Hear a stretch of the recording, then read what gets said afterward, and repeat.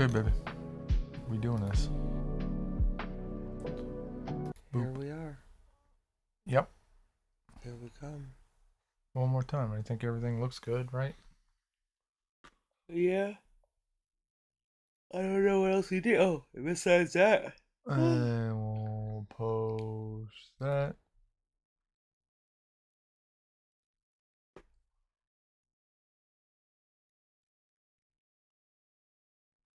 Okay. Uh, that's everything, yeah? Yeah. We have brownies. Posted the tweets. Got All the some live drink. streams are running. And if you think about that thumbnail, the men versus women, Uh-huh. how they got those little faces in their mouths. Mm-hmm. You remember how Justice Strom has one in his nose? Maybe it went from his nose into their mouths. All gross. I Yeah. think it's Danny Shanks, though. They're Ayo, not both Danny Shanks. What's in his nose? Ayo Blasio. Oh. Ugh.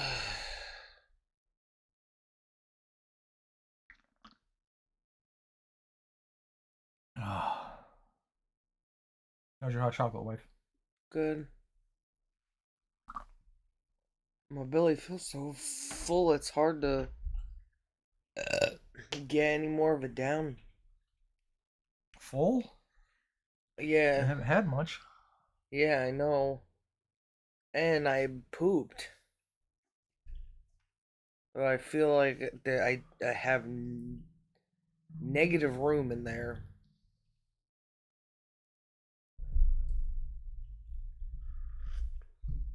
For a big ass belly such as mine, you'd think I'd have some room. Mm. I can't even like keep air in there, gas. It just keeps coming out. One end or the other. The mouth one. I'd be worried to let it out on my butt. I wouldn't trust it as far as I can throw it, and I'm pretty weak. I Mm. feel like even my boobs are get pushing up against my belly, making everything. I don't know. Maybe babies are stretched or.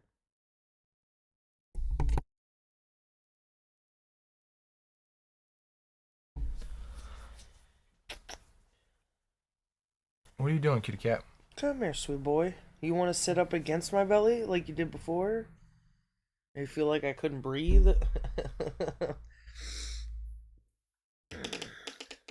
Oh, yeah.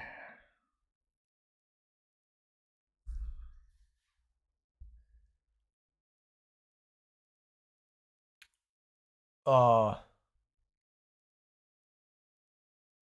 I'm trying to figure out where to begin here, wife.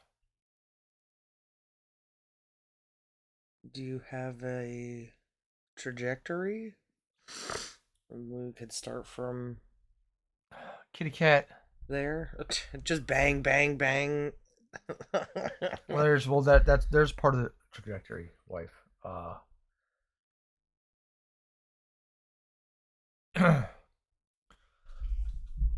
Can you please be somewhere else, kitty cat, other than Here, just relax. Lay on my our lap. our Come on. microphone?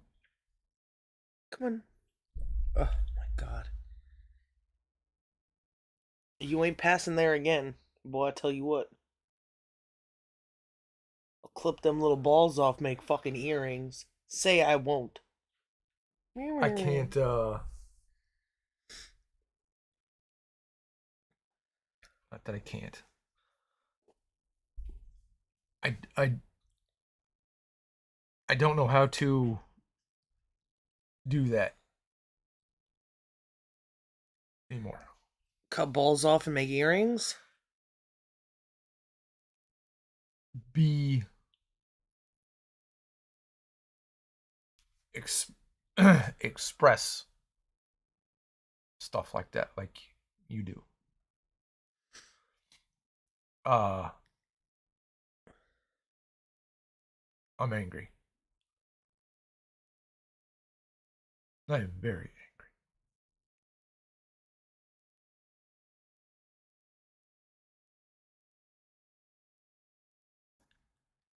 Uh, but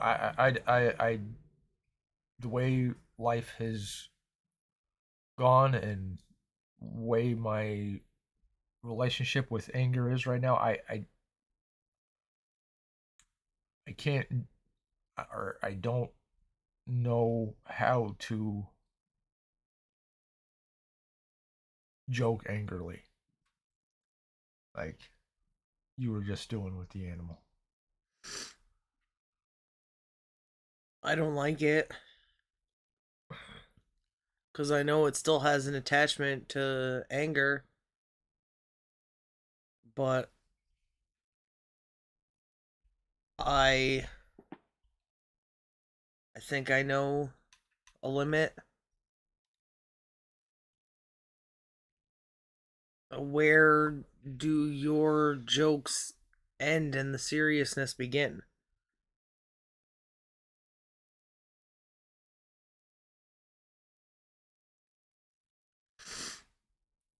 I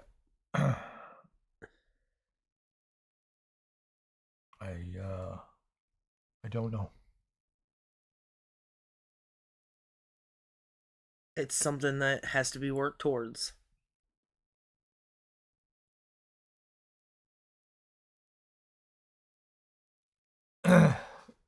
My relationship with joking has changed a lot since I've been with you.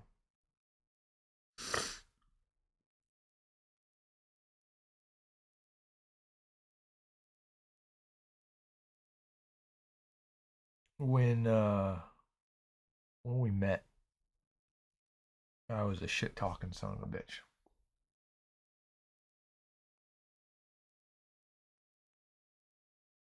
Playing online with a bunch of guys. Uh guys shit talk.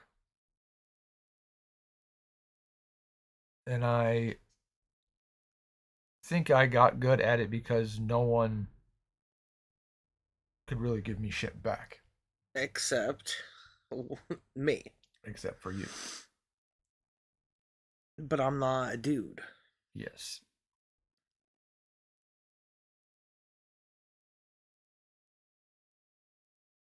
Men create an environment with each other that when women join, it's either they convert or we completely upend that environment. Which you were the second. You were the latter. Yeah.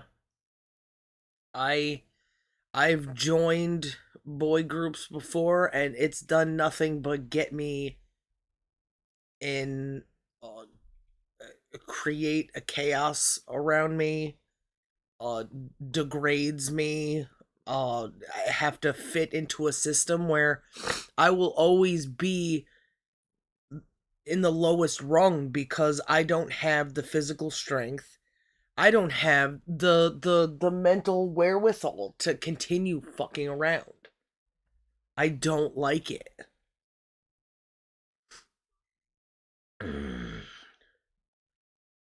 So uh, the issue is, I guess, what becomes normal to a male and what becomes normal to a female is not healthy, is not conducive with. So fucking around with the cat, say I'm gonna make earrings out of your fucking balls. There is a contradiction that I try to make as contrary as possible. You try to make a contradiction as contrary as possible. Yeah. I try to create because the joke is not real. And Yeah. that's where the contradiction is. When I have if I joke and it sounds or feels any close to the truth, then it's not a joke. And now I'm just expressing an anger and uh and building upon a violence. Um with a lot of jokes when it comes to dudes, they mean for it to hurt. So it crosses any line that it needs to. And he doesn't hear that uh he doesn't have to feel scared that I'm going to cut his balls off. So it's almost no harm, no foul. But, if I were to pinch his balls when I said it to get a reaction out of him, because he doesn't understand the joke, I'm going to make him understand the joke. And I think that's what dudes do. You get to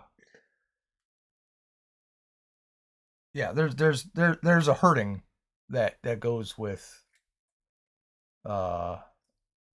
men fucking around with each other. Because they're trying to hurt each other, just there's like competition, right? Yeah, there's an enjoyment that comes with that pain. Not just from the person saying it, but there's enjoyment from the people around. And if you can make the other person hurt and laugh, that's ultimate victory. Fucking. At least with all the men that I've hung out with over the years, if you can say something that is hurtful, but they can't help but laugh. Example. I'll use one of the hockey guys. The One of the brothers? no. The underwater welder. Mm. From what you know of him, he is very heavily tattooed. Yeah.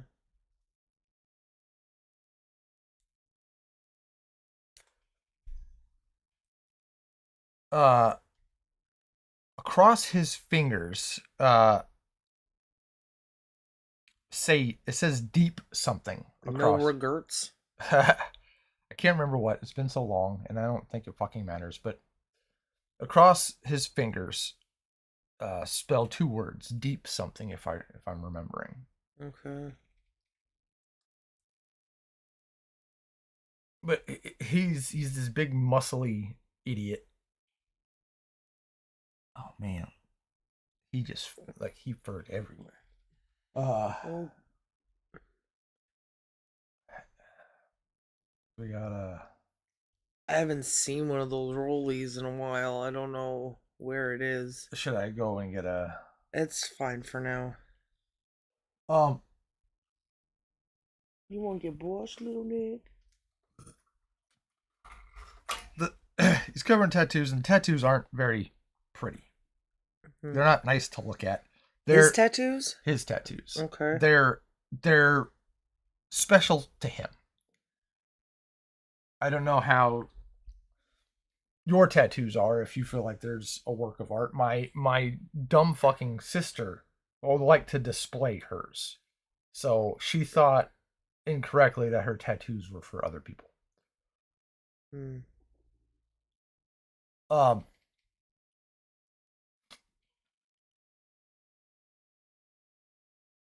so he I don't think he cared that his tattoos weren't well drawn or Because they beauty is in the eye of the beholder. Yeah. So and he got them when they're young, and he at the time was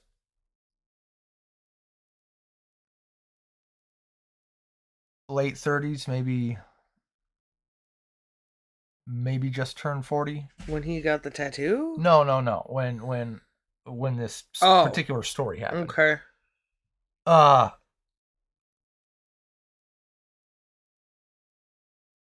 but is the deep whatever on his fingers uh is fading, or is getting blurry. So they're looking worse Mm. in terms of legibility. And he often gets made fun of for his tattoos, that they're ugly or they don't make any sense, or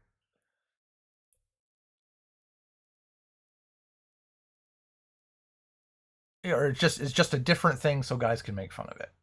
And so, oh, you big tattooed bald idiot, you just pick out trait and fire. Yeah. Well, uh he's got pretty thick skin. As in he doesn't show whether people's words hurt him or not. But uh sometimes you can, pierce the armor some. Which, if the more someone is impenetrable, the more people try to penetrate him, right? Yeah. So it's not just a goal of make him laugh while he hurts. It's also how much can I get under your skin? Yeah, and there's like a complicated like ladder system, because you get some out of it. You've done a mental warrior thing. You've beat that guy who's supposedly got good armor. It shows your prowess. Another game with people's life Yeah. at in the expense.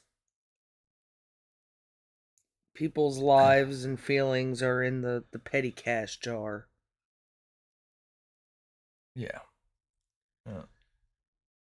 Super long story short. People were making fun of him. They couldn't read what the shit says on his hands. And I don't remember who, but the guy was saying like, "And you're covered in tattoos. You can't even read out what they say." He goes, "What the fuck's written across your hand? Beef tips?" Mm-hmm. And for some reason, that is what pierced his armor. Because whatever the deep whatever written across, I guess, had some sort of meaning to him, and saying He beef risks his tips. life for like 200 grand a year, right? Yeah. Makes sense. Uh, He shouldn't wear his heart on his sleeve. or his beef tips on his knuckles. Yeah. But there was something about that, and you could see him getting mad, and like he was kind of gritting his teeth, and he started to turn red, but he was shaking his head, and he had a smile on his face. Like you could see the Madness. yeah the contradiction in there, that he wants to laugh, but that fucking hurts, and you can't. Well, he knows he shouldn't reach across the locker room and punch the guy. Uh, the thing said probably doesn't elicit that reaction. To who? Because there's also, who is this motherfucker trying to laugh at me? Is it It, that guy who fucking snots into his hockey glove? Is it that guy who fucking beats his wife? Is it that guy who fucking loves chicken more than he loves fucking his wife? Is it the guy who fucking retard Gary or whatever? Like, how it dare was you fucking? I don't even want to joke with you. I want to end you. it was a little scrawny guy who is Smaller than fucking tattoo guy. yeah, this he's a pretty scrawny guy. Uh, pretty short too. He sells cars, does like corporate car stuff. Um, who normally doesn't say anything and is a pretty poor hockey player. So when that guy chimed in, like when it's like being beat by the weak and meager. And also, is it beat? Because the way dudes fight, the way dudes live, is everything is a potential fucking war. And they end up creating these arbitrary lines. Okay, so what if tattoo guy is too tired to deal with that shit, too tired to think up a good joke, he's just gonna be defeated like that? It's like, I could just fucking end you. Yeah. So which do you take? Where are the treaties that define the interactions between two males? It's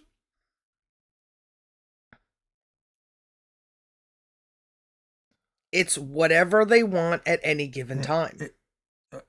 Peter Pan. Yeah. Sometimes the Indians win, sometimes the Lost Boys win. Or whatever. That's what you call, right? I think so. What a terrible way to exist. playing hockey and getting aggression out that way that is built up with them throughout their lives, through their days.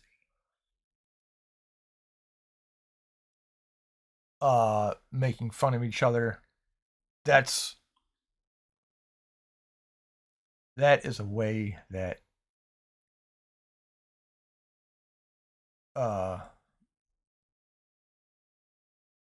those particular guys deal with their anger. Some of them. Yeah. It's not all of them. Because a lot of them don't hang that way. A lot of them do things different ways. I've seen how they interact with each other. That's just, I don't know how to say it, the average. That's the way the average hockey player there acts. But the average is also based on the people in charge. And the brothers that were in charge fucked around all the time, but also didn't want people to fuck around certain ways. So there was always like tension. Where can I be versus where am I not supposed to be? Oh, that's so cute.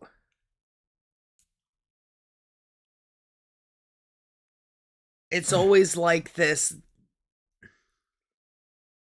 It reminds me of just how everybody lives everywhere all the time.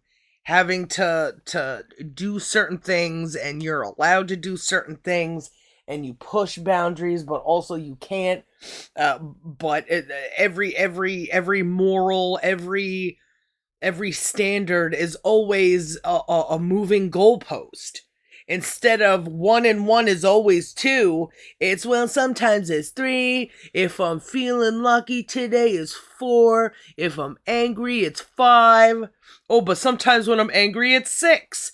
It's there is no way for dudes to measure how they feel, because it's constantly in a state of fucking contention. That no way that they know how to feel, no way that they know how to react, no way to know what the best outcome is.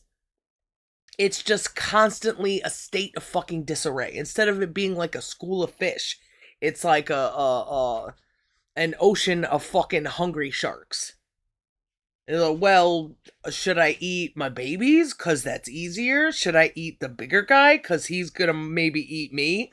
Should I join up with other sharks? Should I eat myself? Fuck it. Why not? Should I, like it's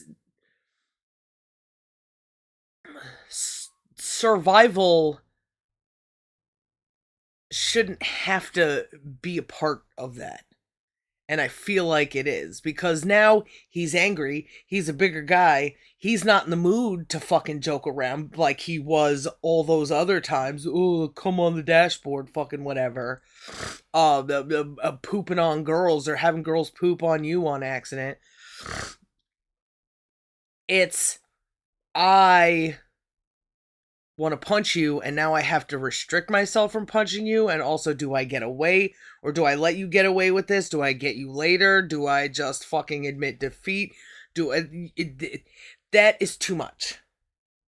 It's too much and dudes can't handle it. And frankly, why should you? Right?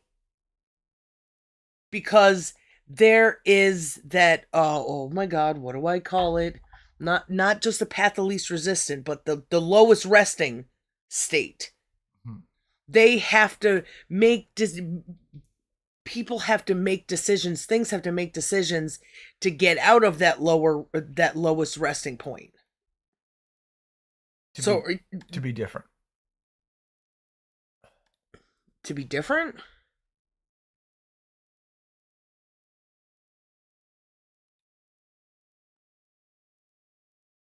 Can you say what you said again, please? Men have to make the decision to leave that lowest resting state. And sometimes that lower resting state, depending on the day before or the days coming, is always different. So it's always just this fucking chaos. How do you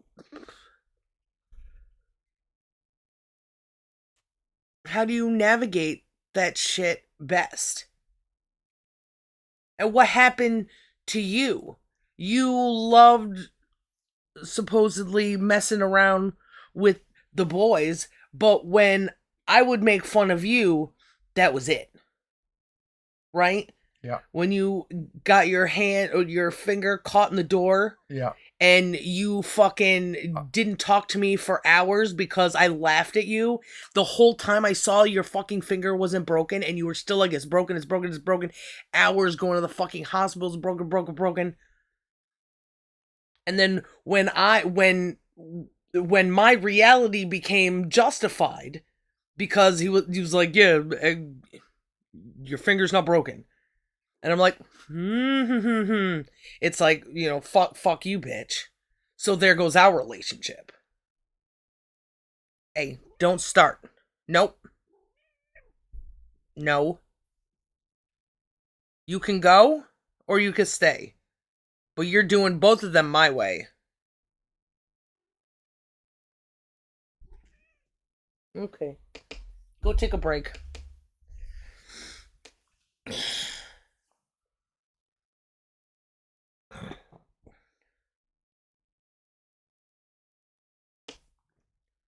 It's not the best. I definitely agree with you there, wife.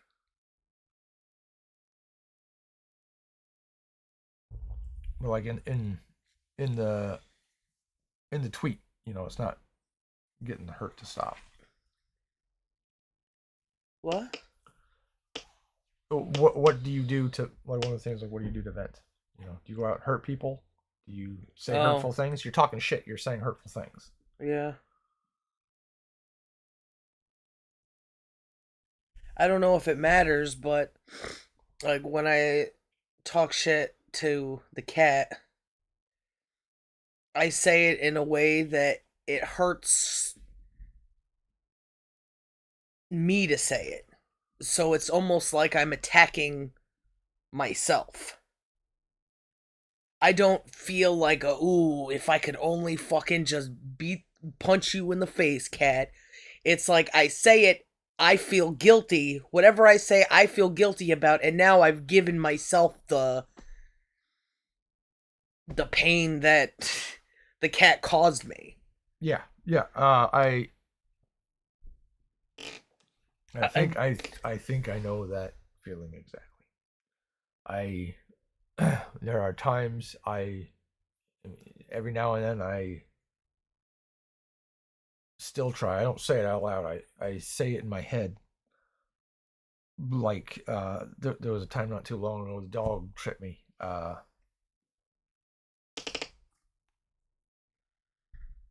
And I was trying to go into the kitchen, and in my head, I'm gonna kick your fucking dick to space. mm, Uh but with that thing comes the thought of kicking the dog. mm. Uh and that hurts. Does it? Yeah. Uh so I don't I that thing is a thing I have a different relationship with. I don't know what to fucking do with it. Cause that feels fucking miserable. Is it? It wouldn't be. It's not good, maybe, to feel miserable Um at that point, because you will not get the justice that you want from her yeah. tripping you. You just have to do the things that teach her to stop being such a fucking moron. Yeah. I have a reaction of anger. And I can identify that that's not the place to be. So I have to go away from there. And I have to do it very quickly. How is that different from joking with boys? it's it's not. It's the same thing. It's the same. Hmm.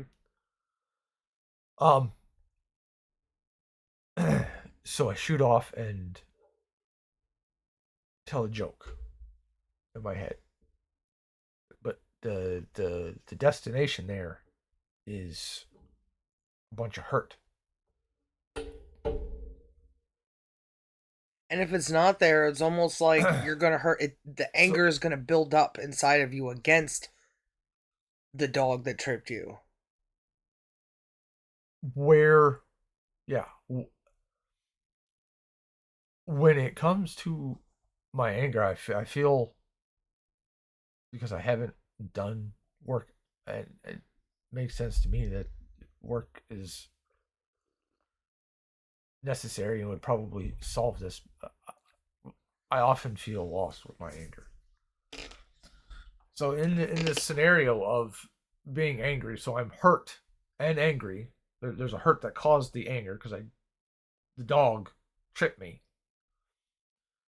So there's hurt and anger, and then I do this weird fucking trip where I end up at hurt. Like this hurt is I haven't gotten the fuck away from it. I've just exchanged it. Yeah. And not only that, so like it's and I still have the hurt from the dog tripping me in the form of anger. So that's still there. So I have twice the hurt.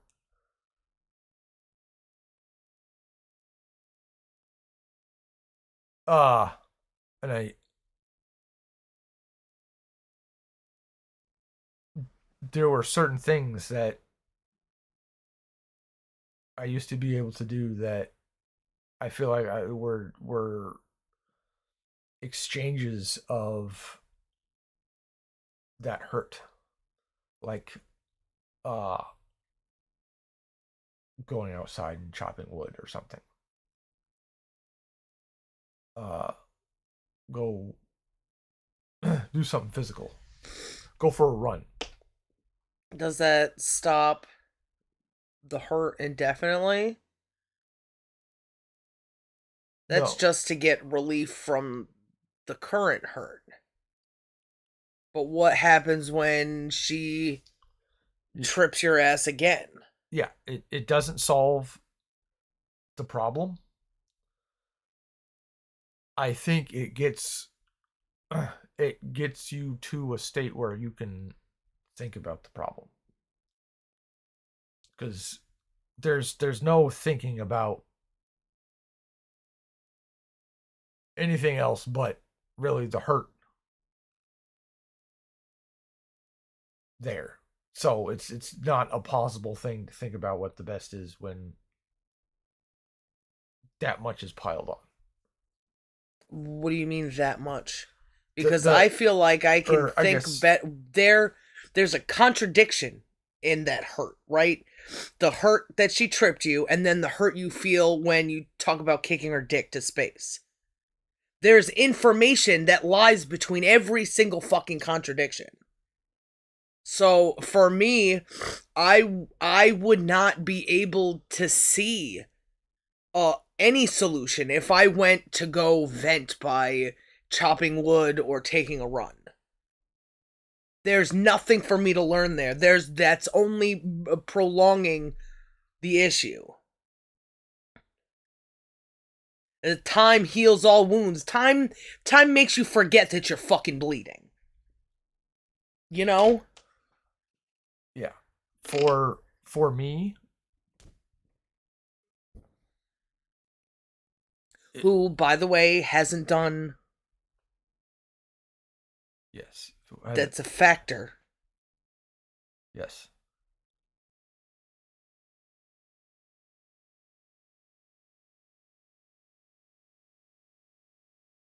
That when earlier when I was saying it with so much piled on, I think that was a poor way of describing that.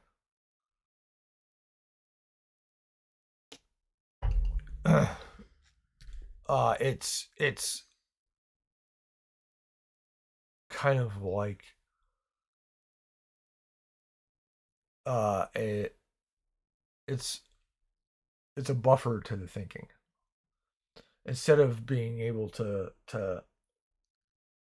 fire off step after step, command after command, thinking in sequential order, there's like thought, and then there's just hurt, anger, hurt, anger, hurt, anger, hurt, anger. Next one. So getting to the solution is now far less efficient. There's more data points that have got to be sorted out to get to the pattern, the data that I'm looking for. Should you be looking for data or should you just be letting data come to you? Or yeah, it's coming in. The Where do you think that it travels by? How do you think it travels to you?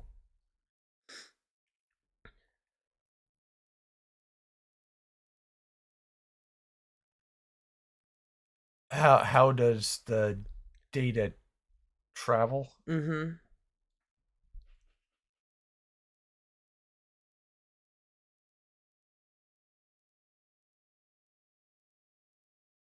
Uh through,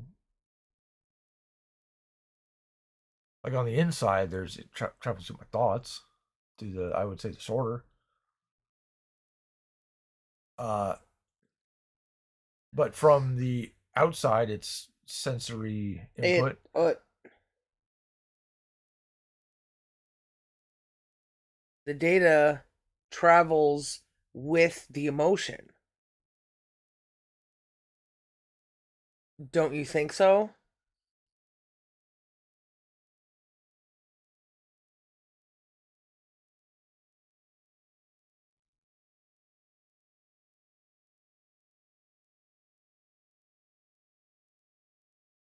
You said the data travels with the emotion. Mm-hmm. Yes. So if you're looking for it's just hurt, anger, and you have no time to think. Is that necessarily true? I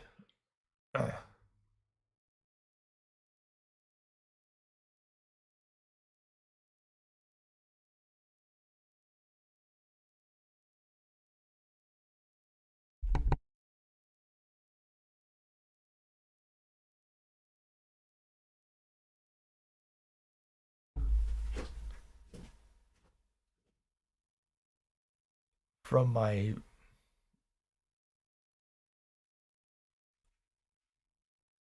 from me being able to observe that, like, I feel like there are times I can watch myself taking in the data,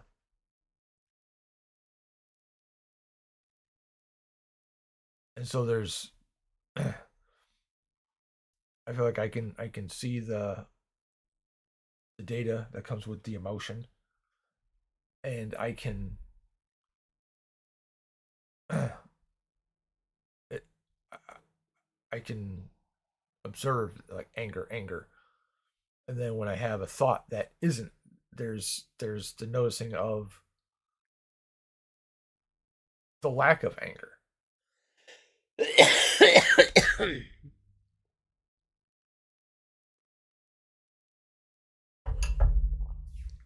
so I can use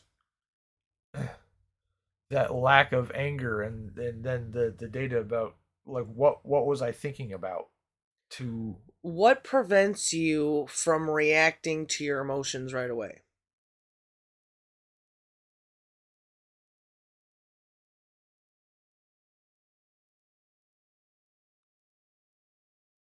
restraint. What brings that restraint?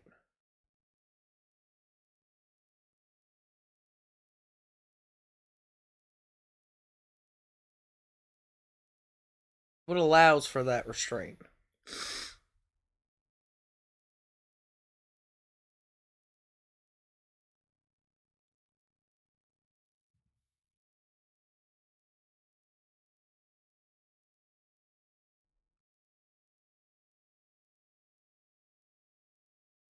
uh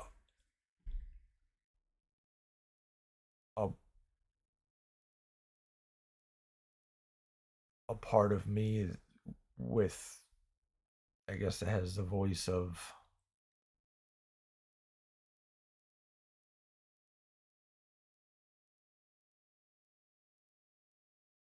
hold on, let's think about this for a minute. So, is that part of you? Or is that just like a program that you run in the background? uh it's uh I would say it's closer to a program that runs in the background that So, that fails uh frequently. maybe it's not the best process then. Because you're going to have the reaction to those emotions right away.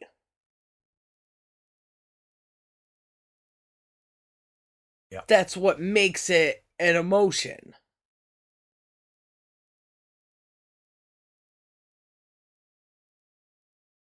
Right. If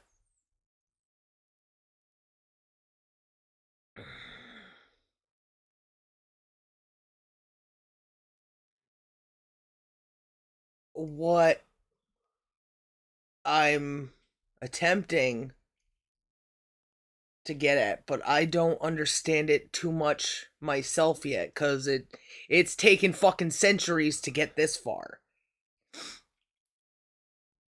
That having a background process that just says, hold on, you don't want to go to jail, or you don't want this or that, or I've learned to cool down because I've been beaten into submission to calm down. So that voice already comes from a violent, abusive place, an angry, a hurt place.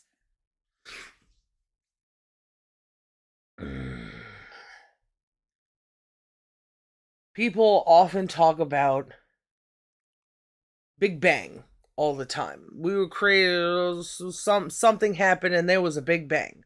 Uh-huh. Contradictions are two things that are on a trajectory towards each other is what causes a bang, right? They don't talk about that in science stuff. They just think pew, comes out of nowhere, right? Uh-huh. But we have seen bangs as two things violently interacting with each other. A contradiction is exactly that. It's something and another thing, and the thing that keeps it, or the thing that I hate saying things so much, but what else do you say? Two feelings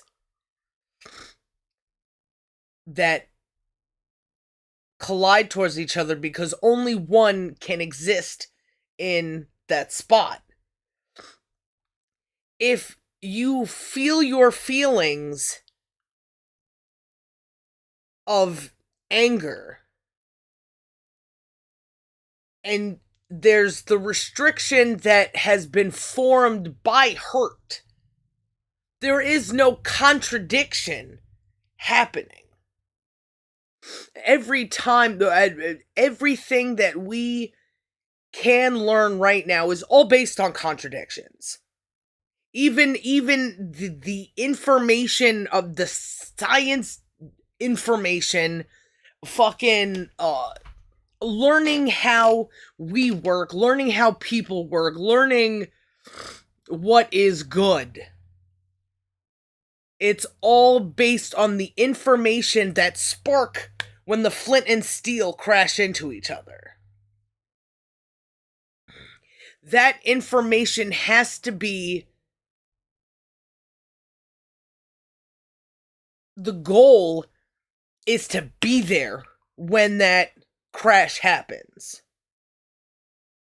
Because now you are in the present, listening to exactly what's going on as it's happening, instead of just letting time smooth and manipulate that moment.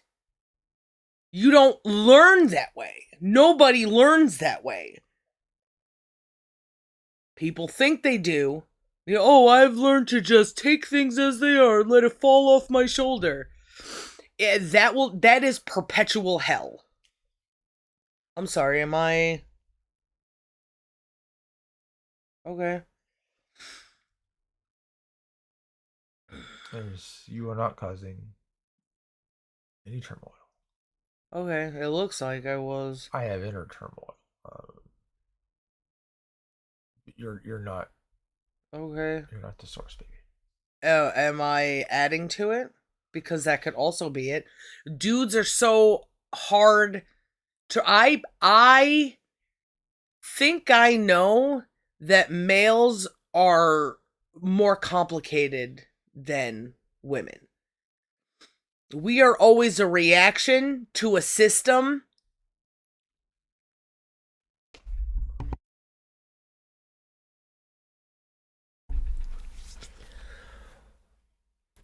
where a reaction to a system, you are the fight against the system. So you can go in any situation, any way, any trajectory, any form of what isn't that you want. And in truth, one can only be a singular thing. It cannot be 2, 3, 4, 5, infinity. But that's what dude is.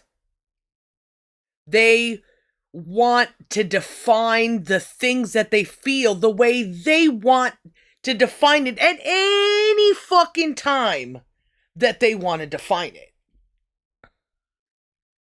Women have to understand and justify what they're feeling based on survival and thrival circumstances.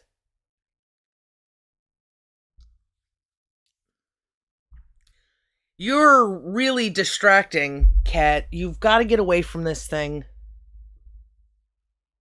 You are not the center of attention. Not right now.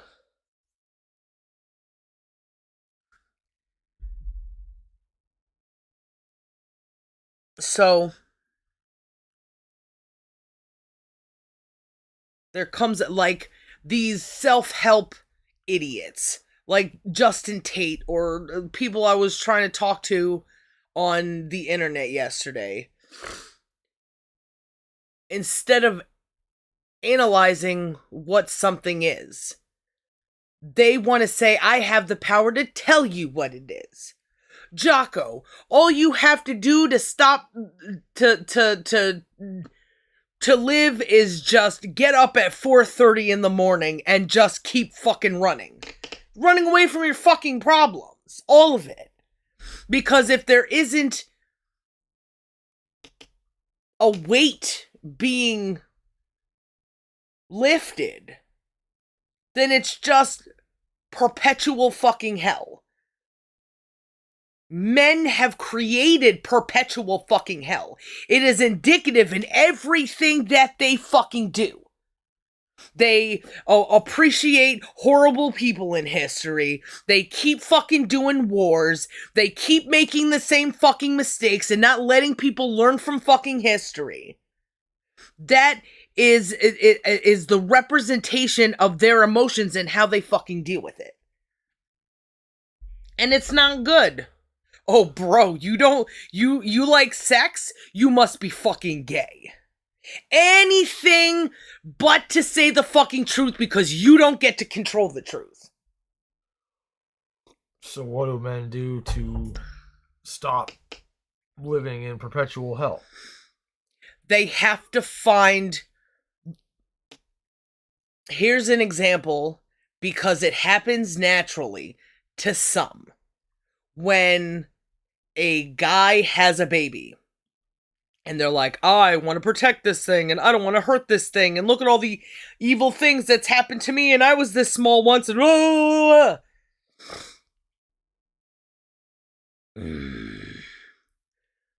they have to live by certain morals and values that they act upon all the time, so that it becomes almost as physical as the emotions that they run into.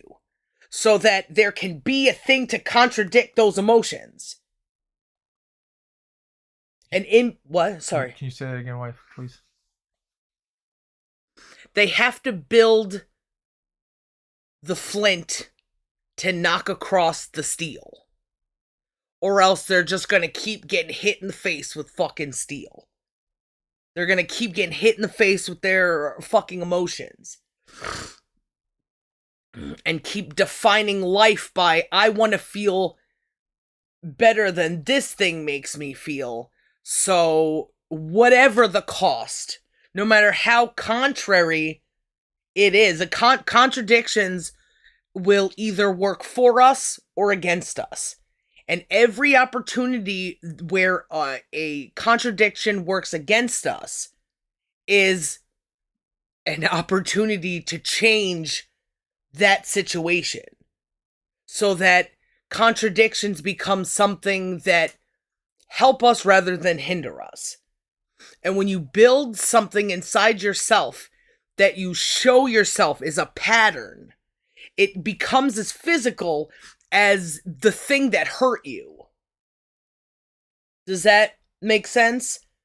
So that when they clash, that information that happens in between gives you information in the present to move forward, how to solve problems, how to react to these things. It gives you that voice that instead of like, just fucking close your eyes until it goes away,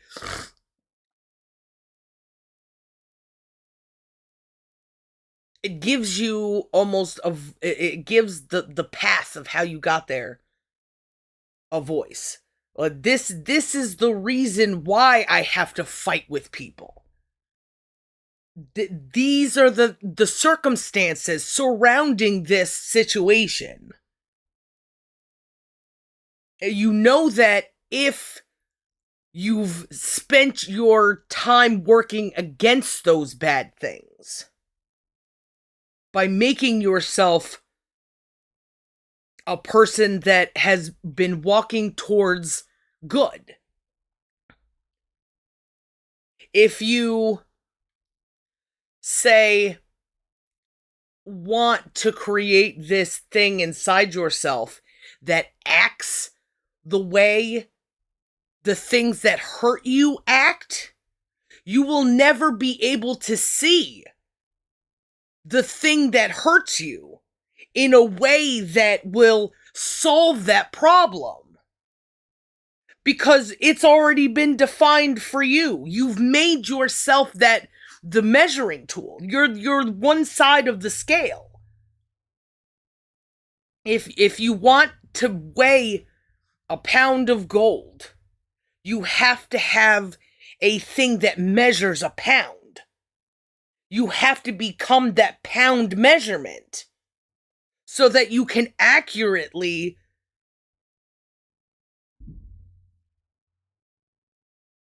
know the weight of everything you measure yourself against or by.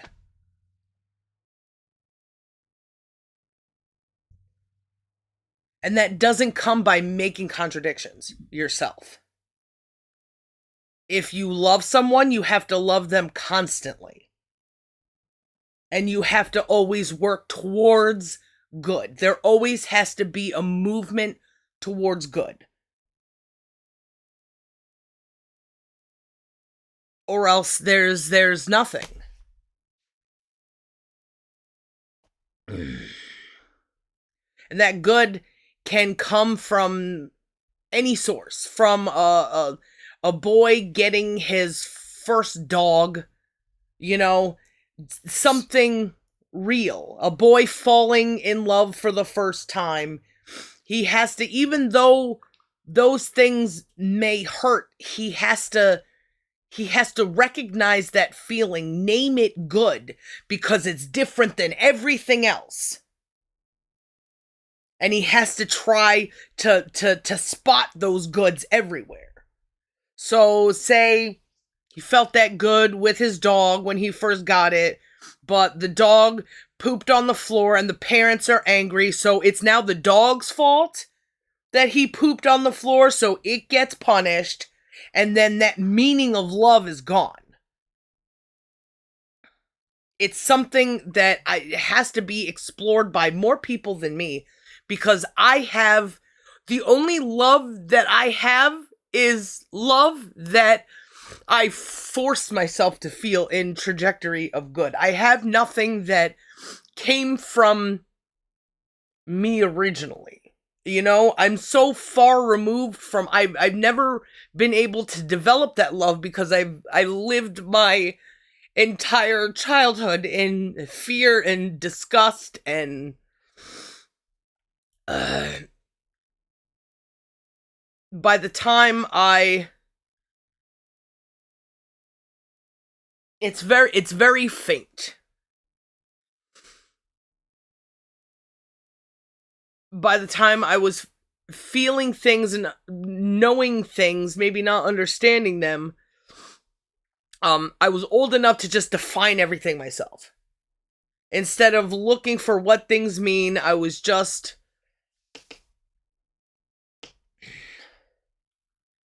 like the animals can tell you how they feel with, I can speak to them in my head. Or there's, if only this one person met me, then he would fall in love with me or something. Very childish. Ghosts. I can speak to ghosts. Very childish misunderstandings of the way the world works. And all of that shit muddles all of it. once I got past all of it, I was like, well, I don't really have anything myself. So I had to choose something. Oh, I've always felt the passion to be swept away by a boy. I've always felt there was a very particular way that I felt about the opposite sex, or that how they made me feel without me being able to control it, that I think is what I held on to, which helped me see that no matter what, you always work towards getting closer to a person who accepts you and loves you and becomes your boyfriend, husband. So there's been a lot of things that came with that. For don't if it hurts him, understand it. Don't just satisfy your own, ego to put him down, for one. If I don't want to do something, try to do it anyway to show that I want to move, I want to give you what I didn't think I could. Things of that nature. Any possibility of good has to be imaginized. what I imagine, all of, where does all the will to fucking love me and save me from the dragon or kiss me and wake me up, where does all of that come from? Whatever it is, it's good because it makes me feel good. So translate that somehow. And there were times where men took that away from me. You've taken that away from me. It was like, maybe I'm wrong. Maybe because men control things, maybe there is a spot for selfish depravity.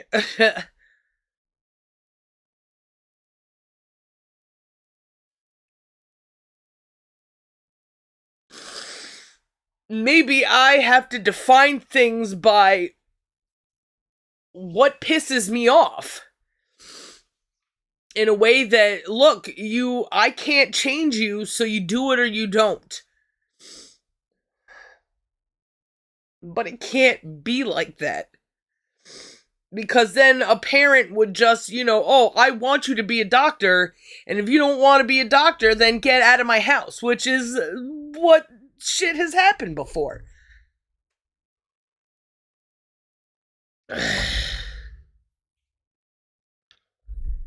Come on. I don't want you there.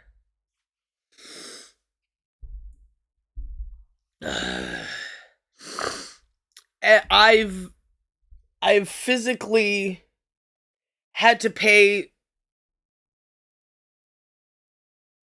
for those mistakes. There isn't measuring shit by fucking God, because man created God to justify what he does to other people, because it was a space to occupy. If there's a space to occupy, men will fight for it. Just like the polar ice cap is melting, so everybody bring your fucking tanks onto the newly found grass so that we can fucking contend for it. And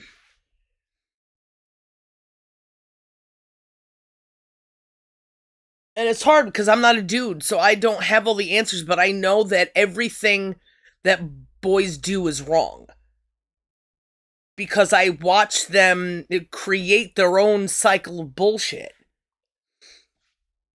I watch them not being able to fight the things that hurt them because they do the same thing to themselves. Yeah. Back around to they're in perpetual hell. Yeah. Their And games are perpetual hell. Who's gonna win the fucking... Who's the best footballer of all time? Well, who knows when there's new people all the time. And sometimes you make a mistake and you fucking play when you're hurt and now your points go down. Or you age yourself a little too quickly. And now, oh, if you just retired early, ooh, quit while you're ahead, right? That's what men love to fucking... Quit while you're ahead. Instead of keep fucking going until you ain't got nothing left, you fucking faggot. It's, I'll quit while I'm ahead so people remember me as a god, right, faggots?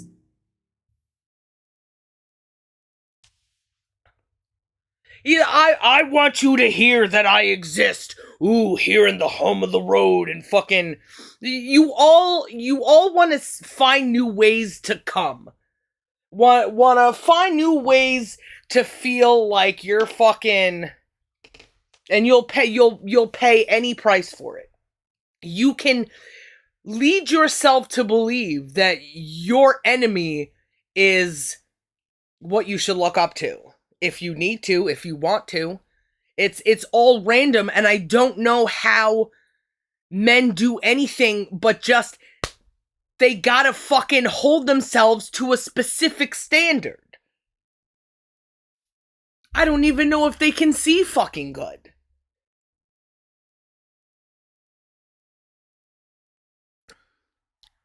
But I know they can see contradictions, and they're always fighting about contradictions, but then they weigh those contradictions by dumb shit, like laws,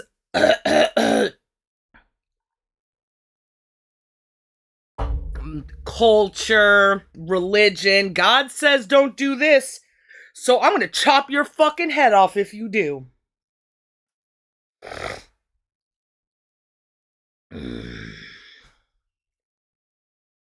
It's all just a disgusting mess.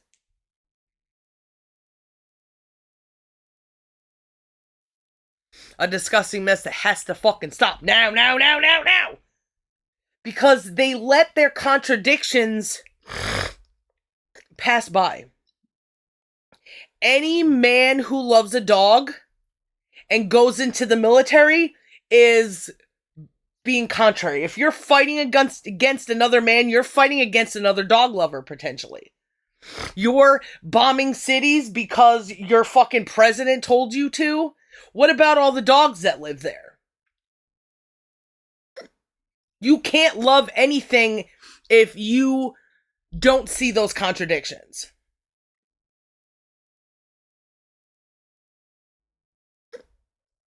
In a way, it's just we see things the same way, except dudes are very quick to excuse all the contradictions and feel good about it for the time being while they go running. You better stop. Nope. You had a chance to stay here. Now you can go around, or you could go hang out with Socrates.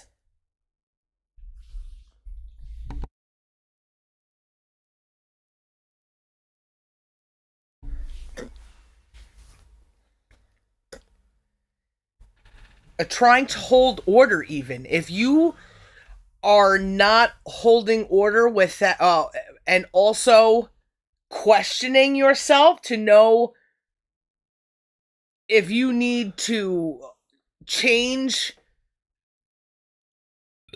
for the situation. Maybe you're wrong. Maybe children should be able to do this. Maybe I'm getting in their way by making it so restrictive. Or maybe I have to give them something so that they don't take this. Jews don't do that. The fucking war criminals don't do that. It's, you have to do this. I've had a man bite your penis off when you were fucking 8 days old. Now you have fucking rules to follow. And that's disgusting. That there will never be development there. There will never be an evolution of people there.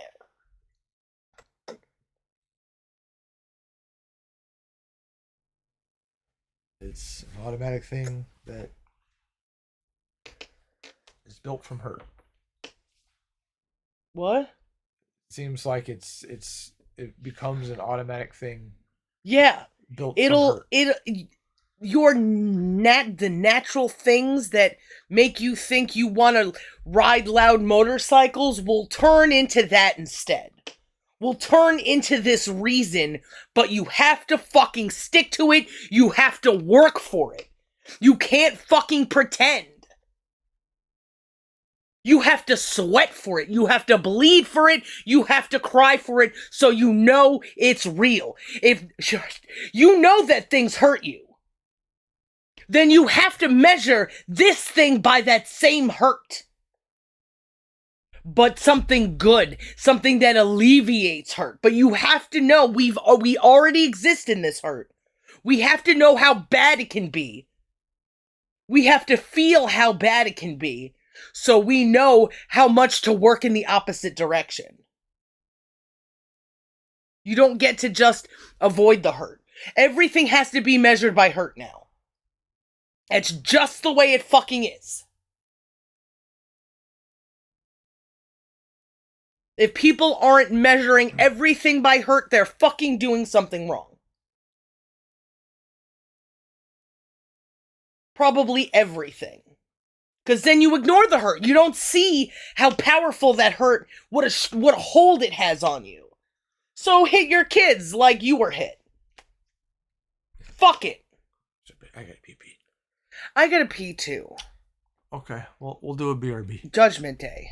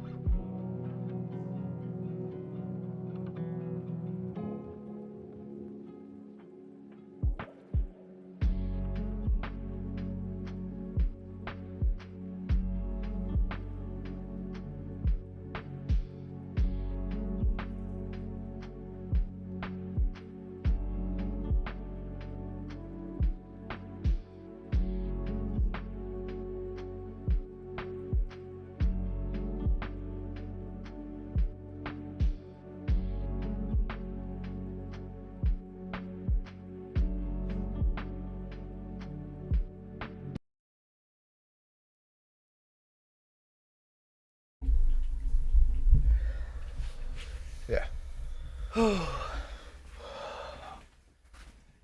That was a good pee. I don't feel like I have extra pee sacks at the moment. So, to recap, men. Mm. Men don't know how to solve problems because men can't read their own hurt because they're so attached to inflicting hurt.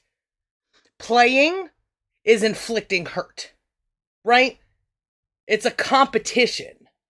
It's you are loser, I am winner. Shit's never gonna work like that unless men can find a place for winners and losers as competition to better everyone instead of just feeling better about themselves. And that's all sport is now. Any sport that exists on the national level is it all has too much hurt to not be about hurt. Because now let's just say you got a hockey guy lived in his town his whole life, now has to go live somewhere else because he was traded. Loses everything, he upends his entire fucking life. He has to find a reason for that hurt, because whether he knows it or not, there's a hurt. Unless he's aware that he doesn't like where he is, doesn't like the people, his family want to move. Unless that's the case, there's going to be hurt. And they justify that hurt so that they become one with the hurt instead of having those opposing forces of hurt make hurt stop because there's something else other than hurt. Both sides of their scale has the same shit on it. You know what I mean? They're measuring themselves by hurt that they will then use to feel better. I will punch somebody harder in hockey.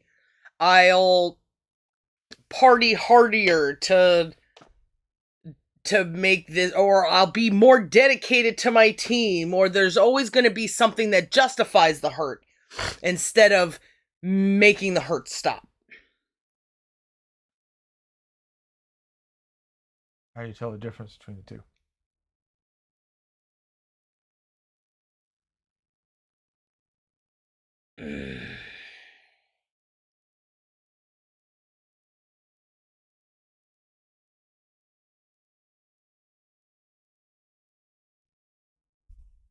There has to be,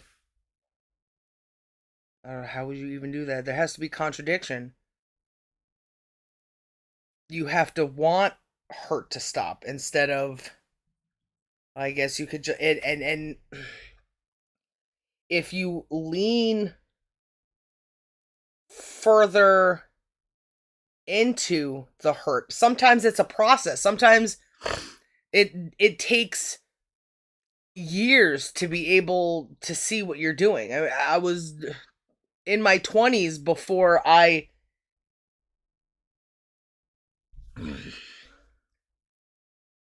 admitted. It's almost like, I don't know, because I feel like I'm so different.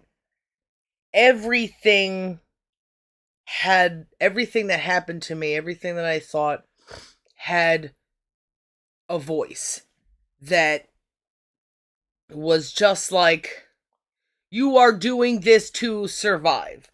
You don't give a shit about this music. You don't you don't like these people. You don't feel the way you're saying right now. You know, there were always these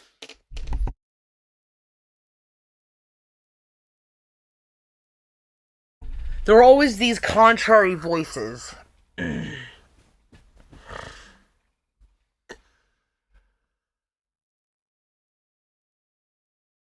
It's such a... I think it would be better if people started from scratch. If they make a pledge to themselves that they want to have a better life, not at the expense of anyone else. If they want children and puppies to stop hurting. So, contradiction with that is that stupid fucking Fallout thing we watched. If you want puppies to not hurt, you can't use your escapisms to then escape into a world where puppies get burned alive.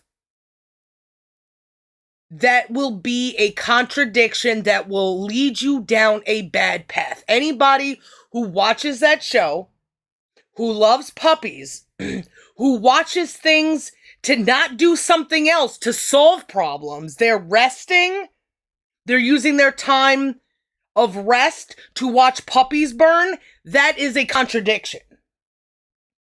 And it may not, I don't know if it'll ever become apparent to people.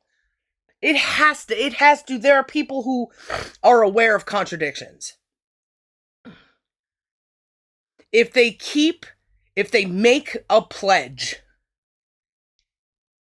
for good, I want good, I want wisdom, I want knowledge,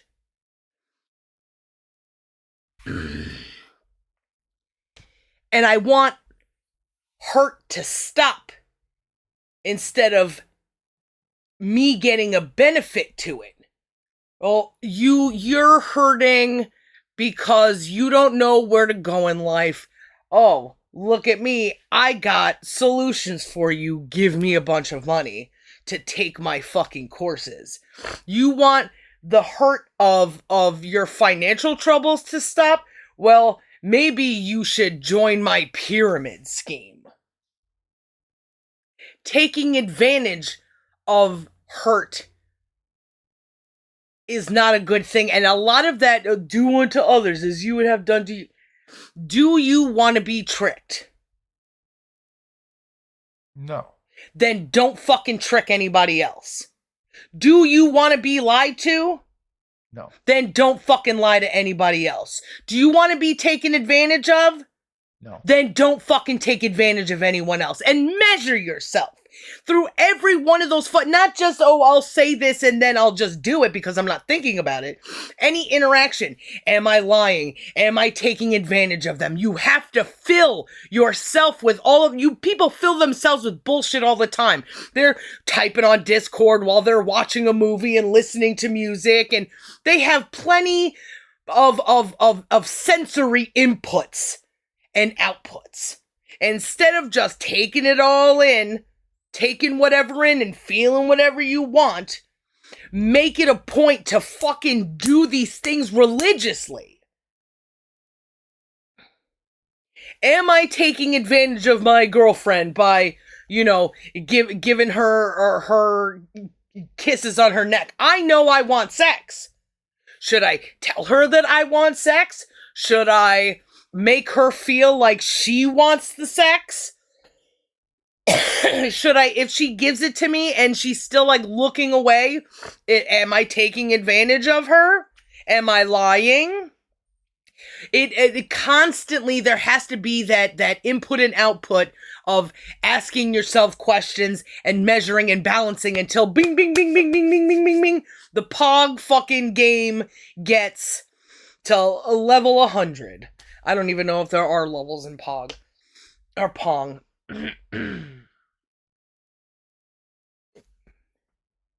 And you have to do that until a pattern fucking emerges from that.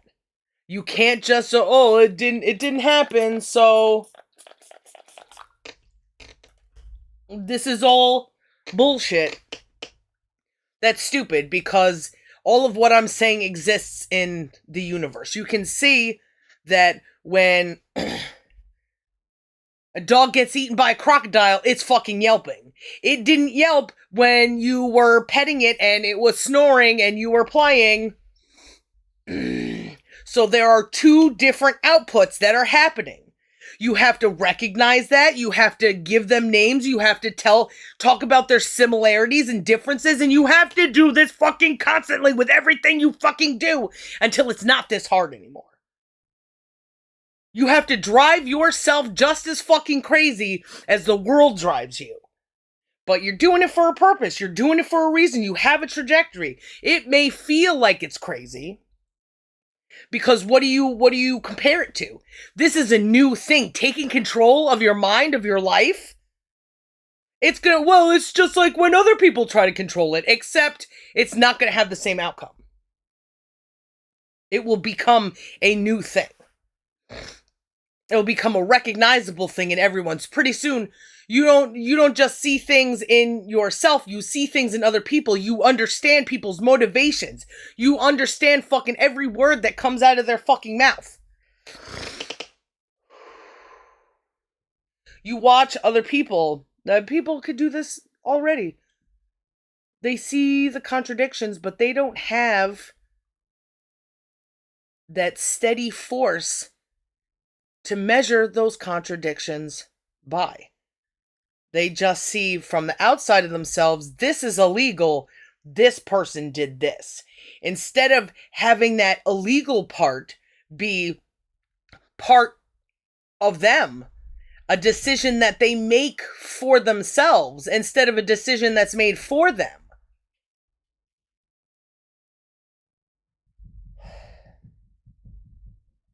Take your time.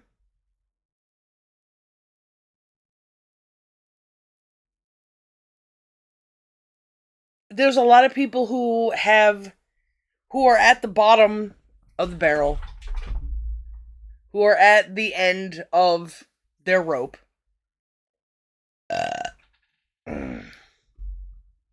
It doesn't matter what I do, I'm not fucking happy. Everybody on fucking 4chan. And they've got all those fucking FBI, CIA, Air Force motherfuckers fucking with these kids. And they're not learning that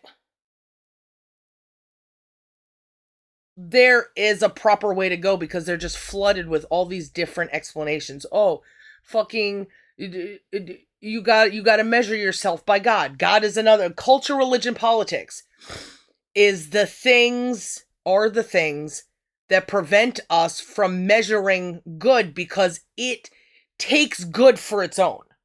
And then you lose the plot. You lose the source.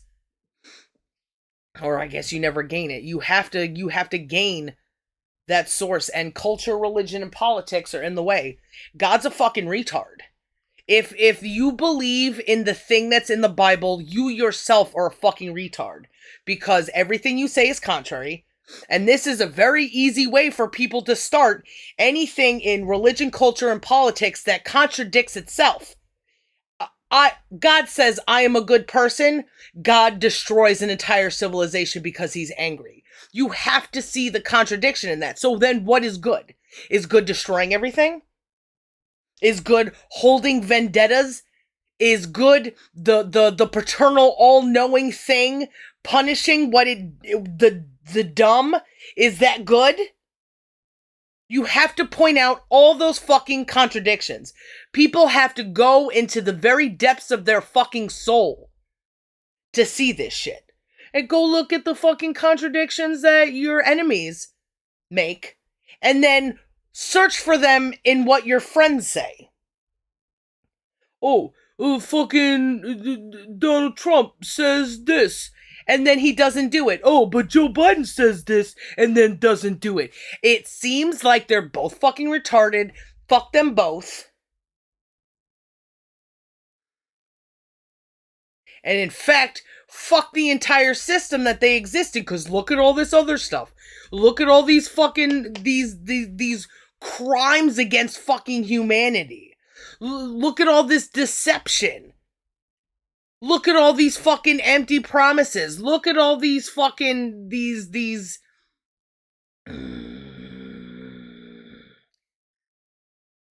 things that they both do similar. Look at the arguments. It's your body, your choice, except when it comes to vaccinations. It's your body, your choice, except when it comes to you being pregnant, bitch. Right? What does that contradiction say? Nobody's willing to fucking have these conversations. Oh, because in this fucking documentary, in this fucking article, this fucking person says, it is shut the fuck up. Everything can be sourced back to what you can fucking see and feel and hear, or etc. Everybody's information has a source. If anybody fucking writes an article about something, it's because they were able to witness something. If they're getting information from another person, the source is you. You have to be that unit of measurement. It can't be fucking God. It can't be fucking Fauci. It can't be fucking Kobe Bryant. You have to be that system, that unit of fucking measurement. And everything that you do has to be taking away the power from all of that shit. Because that's what lifts it up. That's why we pay taxes. Because you and everyone else is too fucking retarded to say, hey, I am dying here. There are people here that are dying. And then you're just giving money to other governments to do the same thing to their people? Fuck you! You're not gonna control currency anymore. I'm the one that produces. I'm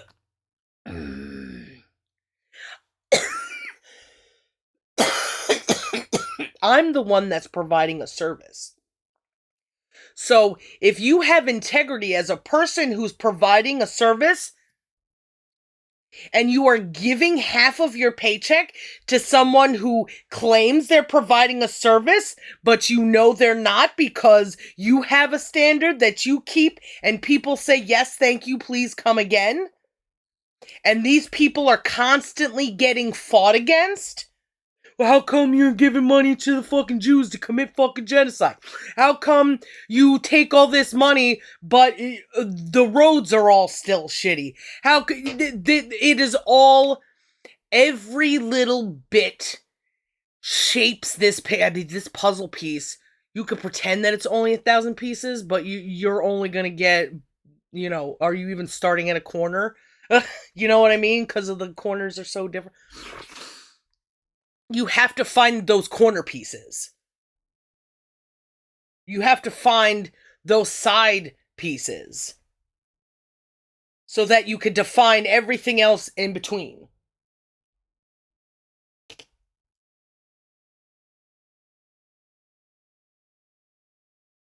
So the picture becomes more recognizable.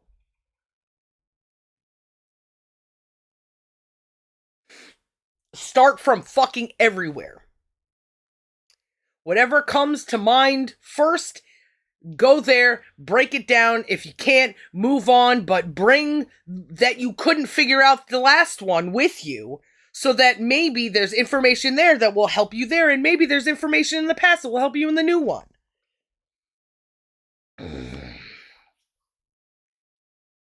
It's just like building a million-piece puzzle, except that your fucking life is on the line. Your puppy's life is on the line.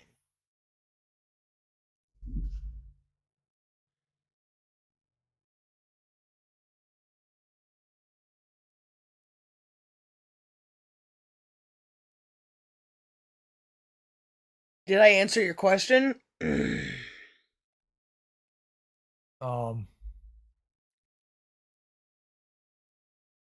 I think so. I'm going to try to give you back the answer. Okay. Because you covered a lot. Yeah, it's a lot. I mean, you ask a question that has taken me years to try to discover for myself because my parents were idiots, their parents were idiots. Everybody who rules over us is fucking idiots. Oh, let's make fucking GMO mosquitoes. That'll really solve fucking problems. Not, oh, I got $1 million.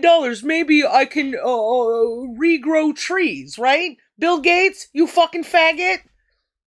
Sorry, I'm taking you. You answer the question, or repeat the answer. So, how men get out of perpetual hell. Mm-hmm.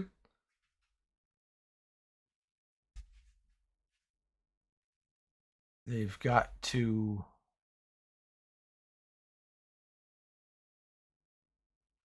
measure that hell by becoming their own unit of measurement. Mm-hmm. Taking with them the hurt to be the catalyst to measuring.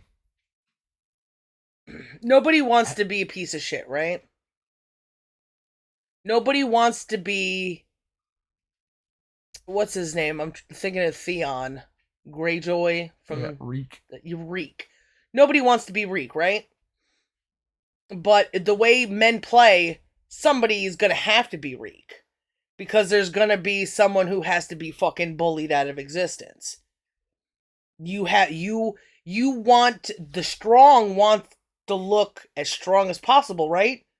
How do you do that? By making the weak look the weak, or how do you do that but by making the weak look the weakest? That's the easiest thing to do. Path of least resistance.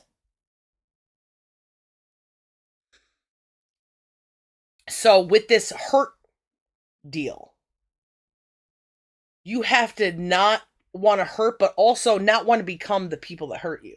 So if you're a weak, feeble boy, you're like, well, I have to get strong, or else nobody's going to take me seriously because that's the thing that makes me weak.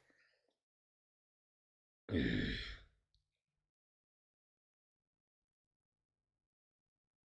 it doesn't have to be extremes. It just be an average person who is neither weak nor strong, but he has to want to exist, right? Wanting to exist is not just being the best person to exist.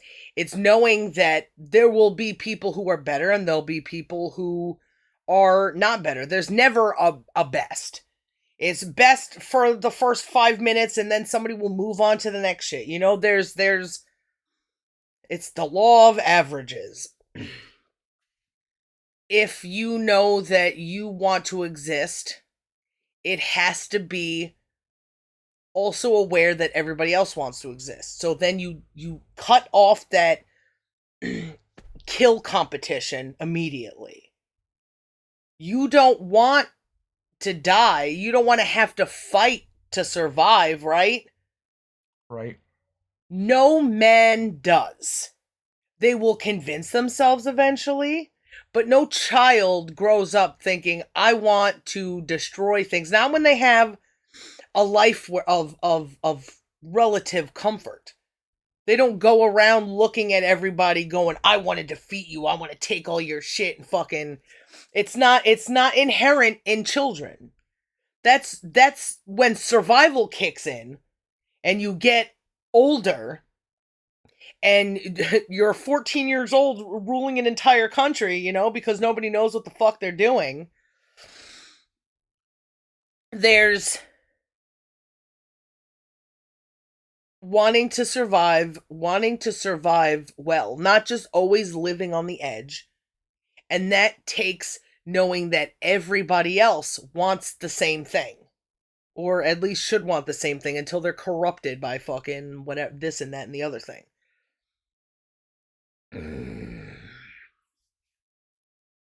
Sorry, because you were saying that dudes gotta want the hurt to stop. The easiest way to measure that hurt, because hurt to stop could be kill my enemies. If you want the hurt to stop, you got to know what the hurt is. So you have to measure everything by hurt. Yeah. It's also, I mean, you're not just measuring it by. Oh my God, stop.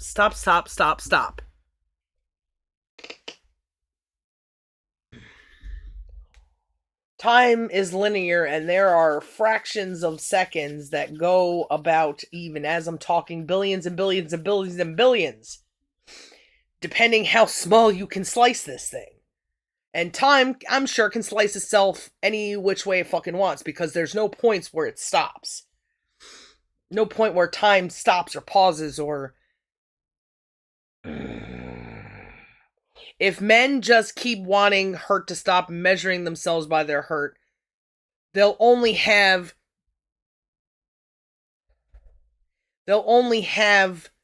the reaction to that to go off of. So it's not just wanting the hurt to stop, but it's building that character of, I don't want to cause hurt either. Is that her bone? I'm not sure.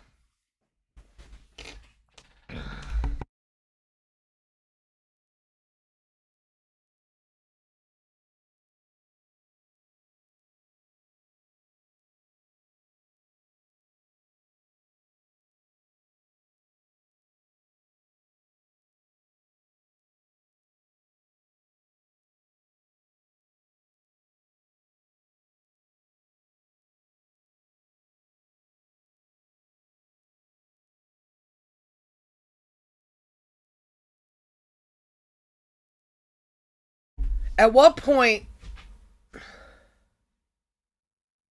does survival kick in?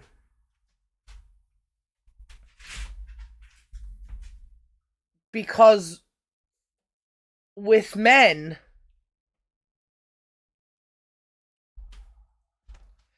they can always say they do exactly where they want the hurt to stop, and they're measuring themselves by,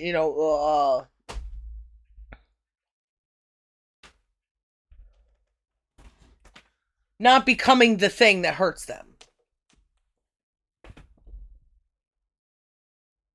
Can you say that again? They can measure it by not becoming the thing that hurt them. If you want it to stop, it has to stop within you as well. It's a contradiction if you don't do that. Does that make sense? If you don't practice that. Yes.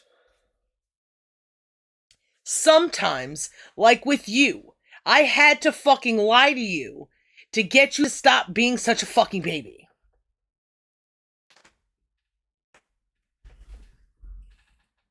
And then I struggled with that for a while. It had to be tactful, and I was already in a chaotic situation because you. So I would say that was like a survival kicking in.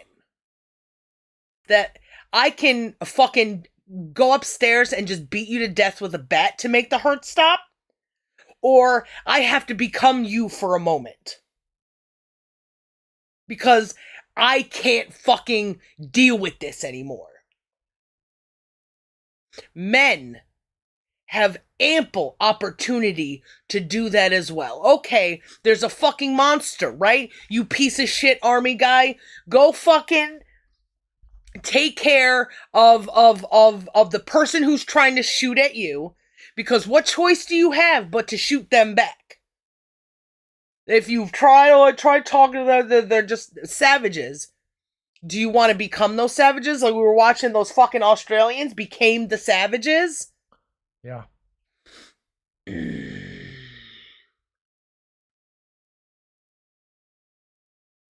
you have the strength of winning to then put yourself back on track. And keep what you did with you, because it's gonna hurt. You had to fucking do it. But you can get stronger from it, and you hurt so that other people didn't have to hurt. Where do females get to exist here? Because it seems like it had to get out of control before it got into control. You know what I mean? I think so. There's not a lot of opportunity for what I do for females. I think females are so weak and feeble, and men see them as such a blight. One of those sides has to fucking give. Should it be the fucking strong man, or should it be the woman who has to fight for fucking survival against all these piece of shit fucking loud men? Should he fucking stop with the dumbass motorcycle bullshit, or should I just get over it so that next time he can take more?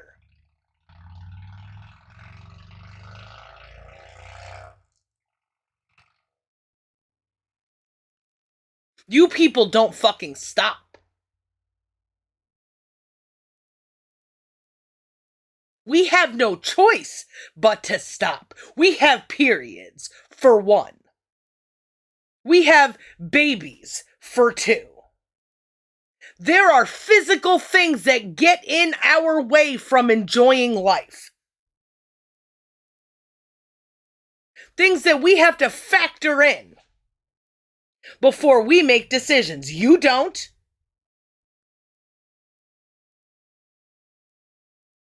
Sure, I could go fucking smoke a bunch of crack right now, but I'm gonna hurt for it too. Even when I had that, I hurt. There's consequences. I don't get to just smoke crack the same way I did when I wasn't pregnant.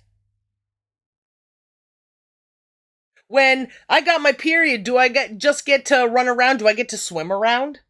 Fucking no. I gotta watch out or I'm gonna get eaten by a fucking shark. So, not only that, but how am I gonna do, even just peeing is a problem. Being outside, having to find somewhere to pee, men could just take out their fucking schlongs and do it fucking wherever. We have physical limits, which is a natural representation of man's responsibility to women's responsibility. You can do whatever you want, so you could choose to not do whatever you want. I already got no choice. I'm already on that trajectory. You know what I mean? Does that make sense? I think so.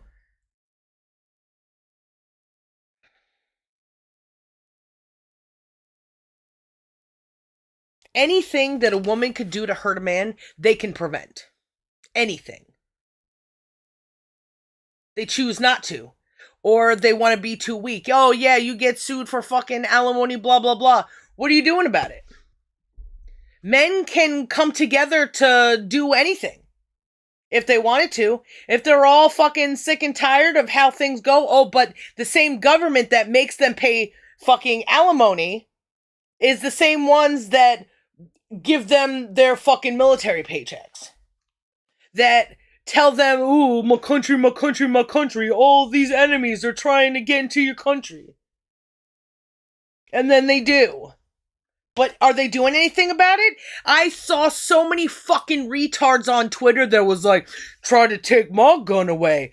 Motherfucker, your guns are already taken away. If you had to fucking sign a paper and be identified as a person who owns an AR-15, then you have no gun. You ain't gonna use it against anybody who comes after you, are you? Because you'll get arrested. Because guns. So many people who were like, "Oh, you dare to step on in my country? Watch what happens to you." I'm like, okay, what about the everybody's bitching about the Mexican border with all the Haitians coming through, right? What are you doing about it? What do you mean try to take my shit or do this? It's already taken.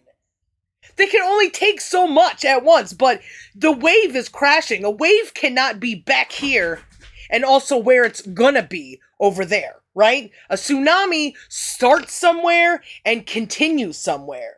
So they think because it's not there yet that it's not gonna come, that they're fending it off, and they're just straight up fucking lying about try to take my fucking come up on land in America, see what happens to you. Okay, they already did. So what are you talking about? It's people make such contradictions that it sends you to space instead of it's like the Elon Musk fucking way to get to space. Just pretend. They fucking... Was that a cat? I think if it was a knock, the dog would have yelled. That was really weird. Yeah. They could have, like, pop, pop, pop, pop, pop, scratching their ear or something. I forgot what was... Oh. That the more something that you agree with contradicts how you act, the more lost in space you are.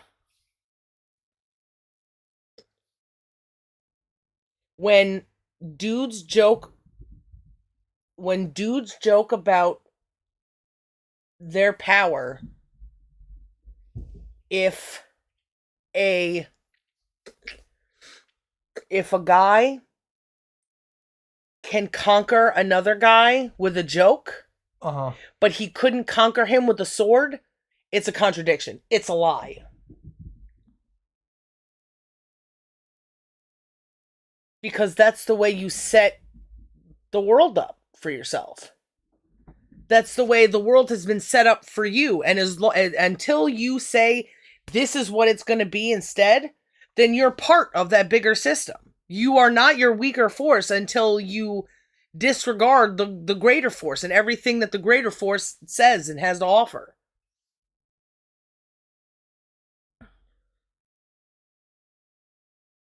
And then the joke is then measured by that world that you live in. Like, oh yeah, you can make fun of his knuckles, but he can still he could still kill you. But because you live in a world where he could get arrested, you push buttons.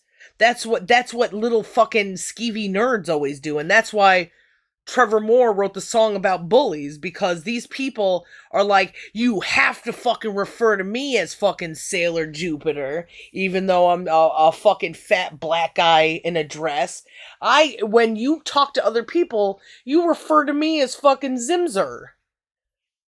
That's what has resulted from men thinking that they're doing right things the way they're doing it.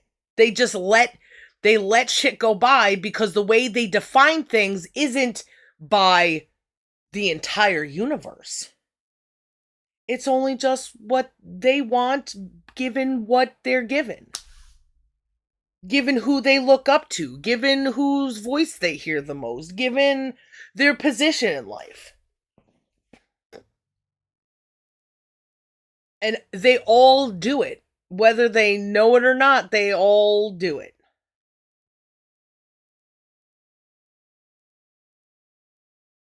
Some people are just trying to survive and they don't know, and that's, okay for now.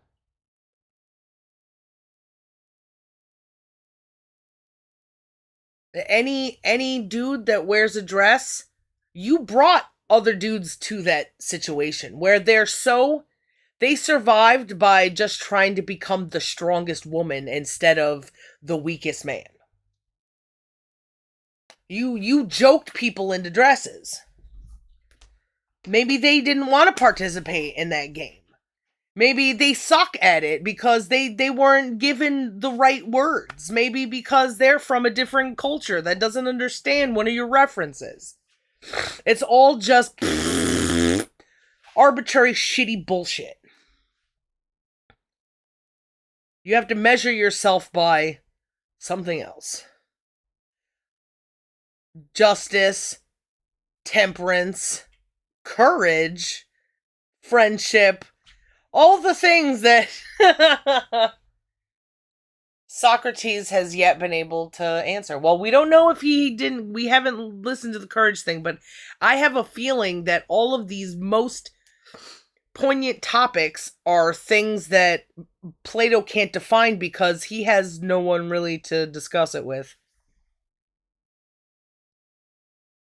He can only say what things aren't.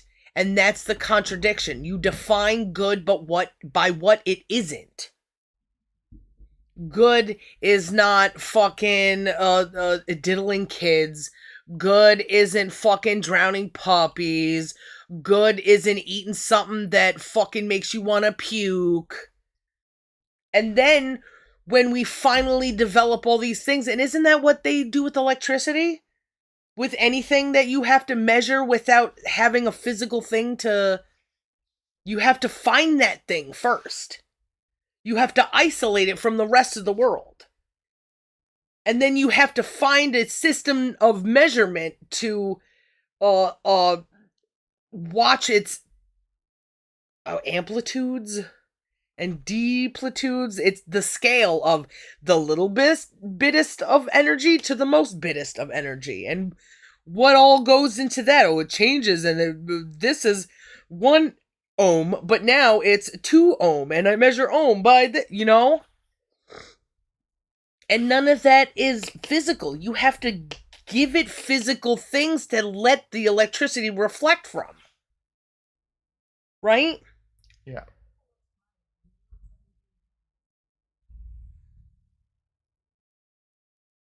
Are you deaf? You gotta listen to not even music, it's your fucking tom-tom. Turn left. Thanks for fucking almost doxing us, you piece of shit!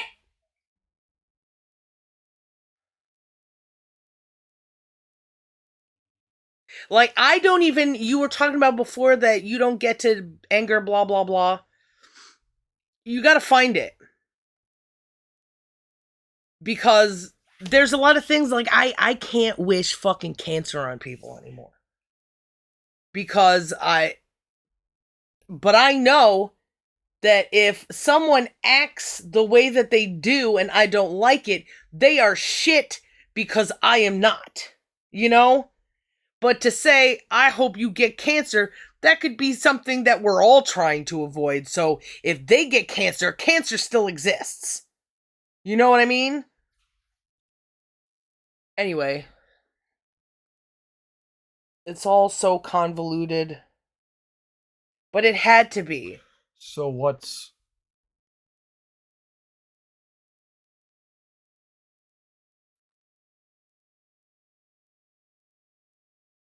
I guess with the cancer thing, then the contradiction is not as contrary as it could be. So you don't do it. That's what you said earlier.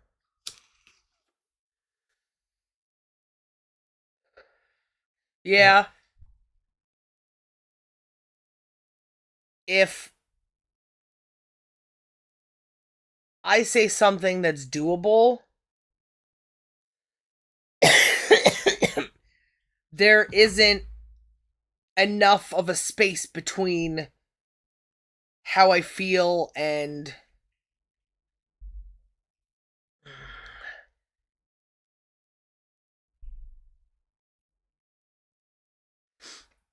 if there's not enough of a space in between the two, I could just there's a difference between saying something absurd, because you can't live in absurdity for that fucking long.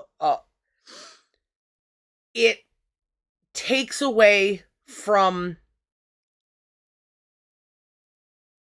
solutions to live in a world like I remember I hated your mother so fucking much that my brain would play out these situations where we fucking bind, tortured, and killed her. How would I get her to the house? How would we make sure that nobody saw her come here? She didn't tell anybody, or then it would become a plan. When, if I want that person to get cancer, how do I give them fucking cancer? Because you know what I thought?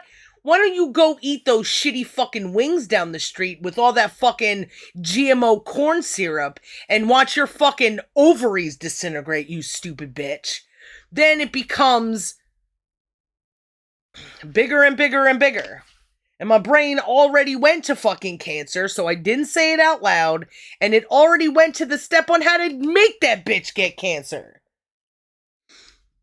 It puts a restriction on it so it doesn't come on the outside. It becomes more useful on the outside. If you go into absurdity, you can laugh about it more.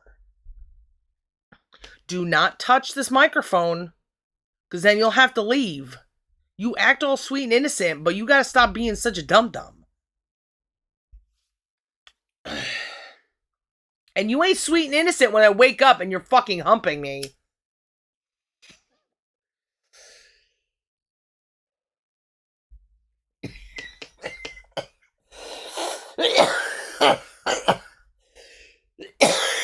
It's any way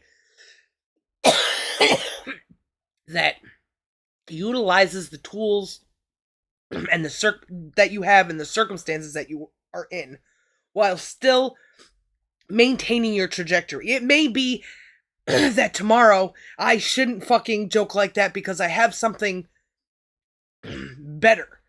And I regret that I ever did it, but I had to fucking learn. No more joking about making fucking jewelry out of our cat's balls. Because there's X instead. I don't know how to make him stop doing the things that I don't want him to do. Should I even fucking... So right now, all I got is fucking this. All I got is criticizing stupid idiots out fucking side so that I remind myself what is good and what is bad. And we're live streaming. Let somebody else know that driving by someone else's fucking house, or maybe it's a child, 10 fucking years old, couple years is gonna get their license, and maybe they'll remember that people don't like having loud motherfuckers drive by their house. Ooh, kitten. You keep doing the same thing over and over again. And yet you don't want to sit here and relax. You want to keep fucking traveling. But you can't let animals control your fucking life.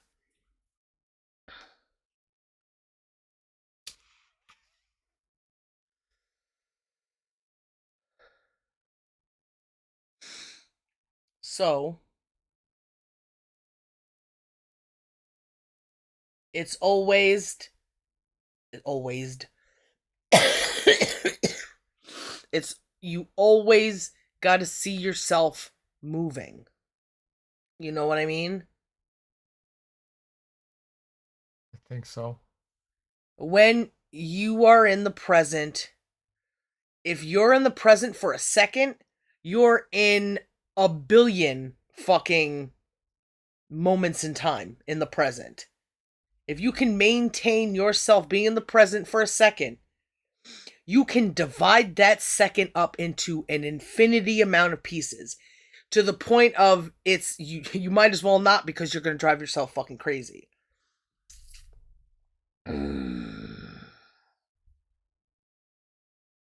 So you're always moving in time. Every movement forward is an opportunity for different and better. And leaving yourself open to those things is the best idea. Not expect that you're gonna have a new fucking idea in a second, but setting up the environment. When you grow a plant, you have to make sure it gets the amount of water that it wants. Make sure that it gets the amount of sunlight that it wants. You have to make sure that it's in fucking dirt. Because if those circumstances, if those dinghies, what word am I looking for? If that criteria isn't met, then you will not get the thing that you expect to. We are the same way. We have to plant ourselves in the environment that will allow us to grow the best. And if sometimes there's swings and swerves, but we have to have the environment that's ready to take those things on the best way. If the way people deal with something is just to run and hide, one day there will be nowhere to run and hide, and you can't even realize that there is nowhere for you to run and hide for a lot of the things that would otherwise be stressful to you if you weren't worrying about running and hiding. Oh, well, I can't run and hide now, so I'm not going to, but I'm still fucking alive, so maybe running and hiding doesn't work. They don't go through that. It's just, it's okay for these people to take advantage of me, but not these people. Instead of having an all-encompassing, this is what is not good. This is the standard that I hold for everyone.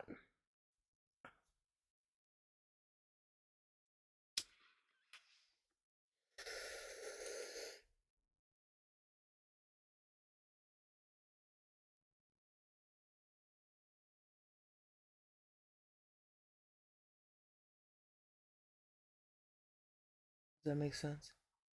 Yeah. You got two different standards. You're planted in two different gardens. And that, it doesn't work realistically, so it's not going to work realistically in your mind. That's kind of the way things, everything that happens in your mind, there's an analogy in the real world for it, you know?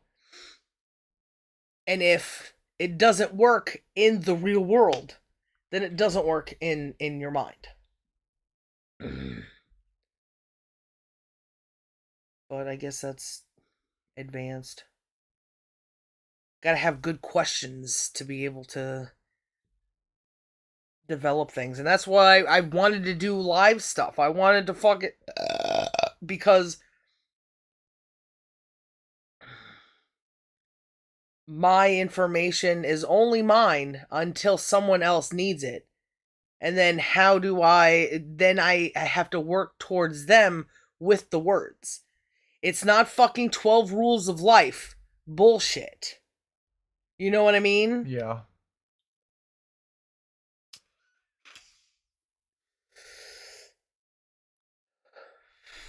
And that's provable because Jordan Peterson has been insane this whole time. I thought it was he was learning, but now that he's fucking kissing faces with Netanyahu, there's no hope.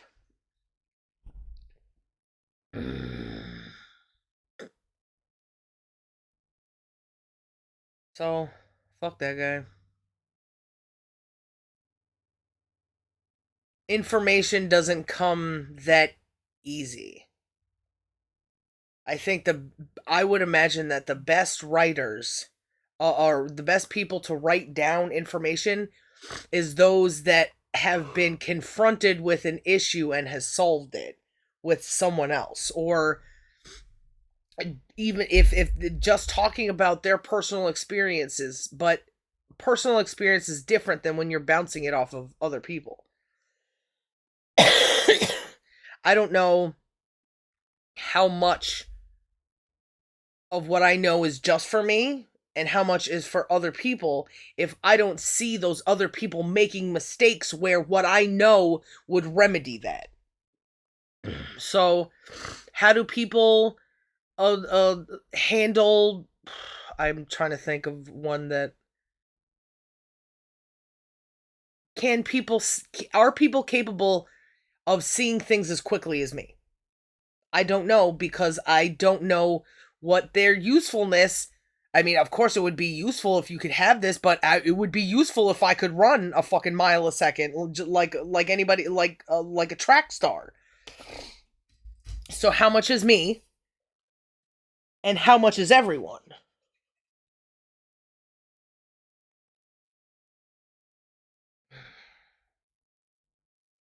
Some of it are problems that I don't think that I ever had. So I have a hard time relating. Like, how do you asked me a question earlier, how do you know when you're doing the right thing? It's like I've always had a voice that was telling me what was wrong. What's the difference between wanting the hurt to stop and how do you tell between that and deception?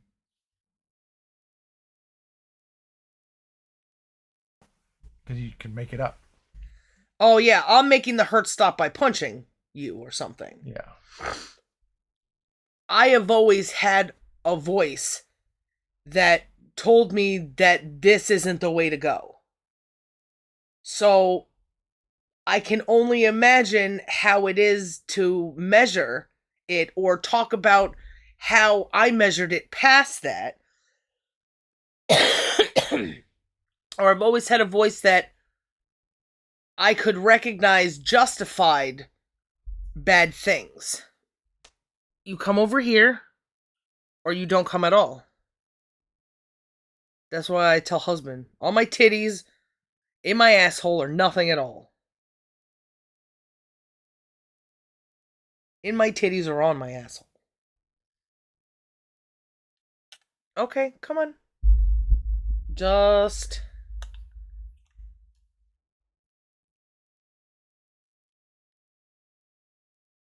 There was always that contradiction in the middle. If I did something and I had a thought that contradicts it. If, oh, did it really?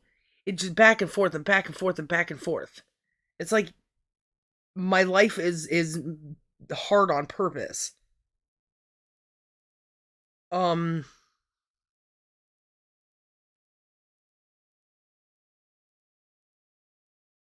I don't know exactly what this voice did, but I know that it was something that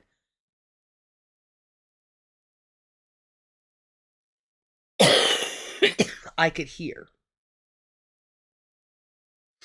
At some point, I was like, oh, maybe I've got a mental disorder because this thing is telling me that I'm hurting doing a thing that other people tell me should be natural to me. I should want to fucking pump gas for 8 hours a day or some shit, I should want my life to be measured by the currency someone's willing to give me for my time and my shitty things. There's no one. There's nothing. There's no career for me out there for what I'm best at. Right? Yeah. I mean, you could do philosophy, or so you could teach all the people.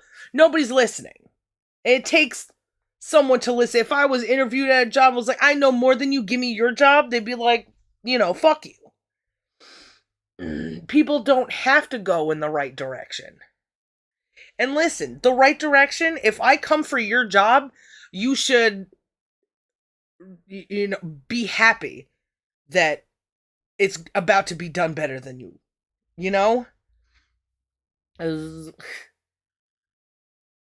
I wish I didn't. I have such a hard time with my ego. I don't want ego. Ego has always been a thing against me. Some people will call it social anxiety, I'm sure. But maybe it's because that social setting is bad. I don't want to go to a school every day that where I ran into all these people who would always define what things are for me. And if you're not that, then there is a criticism, or it was always such a pull in all directions, and I fucking hated it. And I still hate it. I hate that any child has to go through this bullshit. There's no structure, no realness. So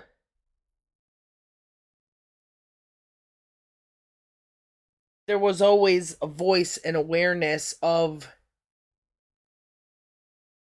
something's wrong, something's wrong, something's wrong, something's wrong.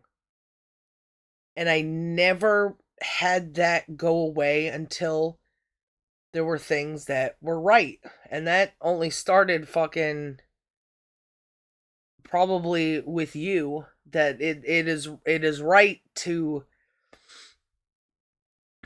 not fuck around with all these boys playing these boy games, talking boy shit. It's getting closer to one man who then these flood of emotions and feeling arises that now is a new thing that I have to deal with. And I've never gotten this is wrong from dealing with that. There's such a difference between, or when I started reading, when I started even just going into like conspiracy theories and shit, like not just saying everything's bullshit, but learning truth or something, learning about other people. There's a feeling that comes over you, and it's probably like very like SJW times. I think it's just a point in a female's life when the weight of the world comes on her shoulder. I see a kid, dying, and like there's this is wrong, this is wrong, this is wrong. It's kind of like the same thing, but now I have an awareness of it, or a lack of control. The wrong is now on the outside instead of being on the inside.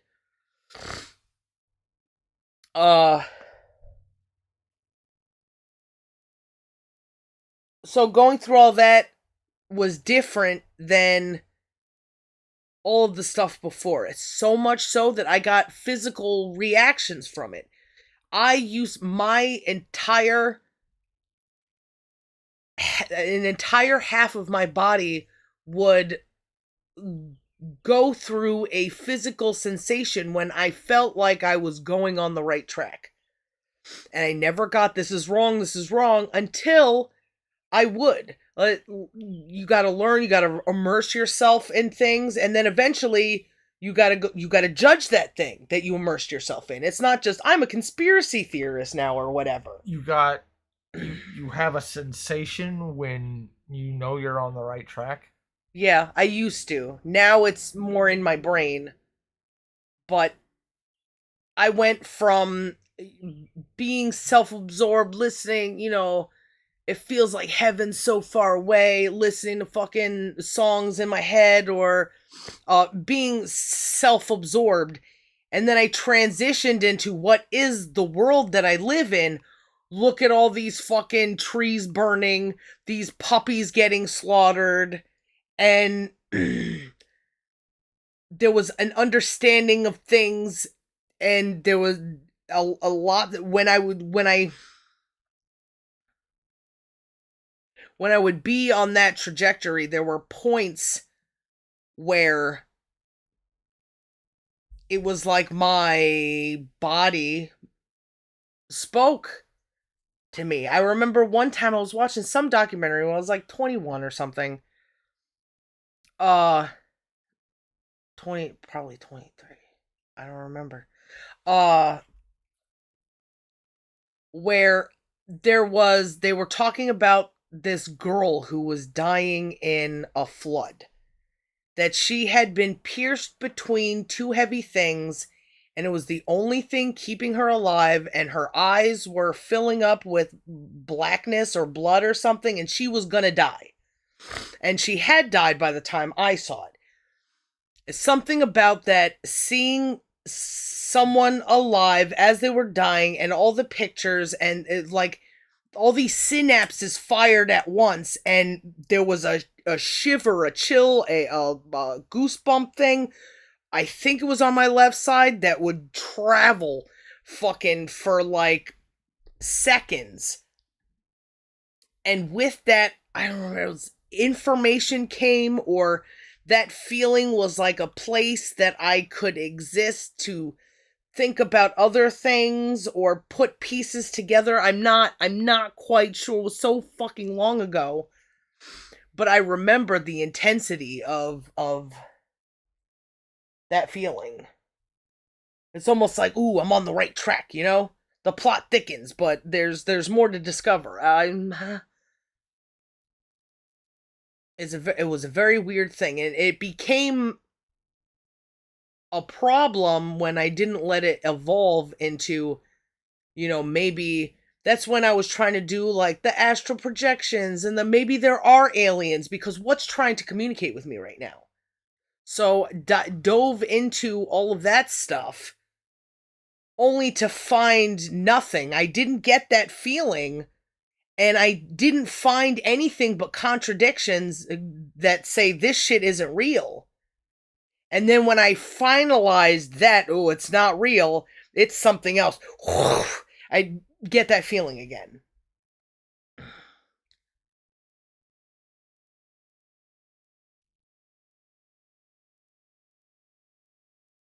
So I don't really know how to relate to anybody else. And maybe that feeling could become everyone's, or maybe it only happens at a certain age. That maybe that's what these people feel who go, to Wall Street protests or whatever the fuck they're doing now. Palestine, the homosexual. Can you describe this feeling again, wife? A pulsating goosebump episode. When When I when there was information that I was meant to follow.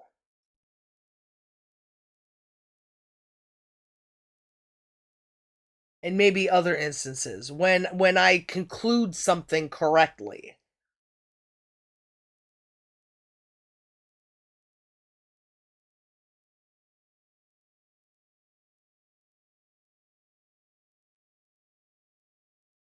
I don't know if I know what that's like. I barely know what that's like anymore. I haven't felt that shit for a decade at least. I, and there was some, how like I always hear voices in my head when we're tripping. And, like I felt like something just told me that it hates me or something. But then when I follow that thing, it's not that it hates me, it's that I hate me in some way or something I don't understand. Things of that nature, right? Uh-huh. Oh fuck, why did I mention that? There was something that feeling the feeling. There was a point where my mind in that same kind of voice told me I can't rely on that feeling forever. That it's not going to be with me forever. Things aren't this mystical, this magical, that this was just like a thing that I got because it's some sort of maybe natural thing of just the power of feeling something, but I have to chase how dynamic that feeling was. And whatever I got from it, I had the reasoning, anything that came with it, I had to follow, and it would become easier and more natural. And then eventually that feeling never came back. I think it might have come back with you. And when I was taking my mom's pills once in a while, I would feel it in my face. But I think that was just because of drugs.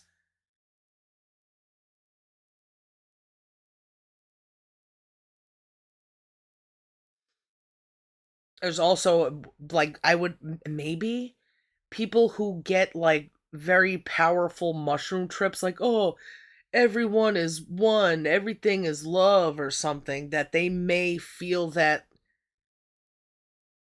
extra air in the chest tickles in their body, which was the same as this, except I wasn't tripping balls when it happened. Usually. I didn't have to be tripping balls for it to happen. And I only tripped like 3 times during this period. Something like that.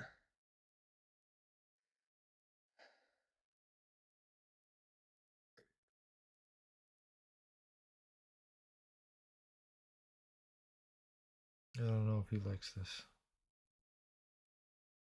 If he's tolerating things. Hmm. It's he's Takes just a, sleeping. unless he moves away from it, I would take that as I don't think cats really tolerate much. Eventually they'll be like, no. So they can't tolerate it anymore. Yeah. So they So, are tolerating. They're tolerant until they're not. yeah. They don't always just tolerate. Eventually, So should I assume, since he's not moving away, that he likes being pet like this? yeah, unless you're told otherwise. How do you really know? Oh.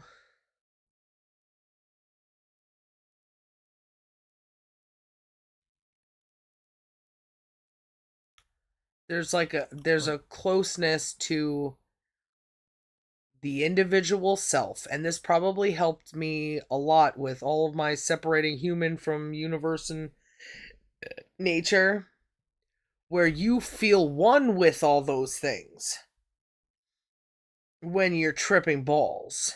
As I wish I could get back to that. You take more and take more, take more, and eventually you're like, oh, I don't feel anything. You gotta wait a week to trip balls again. Totally not personal experience or anything. Uh, are you wanting to find the reality of all of that instead of just keeping everything mystical mumbo jumbo bullshit? I think it really helped me to feel that because I never felt oneness with it. I am a thing that's alone in the world, suffering because somebody forced me to suffer. Then feeling that, it was like there may be love in the world, and there may be a reason that I'm here, or and having to follow that reasonably instead of just maybe I'm fucking Jesus and everybody should fucking come to my backyard and give me money. Cuz I think that's what happens to a lot of people. Everybody I think has that god complex. Every person who puts something on Twitter Yeah. where they take their phone and they bounce it close to them and away from them, you should respect women, you know? They all have god complexes because there's nothing to fill that space of pure reason. God should be pure reason because that's what they measure God as. God is the you don't know abuse unless God tells you what abuse is. It is your they make it your system of measurement instead of finding what about those things make you the system of measurement.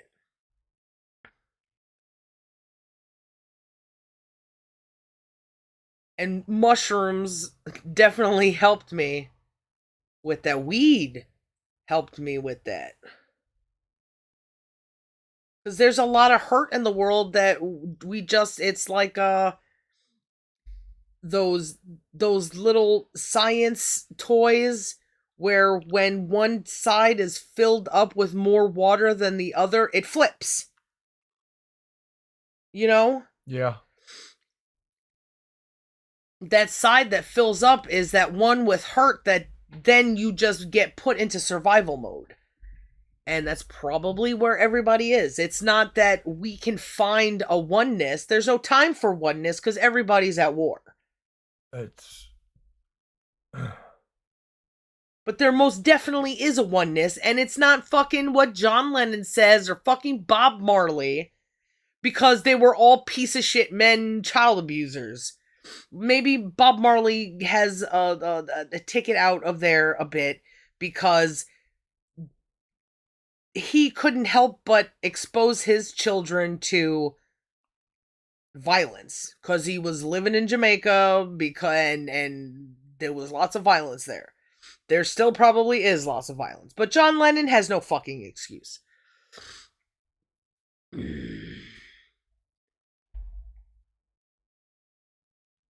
There is less of a ooh, everything's so happy donkey, and more of there's truth there, but what is it? And it took me fucking decades to find it, but I fucking found it. You know what I mean? This ain't fucking Jesus complex bullshit. Oh, world should be one, and I'm the only thing that will fucking bring everybody together. Everybody has to listen to me, and I'll just be an abusive piece of shit, and then we'll all take Kool-Aid and die.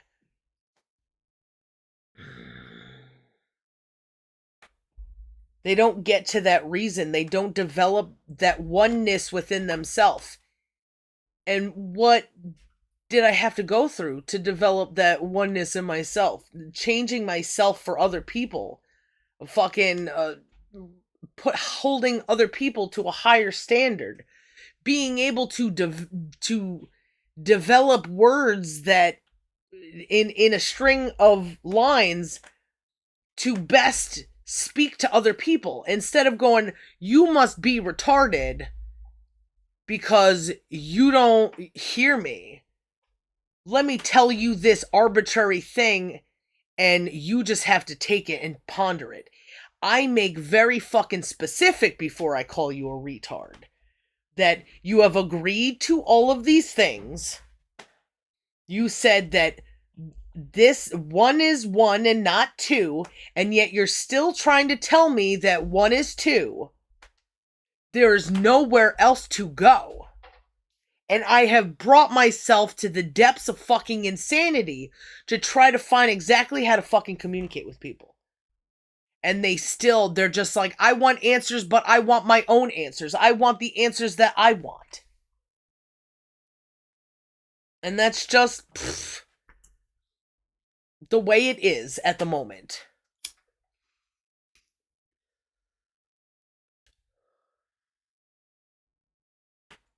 Not even giving time to talk about what makes a contradiction. To tell that person they've already become so assured of themselves that they are not willing to put any fucking time or effort into wondering if they're right. If you don't have that, you can't see if you're making a contradiction. And now you're just doing whatever the fuck you want and criticizing everyone for not loving you, jerking you off because of it.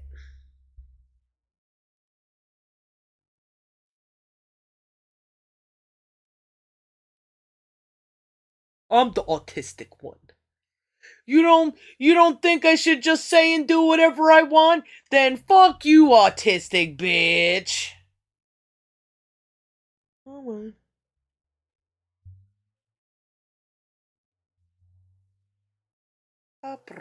doesn't sound all right. no. Nothing is fine. If you have to say it's fine, then it's not fine. There's at least something to follow that up with. It's fine. However, when things are fine, you don't have to say shit.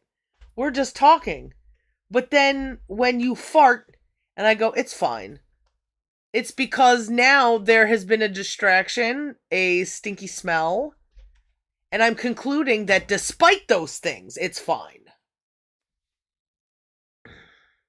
But people could despite themselves into fucking oblivion. Oh, licking your butthole, peepee. That's so cute.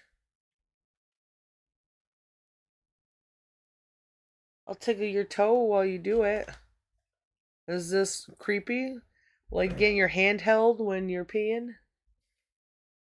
I was sitting there looking at him, and he was getting comfy and cleaning himself, and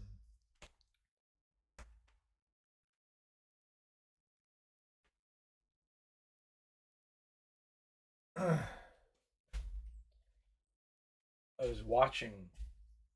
I was observing how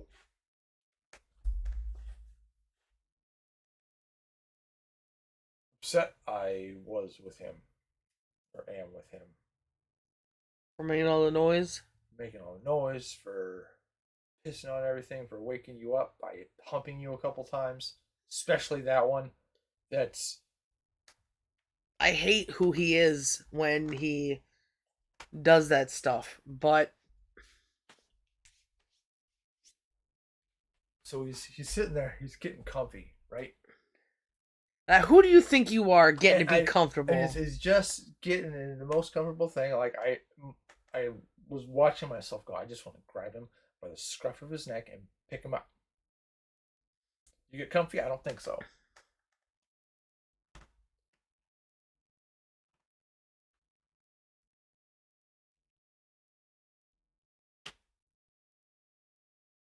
And not because it teaches a lesson, but because you have wronged me. You don't get satisfaction when I don't get satisfaction from not having your wrong.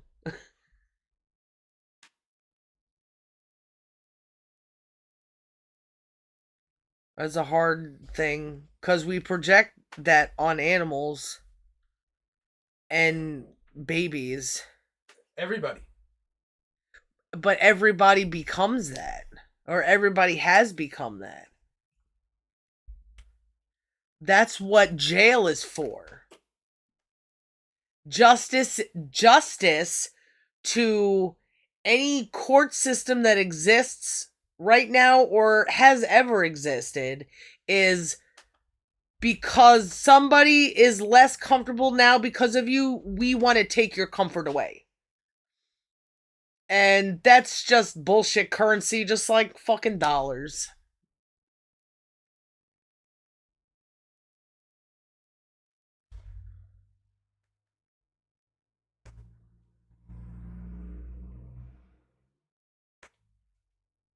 Stupidity.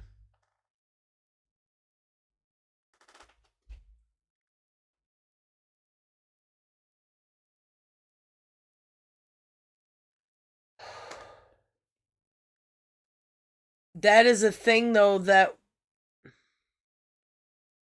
is how survival works. You are making me uncomfortable, so I have to do that thing back to you. Even with two goats fighting, one goat isn't going to be like, you're making me uncomfortable, but I'm going to go over here, because that goat's going to keep coming. He has to fight him. They have to meet at the enemy's level, and the victor has to overcome the enemy. We have to reverse that. But it helps to see how we're doing it right now.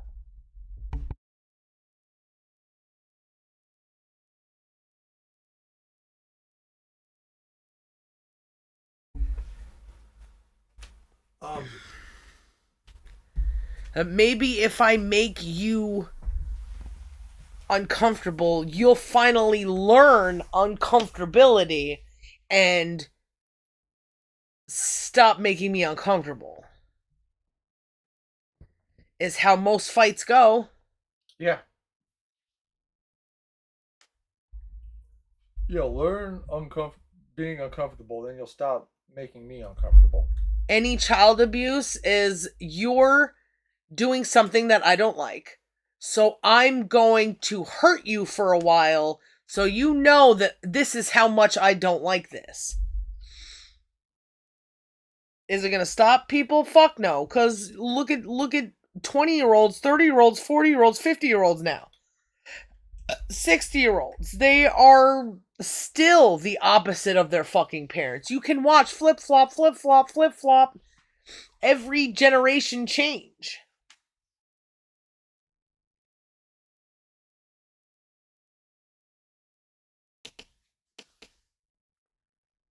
Oh, my head hurts. I don't know why.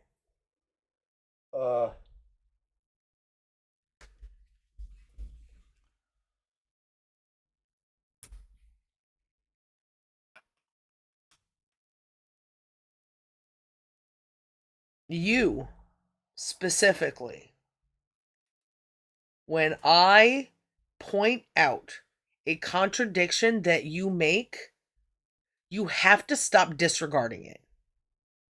That means no fucking making excuses. Oh, but this is the reason that doesn't fucking matter. You made it.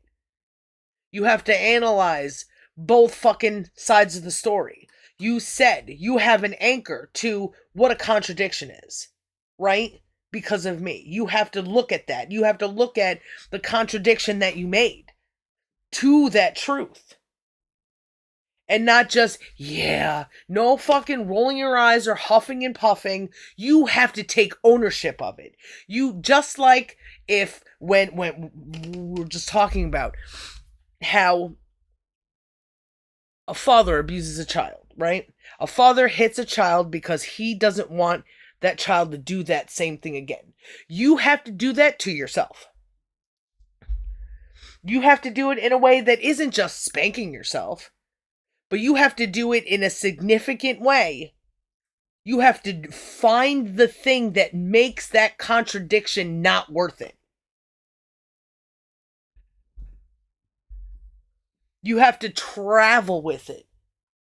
You have to repent for it or feel the guilt for it. Whatever that system. I don't know, because I don't do those things. I don't know what that solution looks like.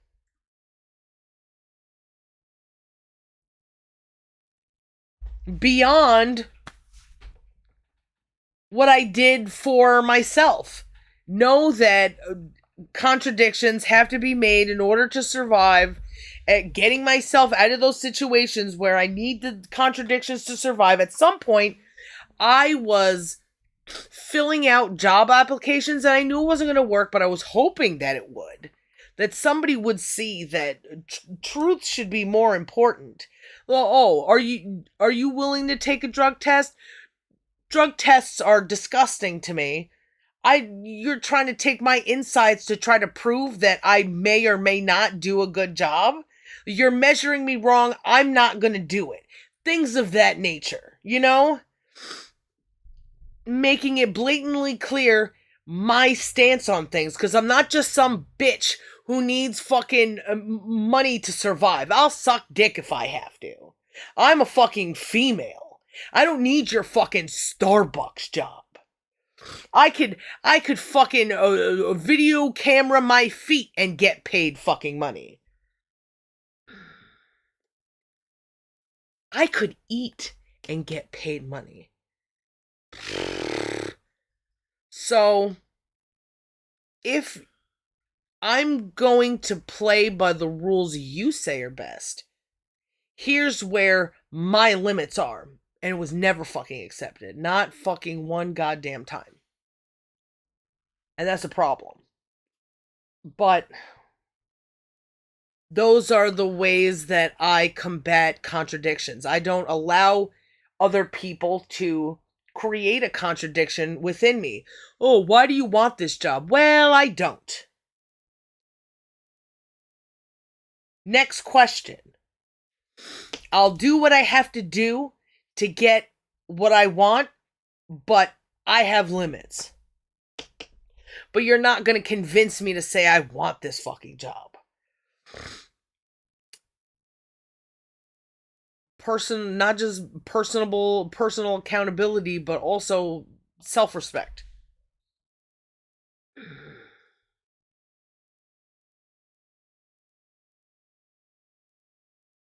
Nobody wants to see those two sides. Everybody on the internet is so fucking stupid. Every single person, contradiction. Every single person who has one thing to say about one thing and not two things to say about one thing are dumber than dirt. At least with dirt, it's useful. These people got so many fucking GMOs in their bodies that once they die, they're gonna be fucking just another poison. These people are useless, but they don't have to be useless. Every useless person is a potential useful person. But that's not what Reds think about Blues or Blues think about Reds. They're still, ooh, politics. We both love puppies, but we're gonna fight and make it so that puppies end up dying because it just had to be done, right? You don't love puppies then.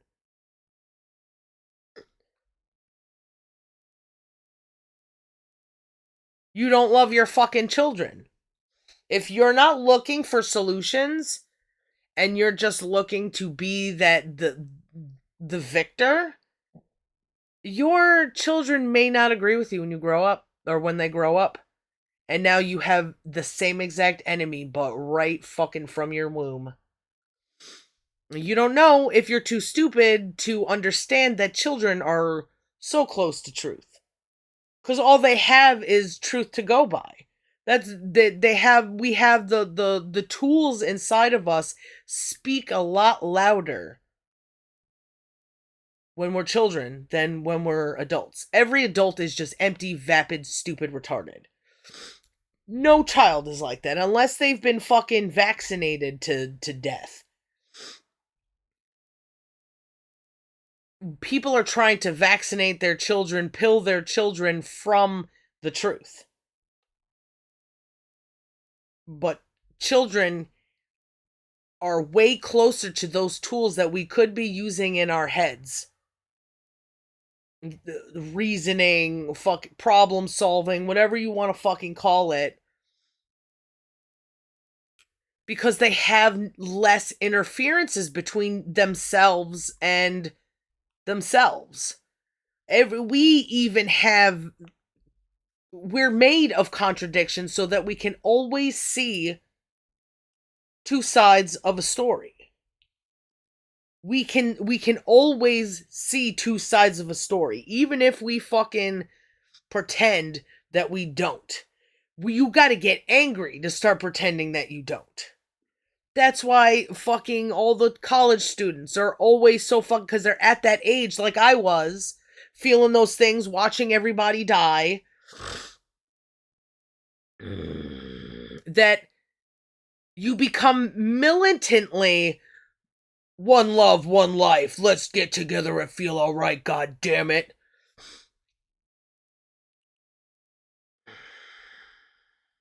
We have to fight for that, not reason that strong forces, weak forces, fucking how do you convince people and what do you do that ends up making your enemies? When you do this, you start to see that you're making your own fucking enemies. So something's not fucking working. If not, everybody's joining your side. But those are, early 20-year-old problems. Nobody's joining my side now because everybody has a side that they're militantly fucking offending or defending.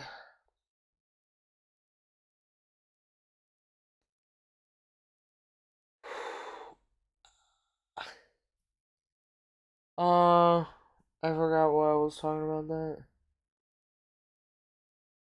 Children being militant.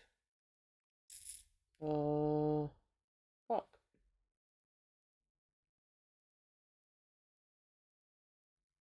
Hmm.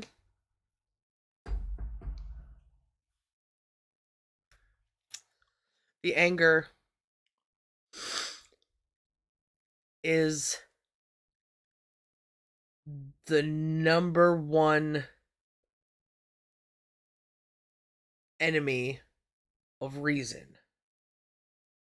It comes in there strong. Once you find a side, I'm just angry at fucking everybody. And this person doesn't agree exactly with what I say, so they're an enemy too. We both want one love, one life, let's get together and feel alright. But they want to do it wearing blue shirts. And I fucking hate blue shirts. So there we go. There's less fucking people getting together and feeling alright. So what is getting together and feeling alright? What is the point if I have to force someone to feel alright?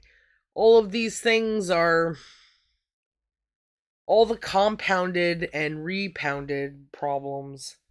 What's a compounded and canpounded? Compounded and contrapounded?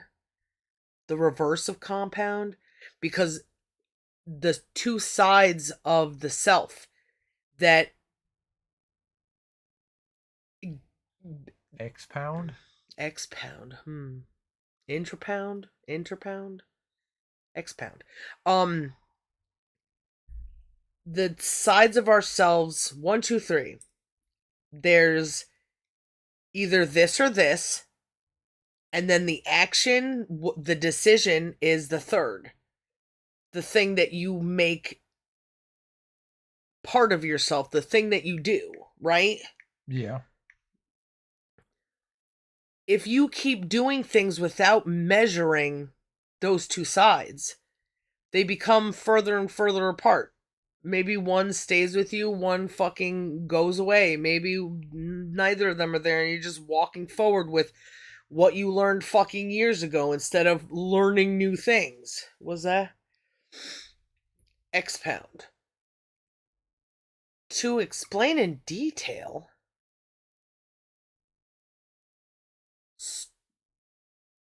So what's pound? What's the opposite of pound? Is it different ways of pounding that has the prefixes? To explain in detail. That's not what I meant. You know what I mean? Yeah. To make known or set forth. Present. To make a detailed statement. American heritage. That's why when we spell judgment, we take the E out for some reason. Now it's judgment. Because that's our heritage. Our heritage. Yeah.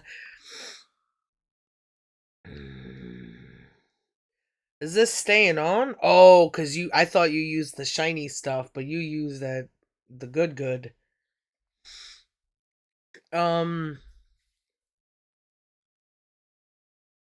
And this two thing is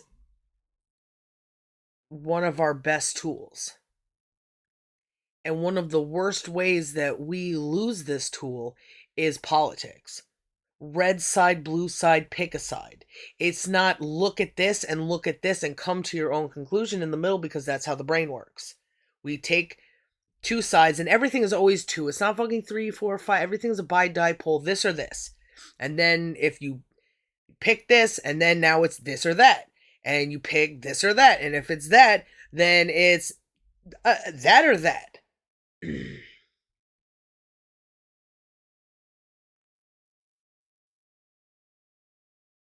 Can't make fucking 17 decisions at once. And the best, easiest is to face two problems. The one with the least amount of resistance.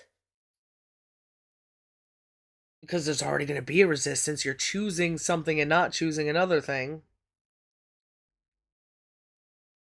You pick between this side or that side. You reason which one is better. And a lot of those times, it's not just between this or that. Now you have something to then dissect further. It's not that new things are being decided. It's now that I've made a decision, let me break that decision into many pieces. You know what I mean? Yeah. It is let me analyze this thing and You have to expound it. expound it. Yeah, I guess.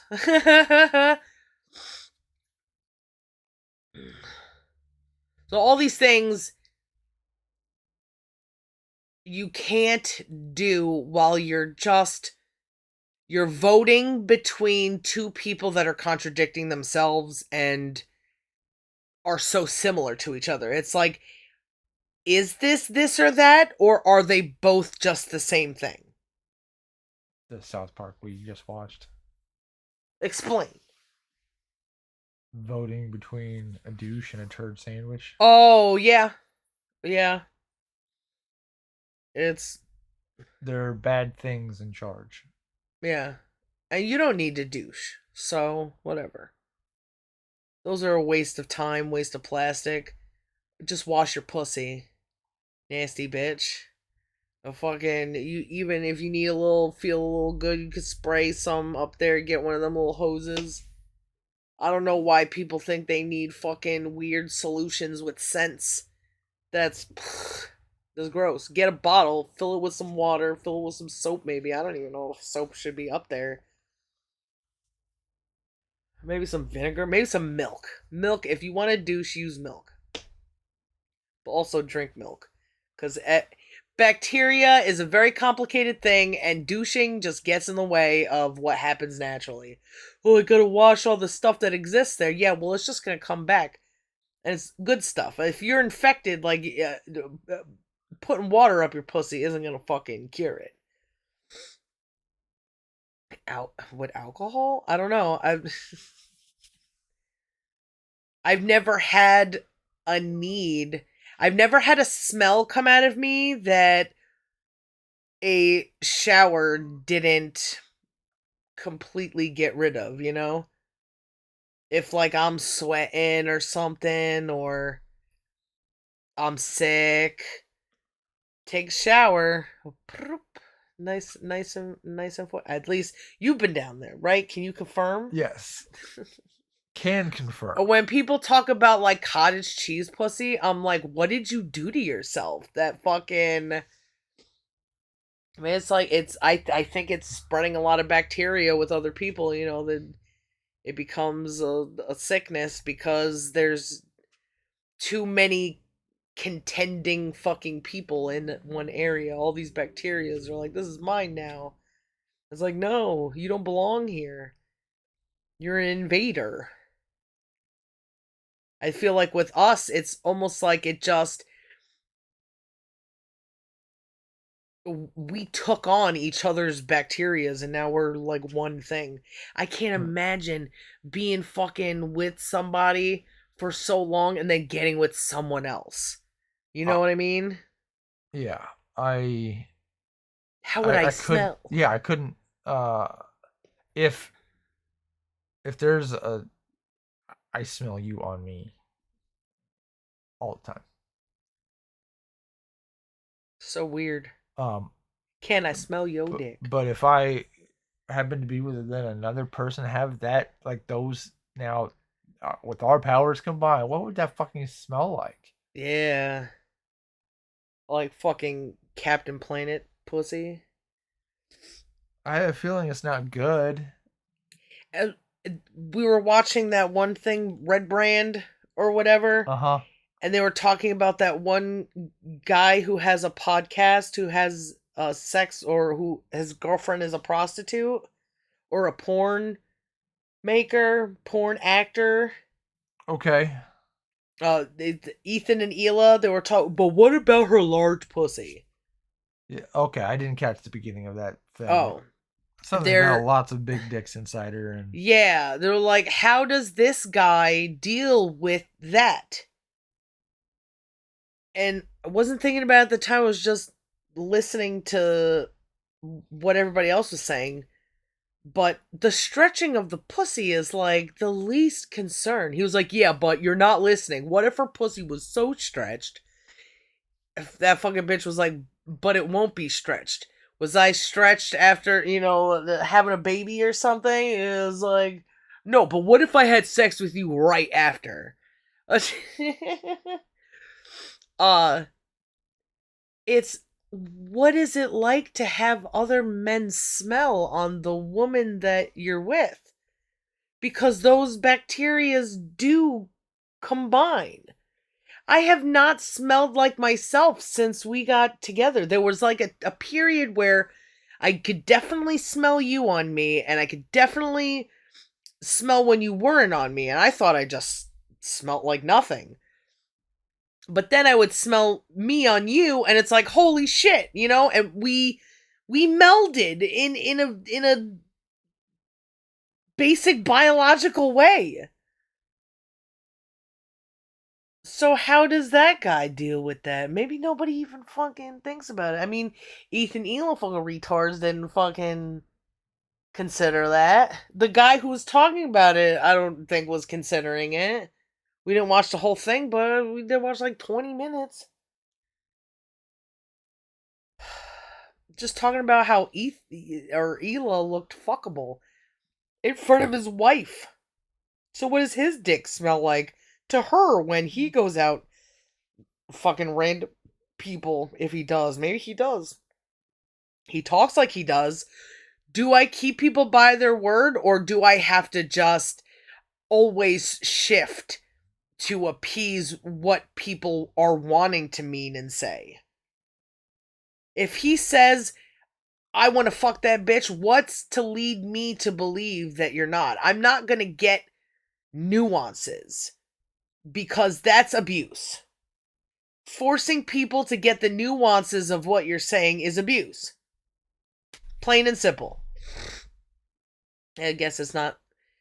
Yes, but there's also, like reason behind that because there's communication. What that is the bi-dipole. You either make me understand you or force me to understand you, or you tell me what you mean.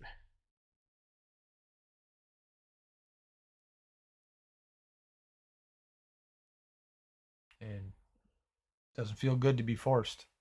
No.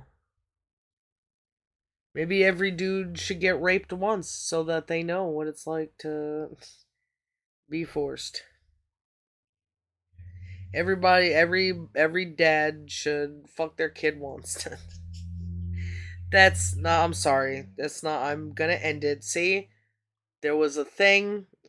It's like, hey, just do the exact opposite. But also, like, if I keep going, then I could reason this because I'm not mentioning that that's still abuse. And and then when do you do it? Do you do it before your kid does something wrong, or the first thing where a kid shows too much? And then who's to say the dad is responsible to? There's all I've created a monster, so it's gone.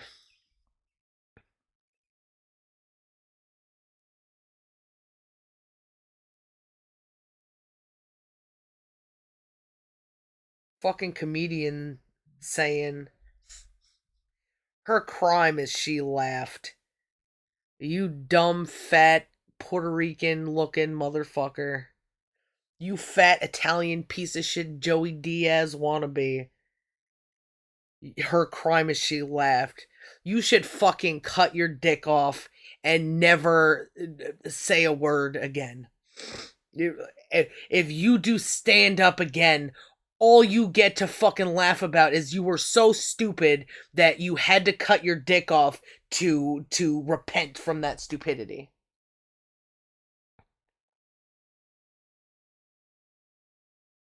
Making up fucking lies. Oh man, comedy is nobody has a hold on comedy, I think. The most comedic person I have seen in the last 24 hours was that little kid that Dane Cook fucking laughed at because he can't take a joke.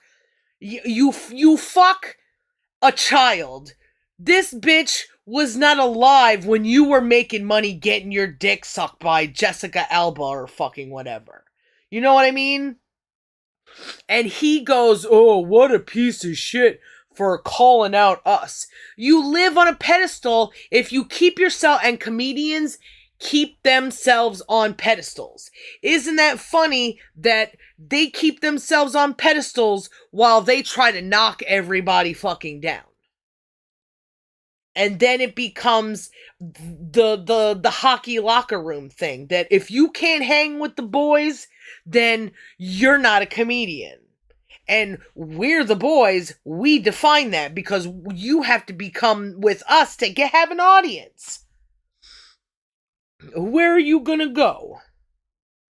That's abuse, idiots. But the problem is that comedians, just like everybody else right now, are making their own truths up. Because men have been making up their own truths for fucking since the beginning of humanity.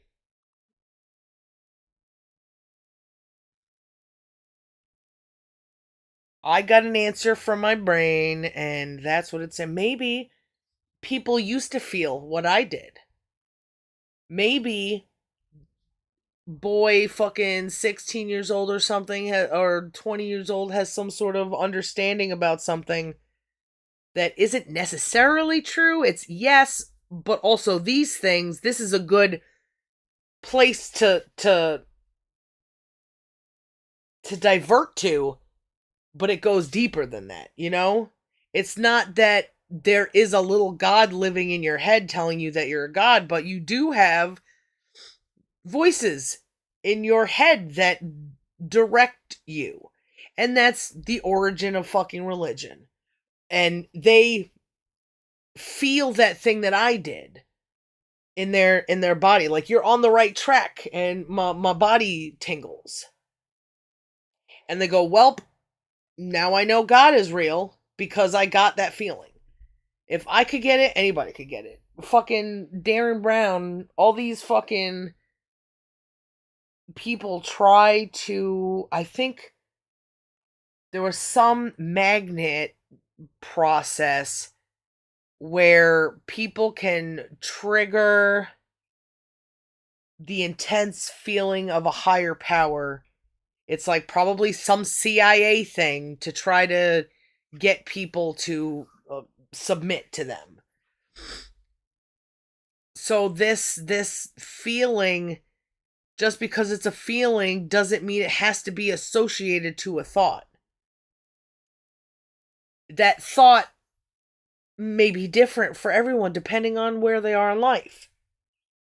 So these people, maybe in Egypt or some of these 16-year-olds going, "I felt God, I know God, I've looked up at the sun and had a thought, and now I can communicate," and it's like, holy shit, fucking blah, blah, blah, blah, blah.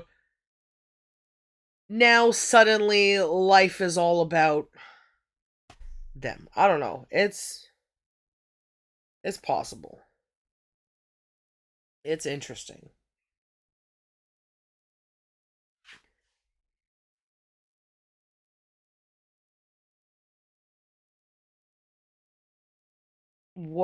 Men,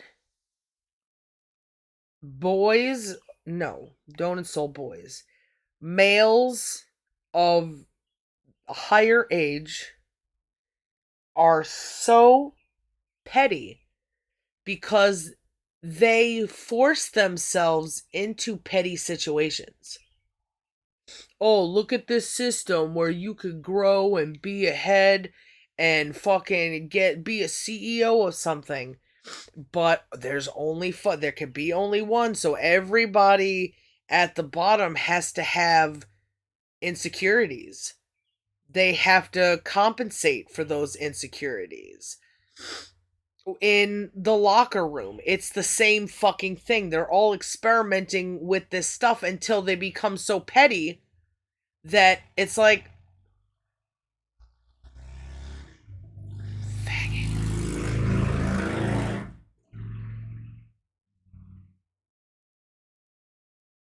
I hold something dear, and this is a stupid thing to hold dear, but the guy with the tattoos on his knuckles, held his deep sea diving dear. And somebody does who opposite of him, weak, does not find his deep sea diving the same way that Tattoo Knuckle does. Where is the pettiness? Is it insulting something that a man holds dear to him? Is it holding something dear that's stupid? Is it the whole system of just competing and fighting each other, playing with each other? Play is something that puppies do. You know what I mean? Uh-huh. Play doesn't get to be the whole story. Then it becomes play and fighting. Males don't know how to separate the two. And maybe they shouldn't be separated because there should be more universal rules for that play so that it doesn't become fight. But hold certain values true. That your women aren't there to defend themselves. Don't make fun of another fucking man's woman. But then that person has to know that that's a rule so that they then don't turn around and push another fucking thing so that somebody else is like, well, your wife's a fucking bitch because you have nowhere else to go. It's like, why not break those rules if it's important to win and feel good, and this person is an evil guy that needs to be defeated? He's this weak little punk bitch who's only been here for a fucking week, thinks he can fucking hang with us, and he's using our rules to his advantage. It's all just seems like a stupid fucking game. And there's no satisfaction from it. Dudes can pretend that they're satisfied, but they're also satisfied playing fucking Minecraft and just planting flowers. That strive for war is a natural feeling ingrained in you because it's part of survival. Also, something else that can be reversed. Trickle the water, the oil down and on the other side so that the thing that's holding the water is now standing at its polar opposite. You can't get rid of these things, but you can change them. And boys love to have fun. Boys can't help but to always want to fucking find enjoyment, but then they end up finding enjoyment in anger and war. And it has to fucking stop. Anger and war needs to be something that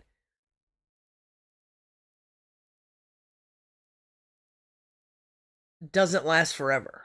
That there can be a last one. You can't love your child. You can't say you love your child if he could get drafted into the military. Jocko cannot love his children if he's letting puppies die. I doubt Jocko's children hate puppies. If he goes and supports an institution that will drop bombs needlessly on people, they don't give a shit about the puppies. Jocko cannot, with confidence, with truth,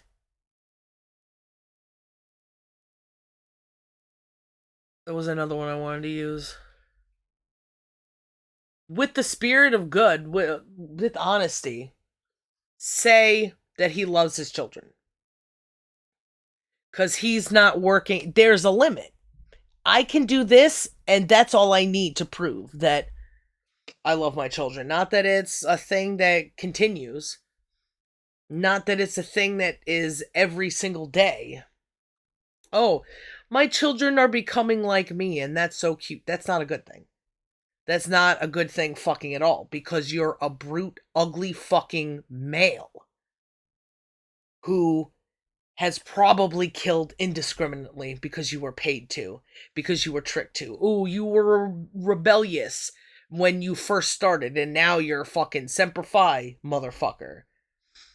You lost a part of yourself. That I am me, I'm an individual, you don't tell me what to do. He lost that. And he tells the fucking story like it's, now I'm a good soldier. That's what you want for your children? To be manipulated like that by bad people who kill puppies? You're a piece of shit scumbag and you hate your children. And you think I'm fucking hard on you, husband?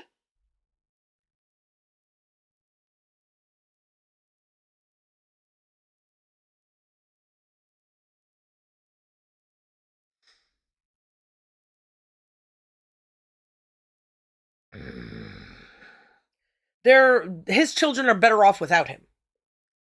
We would all be, all of the women would be better off without boys.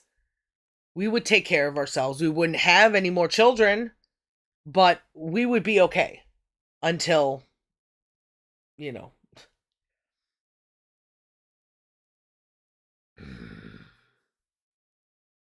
There are no women like that who are portrayed, like those who are portrayed in Fallout and shit. That there is just a girl who wants to kill everyone. And also, if there was fucking people like that who are willing to do such terrible things to people, would they be run by a woman? How would they control themselves by her? How did she get into power? There was also the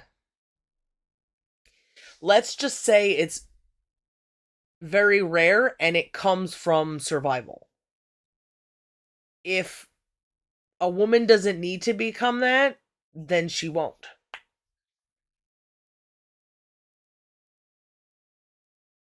And I don't think even that first bitch was very realistic at all either. Oh, I see. Let's fuck as cousins, and that's okay.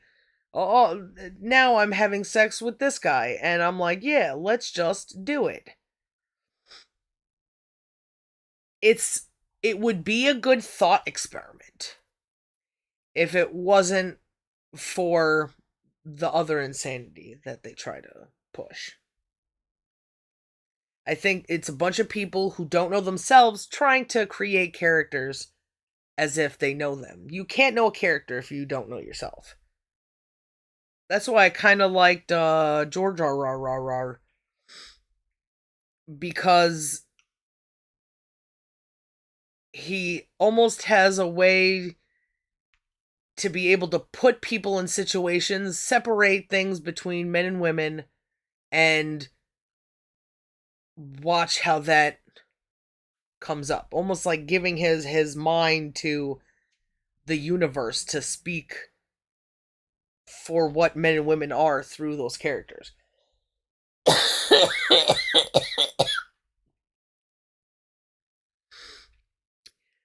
To be like, you look a lot like your mother, but also that isn't like a way to hurt you, then that woman is not gonna be a what are they called again?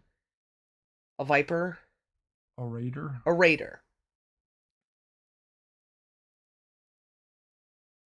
If she has that much power over boys, I would see it more like what's her face from Stargate than anything. She was like the matriarch of the jail. The old lady. Oh yeah, What's her name? Destroyer of Worlds. Natasha, uh, Xandor, Xerxes. whatever, Natasha, Destroyer of Worlds. Akesh. She didn't destroy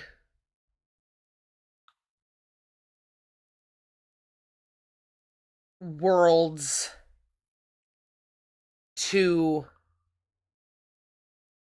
kill everyone off.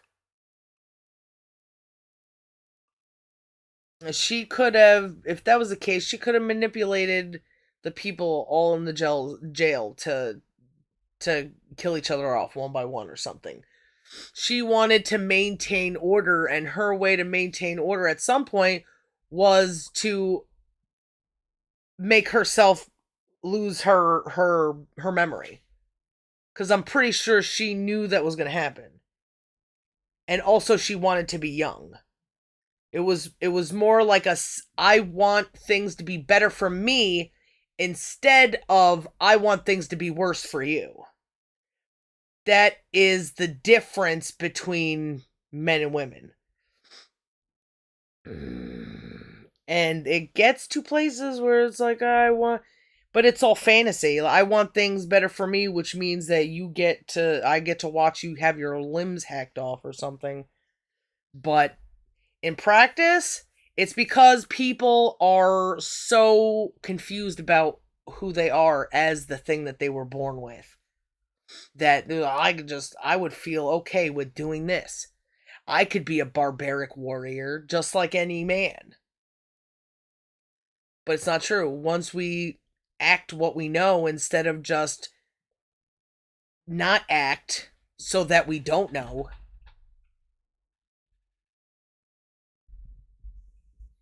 we can help we would be able to define ourselves and know that there's no fucking raider who has control over all these dudes. She has a decent body. They're all fucking crazy rapists, but she's safe, right? And she's there enough to not have any scars. She doesn't have her fucking face cut off like what's her face in Game of Thrones. Uh there's a mercenary, a girl mercenary who's like been so abused that like her ears are missing. The more she fights against the things that try to hurt her, the more it shows on her body. I think she had a tit lobbed off. Oy. Um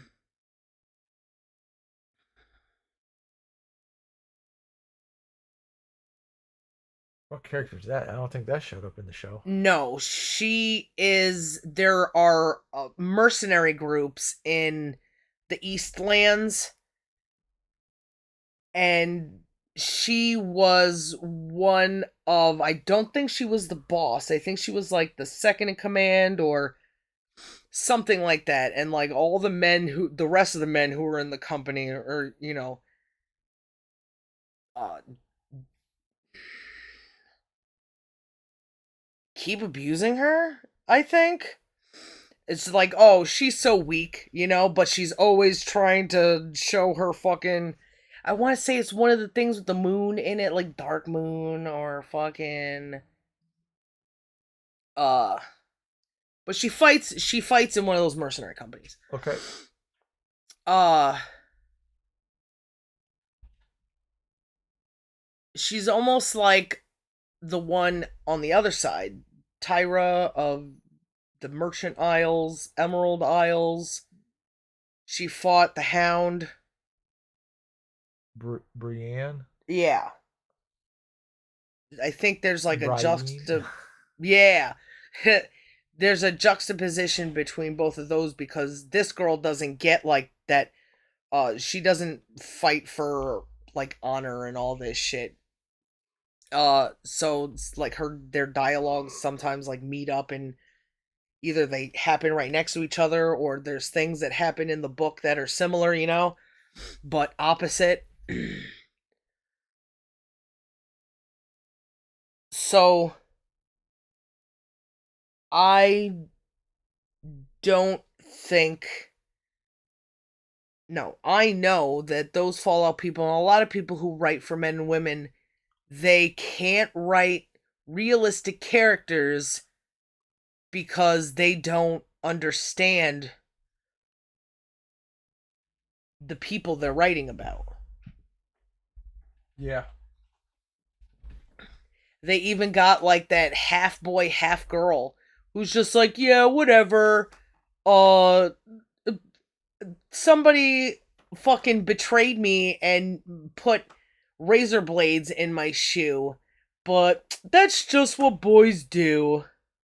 And I'm a girl who wanted to be part of that. That's so fucking stupid. It's abuse. It's just, well, I can't survive as a woman, just like men can't survive as men when they're on the lowest of the rung, so I'll just be the most powerful fucking lady then. I can't be a woman at all because it hurts too much, so I guess there's something wrong with my head and not with these boys because they just let this shit happen. They're supposed to be doing something about it, not just letting it happen. Little do ladies know, and they don't go there to make something happen. Like G.I. Jane, no, I want to fight the same way every dude does. So she hates puppies. What is the appeal of being a brute piece of shit?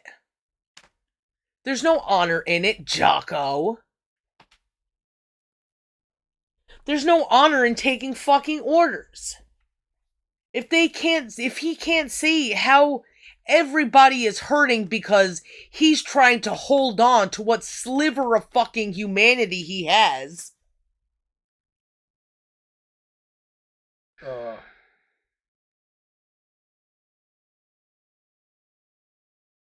there's the illusion of strength, or Mm-hmm. Because strength, instead of finding what it is and measuring it, like honor, justice, or temperance, they let it be defined for them by culture, religion, politics. And all of them love saying support the troops, yeah, support abuse, support chaos, support suicide, support dead puppies, or war. support profit. There ain't no soldiers of peace. Nope. Lover, I gotta pee again. Are you kidding? No. I'm pregnant. I don't have to pee yet. I guess I didn't empty my pee sack. Ha ha ha ha. Huh. What should I do while you're gone? Hello. Is there anybody out there? Just type if you can hear me. Is there anyone home?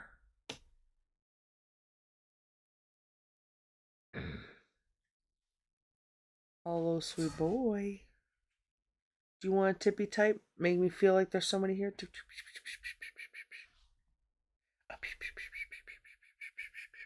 you like that? You don't care. Oh, thank you, sweet boy. It's probably because I didn't fuck with you enough when you were a kitten. I didn't play like this, and you didn't fight me back. You have no feeling? You have feeling. What to do about feeling angry and or helpless?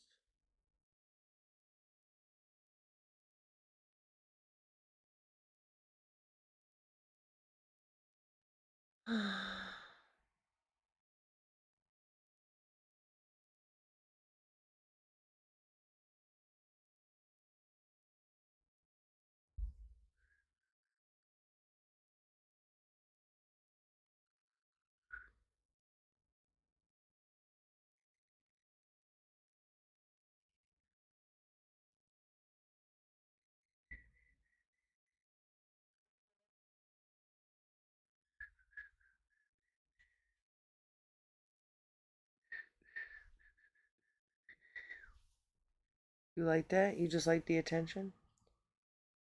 Can I scratch your ears? Yes. If I took them like this? How's that?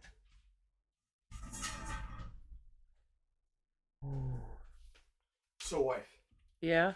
Now, I was talking about, so you got the anger, then you get slung shot, elsewhere. Uh huh. And then the other side of what I got on the title, Uh huh. hopelessness. I think if dudes don't get to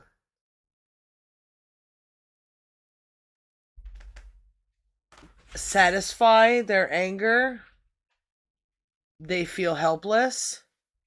And if dudes satisfy their anger, somebody will try to make them feel helpless. Prison.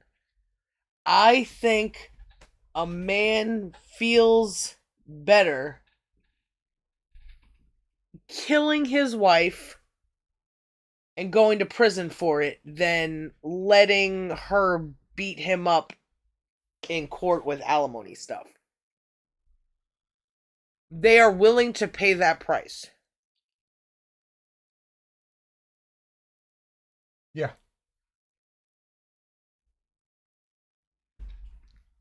If anger is in control, there can only be helplessness afterwards. If anger is the only place that someone can go, they're either going to feel helpless because they haven't satiated their anger, so they go and build model toys and just shut up and stay to themselves or whatever they do, or the world will make you feel helpless. There's too much court to not get caught for doing things you do out of passion.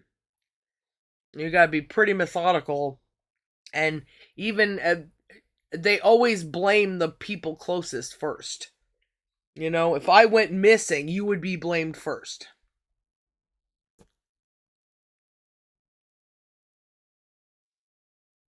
I had a headache or something, or that when I had TN or whatever, it was, did he do this to you? Sorry, kitten, please don't attack me. No, just be chill, huh? You're okay. That's just my foot.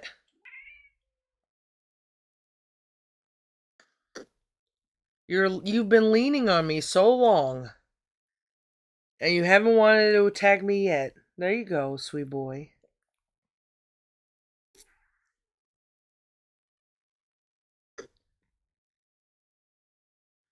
No. Why are you so stubborn? Oh, sweet boy, can I distract you from this? Nope. Just gonna get balls on my fucking banana bread, idiot. Ugh.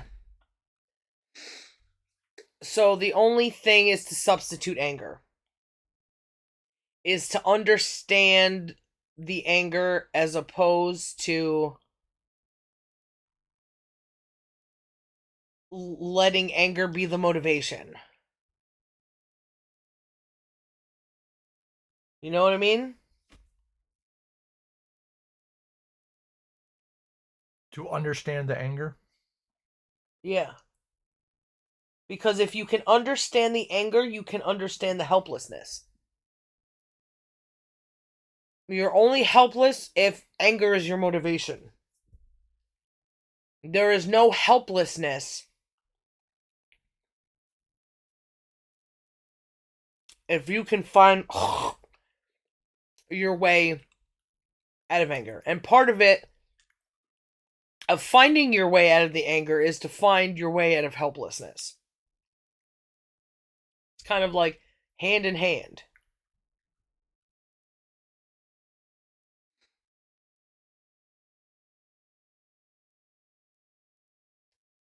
Men like desperation. It motivates them to shoot themselves in the fucking head.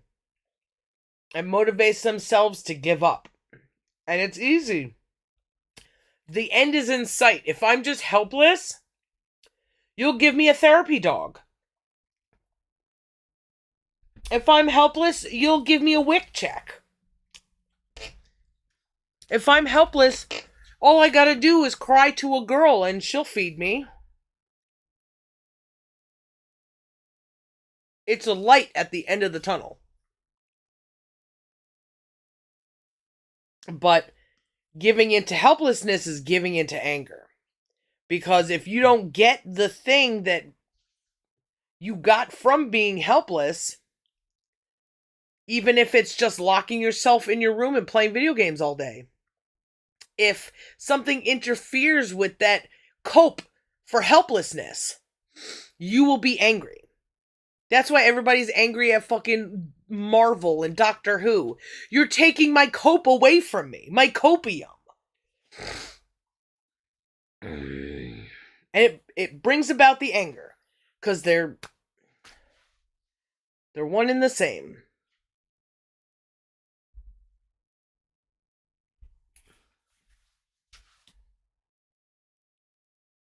Part of self-reliance is to move away from that copium.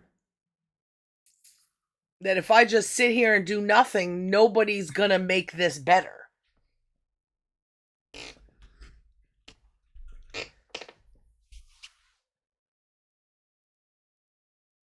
And there has to be a strength. There's a strength in anger.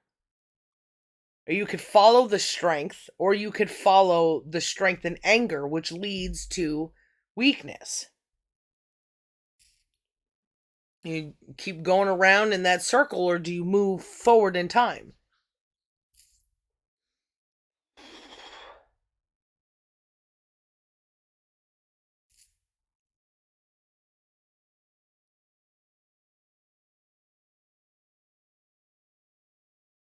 Did that answer the question? I think so.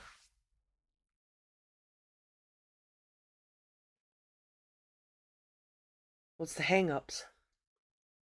I'm trying to formulate my next question. Oh. Okay.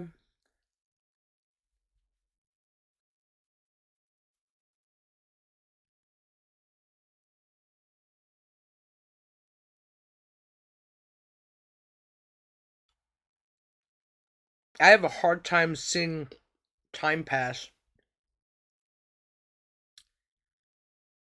When time moves quicker in your head, time moves quicker on the outside, you know? You can be aware, rather, of more of those segments, those slices of seconds. Like,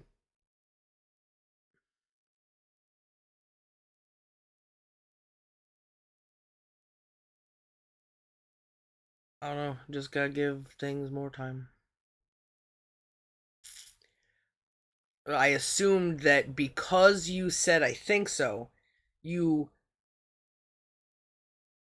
have thought about all the things, but you have reservations because of things that are specific. Not that you don't have any of that yet.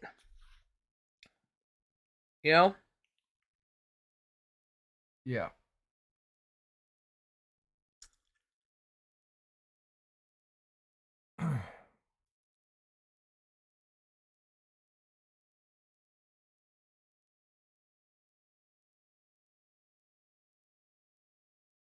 I I think I can see what you mean from experience. I have I've had a lot of anger today.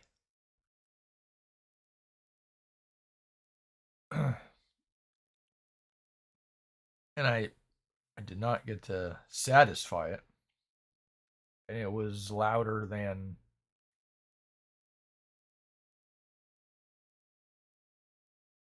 other voices. So I would say it's more in control. Instead of being it, you hear it. That's a thing. And as this conversation's been going on, the anger has been less, and the feeling of this helplessness, like this pain, ain't ever gonna fucking stop. I just want it to stop. Uh, I catch myself having thoughts that I don't have when I haven't been angry. When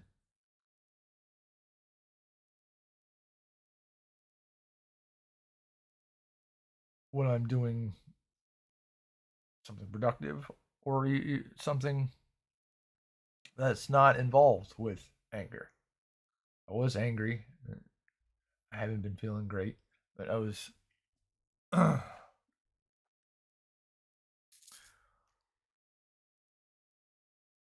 got a lot of stuff on my mind, and when I went and peed, caught this thought. I just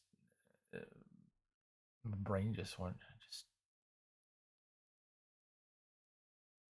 everything sucks. I just want to die. It's like, but I don't. But I don't. That's the contradiction in our head.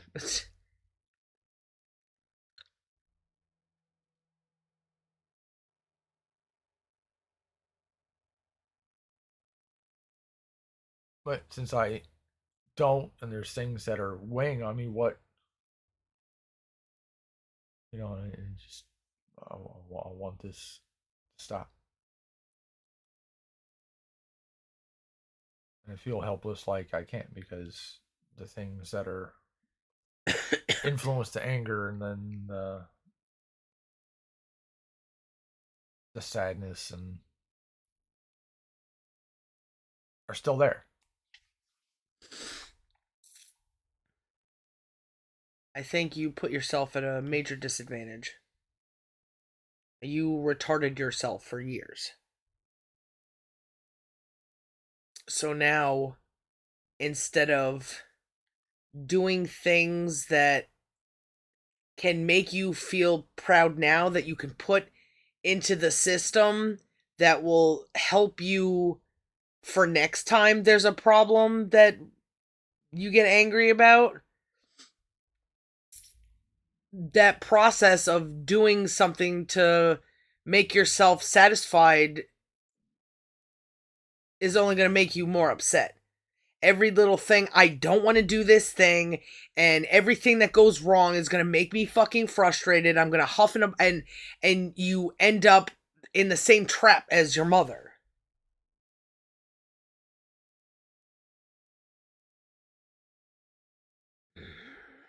And I don't know what to do about that. You have to find an inner strength that, like pulling the fucking sword from the stone. And you have to do those things still, but do it more deliberately. Do it more with the passion of, every time something you do makes you upset, you fucking go, I'm not gonna get fucking, angry at anything but my anger. And keep fucking going. Because you could get angry at your anger. You don't have to feel helpless against your anger. You can define it.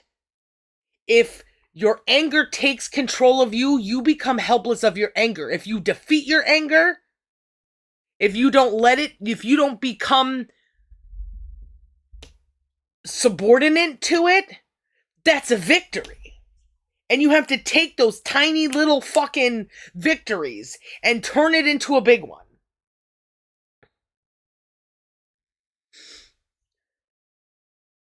You feel helpless against everything because you have allowed yourself to become helpless. All you can do now is start from fucking basic one. Don't become helpless to your own anger. And if you can't do that, if you let it fucking defeat you, then you have no fucking chance in hell. Or heaven. Or otherwise. And that's kind of where everyone is at right now. A guy who fucking sits around masturbating all day can't find joy in anything.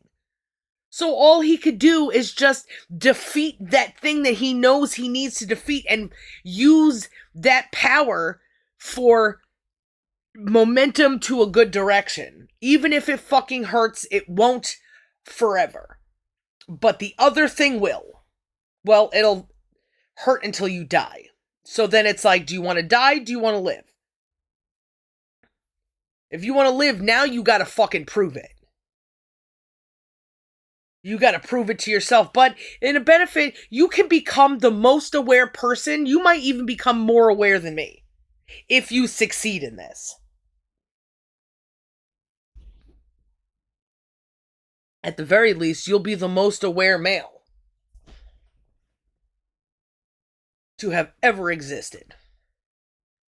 But you have to dedicate yourself. And all it is just doing the thing that you want done anyway. Don't become helpless. Helpless makes you angry. Right? Yeah, eventually. Yeah. Like a dog that gets kicked into a corner. A fucking human who is left with no choice but to defend itself, its life. So it's just a matter, it's now the battlefield is closer than ever. Instead of it losing helplessness or losing the self to helplessness and go, what do I gotta do? All motivational speakers, Justin Tate will fucking tell me how to feel like a cobra. Cobra Jim will make me feel like a fucking cobra. Tell me how to live my fucking life. Now you only have yourself. And you only have this very direct thing. There's nobody who can tell you anything else between those fucking lines. There's no help book because it would be no pages. It would be 3 words. Do it now or some shit, you know? Don't be helpless. Now, whatever fucking helplessness that doesn't satisfy you in a way that feeds your anger is good. It's victory.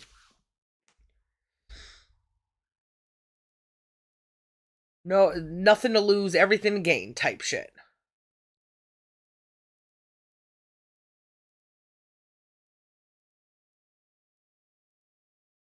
How do you identify when you have a small victory? You set the goals. I'm gonna stand up. Victory. If you stand up. I'm gonna hop on one foot. Victory. If you do it. Make your own battlefields. Don't let the battle come to you. Right? You know? Yeah. Just do anything, and it's best if you do something good. But if you can't do something good right now, I'm gonna stand up. You used to do what you said when you were younger. Just put one fucking foot on the ground. Do that. But bigger and bigger and bigger. So that you can shape yourself. And not just spend every day putting one foot on the ground. And that's it. Find a place to go. Look for good. There's always... It doesn't matter what direction good is in. You have the eyes in your mind that can do this, is it good or bad? Do this, is it good or bad? And don't base the good on or bad on... how do I say this? Because it is, but it isn't. So there's a difference. Good.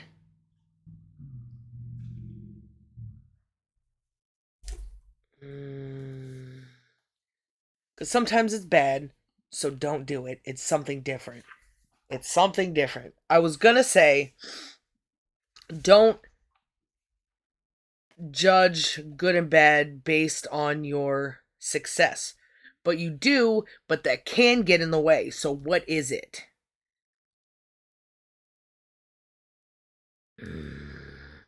You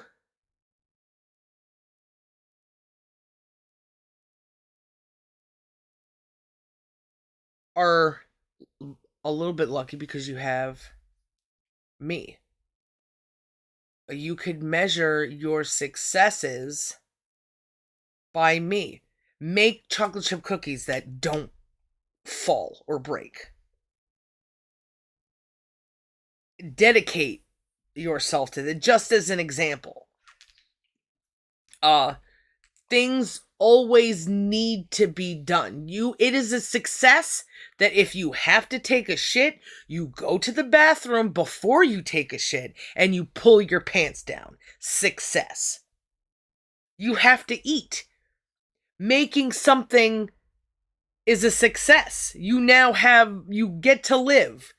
Then making it so you enjoy it more than you would have originally is a success.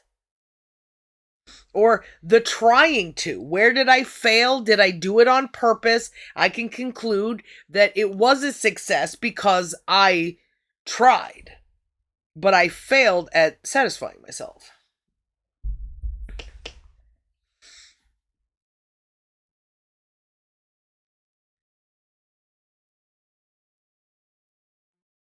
Not feeling, always set parameters that you might fail at so that you have something to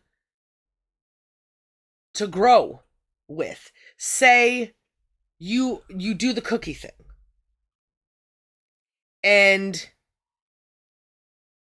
you set up a success as, I will enjoy this journey.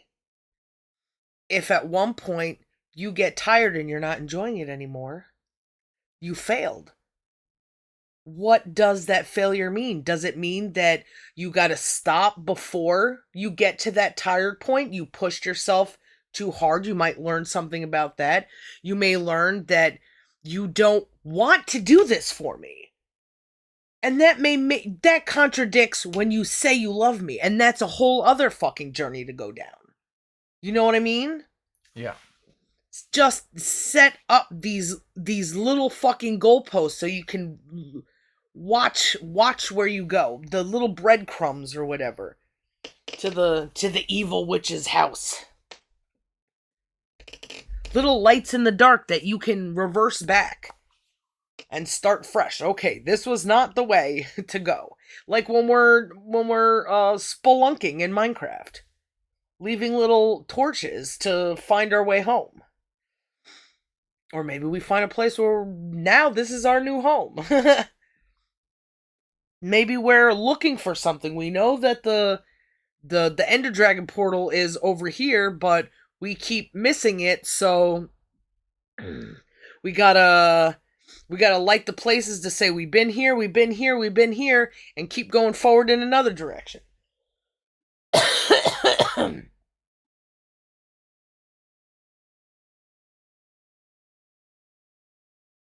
There are so many skills that people use when they're having fun that they could use when they're not having fun.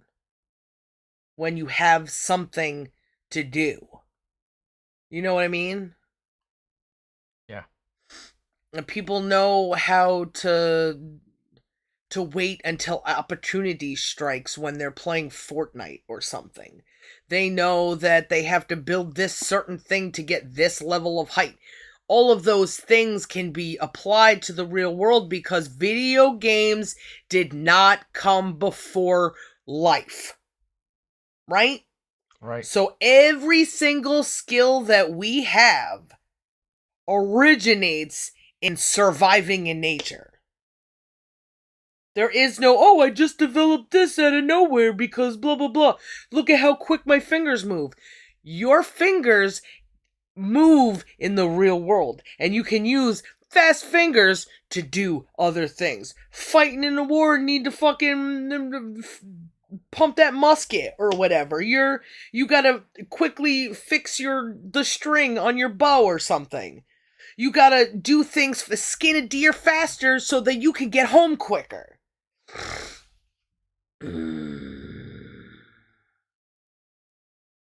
Everything that you do without, that's why I thought, like, there was a time where we were fighting so fucking much, and you were like, I want to play Mass Effect to, like, protect you or whatever.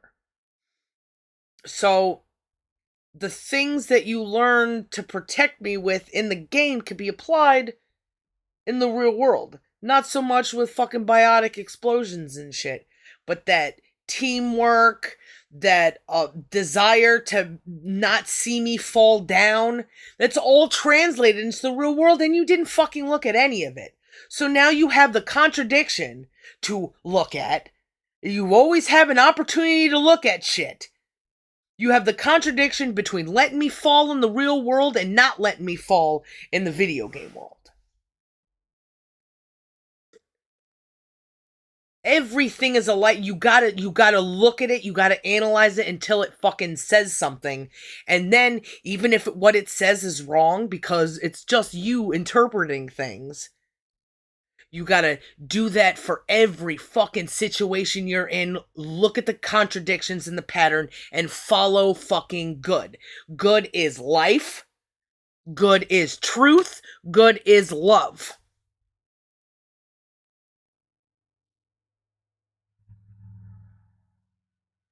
One warm day, and every fucking retard is out. It's like I enjoy cold, wet days because there are less people to annoy me.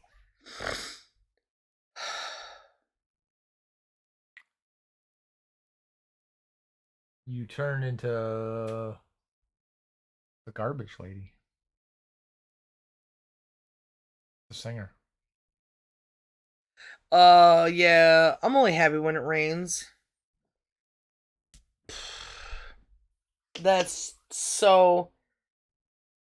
That is a song of abuse. I'm only happy when it rains. I'm only happy when it's complicated. You can't appreciate it, but pour your misery down on me. You're too busy pouring your misery down on me for you to understand why my happiness has to be so fucking complicated to fit in the world of your fucking misery.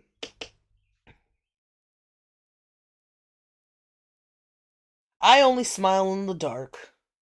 I only like it when the music's bad. Why it feels so good, feels so sad, because it's that's survival. If I see how much I hurt, I'm gonna go fucking nuts. I met every chick ever. That's why there are sex changes. There's gotta be something wrong with me. If I admit that I fucking hurt, I'm gonna feel fucking helpless. But in the process, I'm getting fucking angry at everybody, so everything's gonna make me fucking angry. I turn into the thing that makes me fucking angry.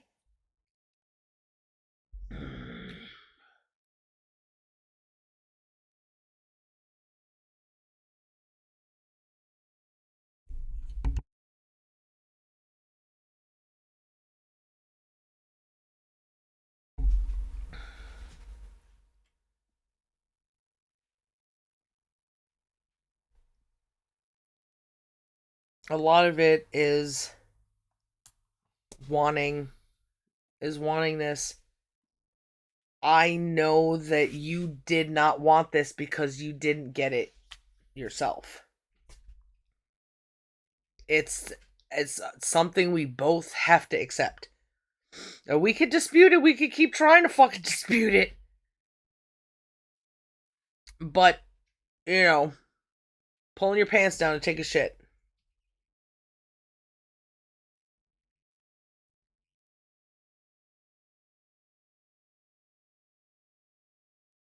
I can't see. I haven't been able to see it another way. I've tried, but nothing fits. Nobody wants things to get better, and they don't realize they don't want things to get better because they feel so helpless. They avoid the fact that things aren't getting better. But I'm getting more angry, so something's gotta be working. Let me type in all caps this time in my tweet.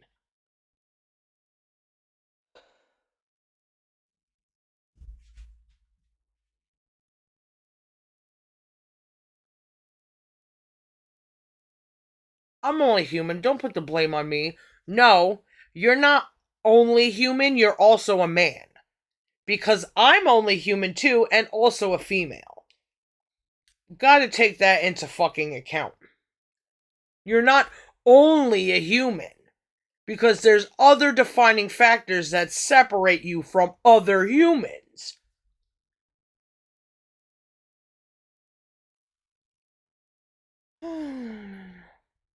Is there other cases where his reasoning fits? Like, I'm only chipmunk after all? Chipmunks don't have the voice to say it, so no.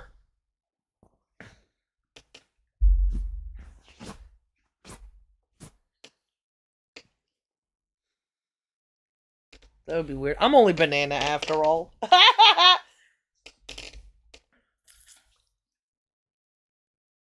Because things aren't only, right? Yeah. They have lots of things that describe them, so. And was he even saying that for? Do you got your cell phone? I'm curious of what else he says in that. We mention it so much. Should we bring it up? If he's like, my mom abused me because she wanted me to be a helicopter, but I could never fly her anywhere, then I'm only human, don't put the blame on me is perfect. But if it's some things about being human that you're being blamed for, You do the mouse, I'll do the typing. oh, okay. Oh, I guess if you want to switch it on OBS. OBS? Oh, so that we're Interneting. interneting. I don't think it's visible on OBS.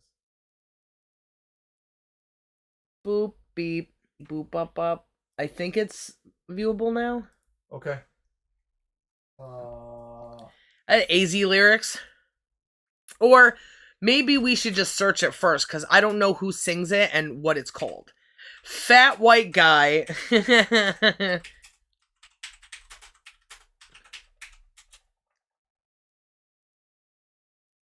Hey, there's Fatty Rag and Bone Man.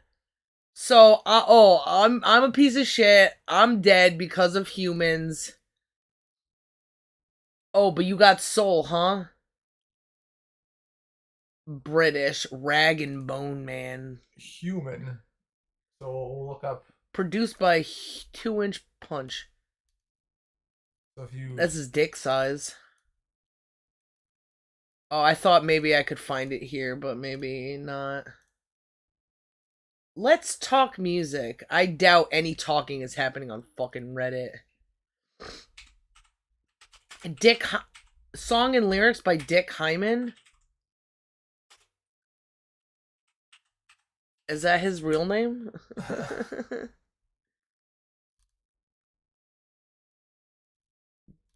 AZ lyrics. You used to give me viruses when I was way young, but now you're cool.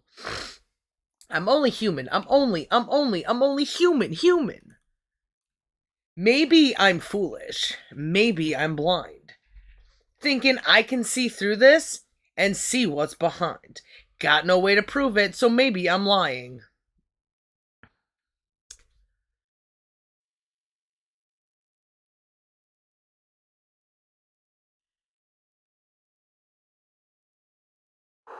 It's hard because I can only measure things by myself, right? And Yes. I was able to prove it.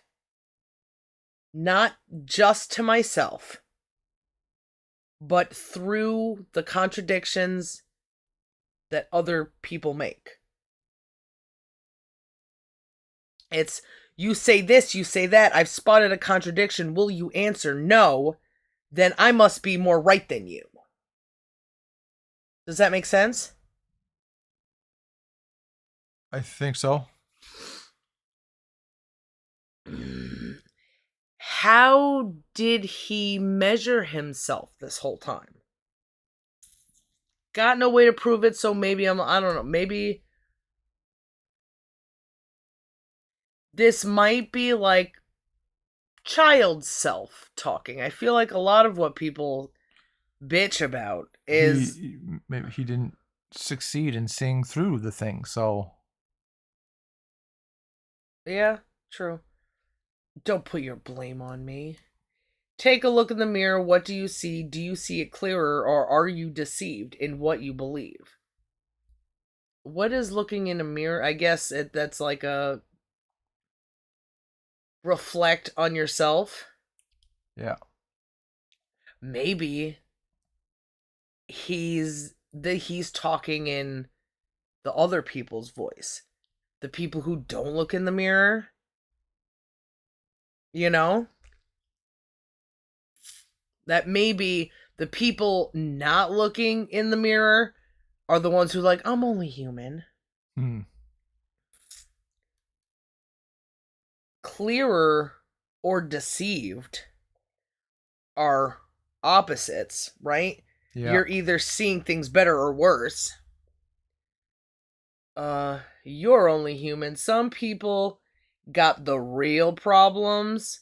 Some people out of luck. Some people think I can solve them. Lord heavens above. So, I mean, he's already. Some people think I can solve them. Who thinks you could solve them?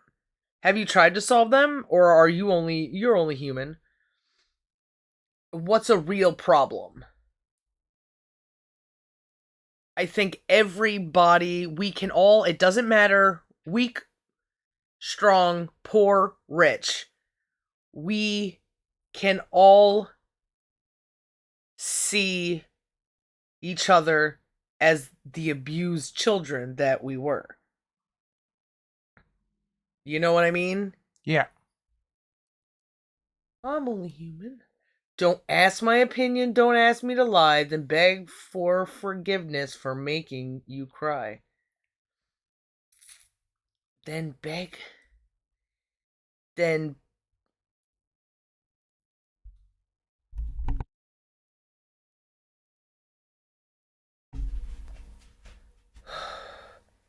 don't. So, opinions maybe suck. He doesn't want to lie. Then beg for. Is that don't do this and then do this? Or don't do this and if you do, then you gotta beg for forgiveness. You know? Then beg for forgiveness. Not don't ask me to lie, then beg for forgiveness. Does that make sense? The inflection has a different Yeah, there's a commanding instead of an asking. Yeah. Or a commanding in Then beg for forgiveness, not then. then don't do those. A commanding to do as opposed to not do. Yeah. Okay.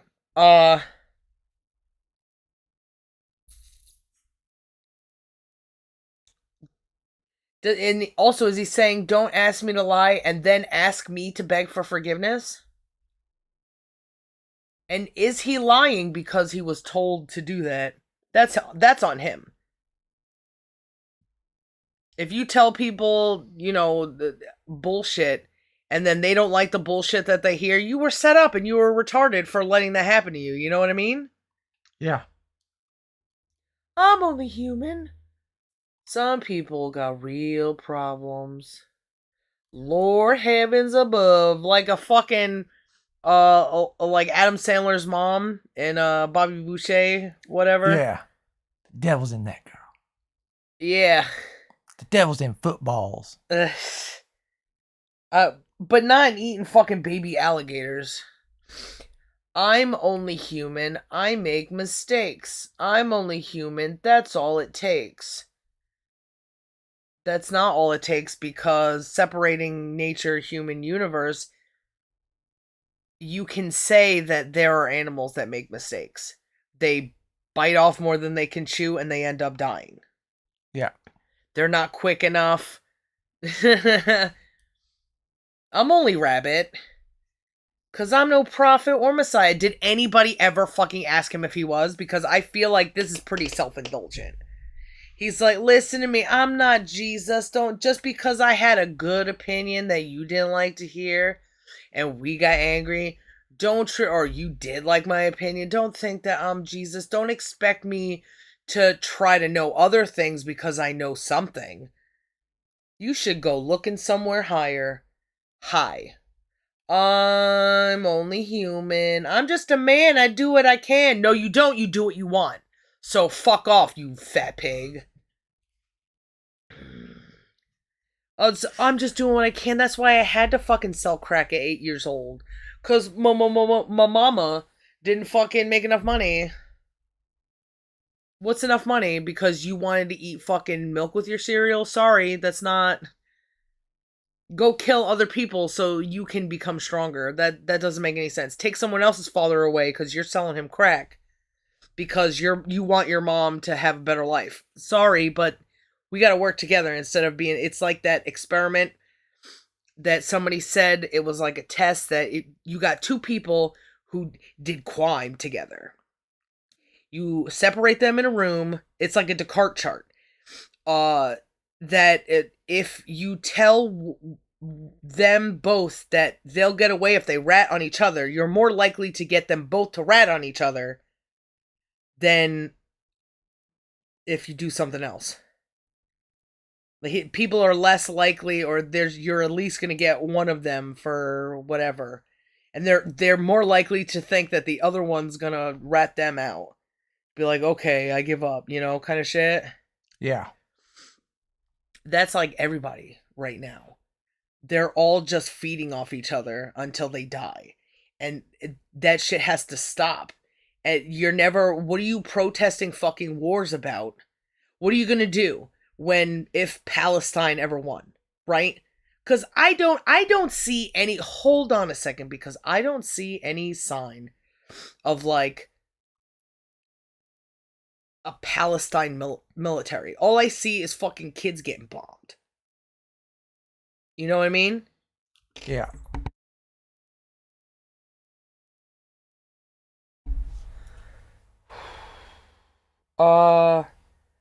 That shit is annoying. It's a thing that I have to get angry all the time, all the time, all the time.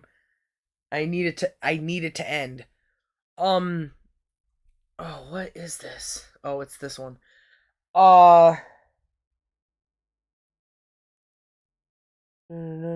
So let's just say hypothetically that Palestine has fucking any sort of government, and what if Palestine's government would let this happen to people? What are you gonna do though? What is anybody gonna do? It's such a fucking, it is hopeless. And oh look, everybody's fucking angry.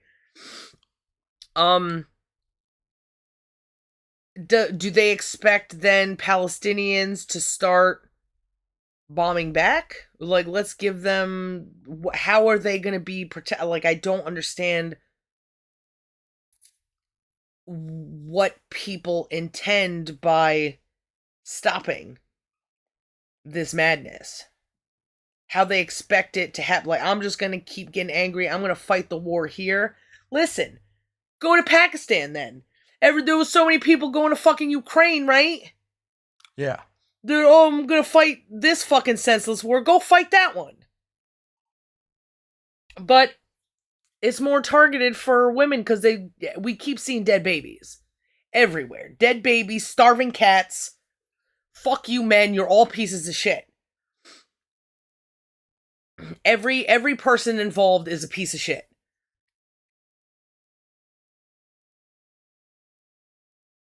There is no solution at this point that anybody can see.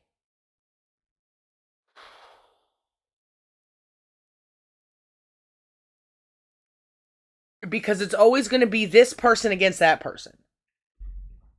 And then starting wars in campuses is going to do the same thing. Because listen, the cops are in the Jews' fucking hands. That's it.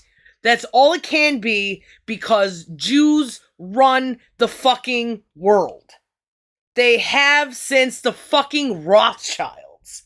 They have since fucking when was it? The late 1700s, before fucking World War I, when they were getting all this fucking socialism shit together. Before fucking Marx.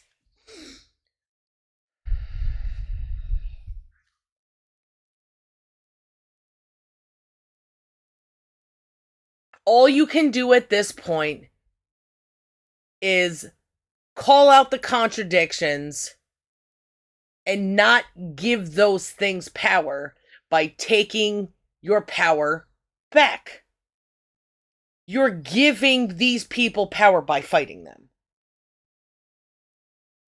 Right?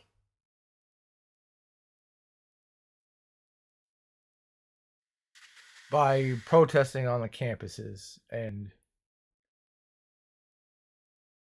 causing chaos, you're giving... Yes. Because there's a response, isn't there? It's not like, hey, we hear you and we're doing something. It's just bring in the fucking National Guard. Because the problem's not getting solved. The problem's not getting solved, and this shit has been happening since protests began. If protests don't solve the thing, then you're just playing into the other side. Yep. You're giving them power. Mm-hmm.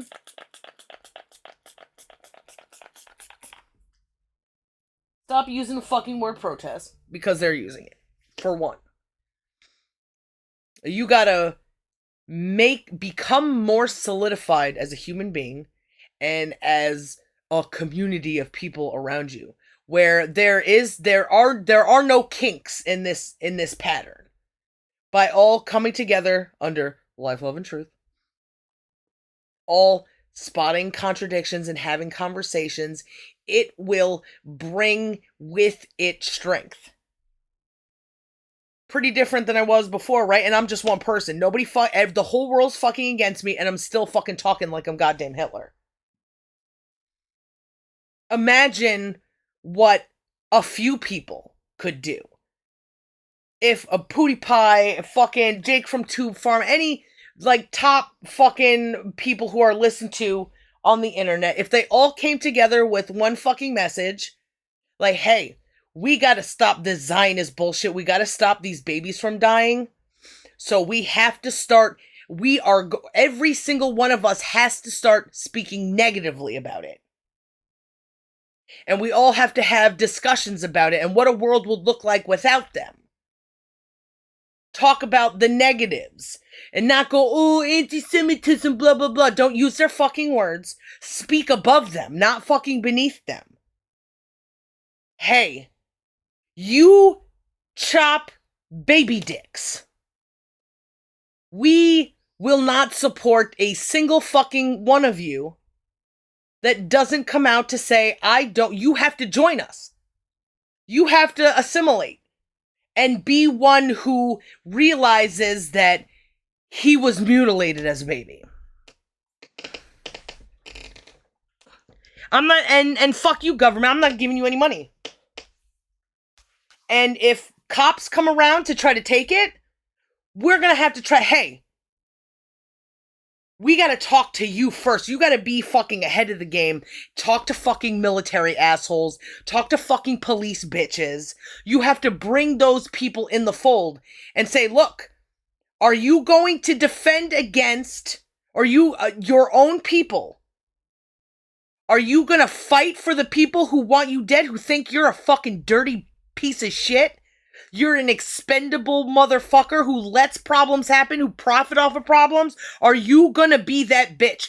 Men, those top YouTube people have to start talking directly to those people because you know they got fans who are military, who are fucking cops, who are people with guns, who are fucking yeehaw cowboys, ooh, my rights.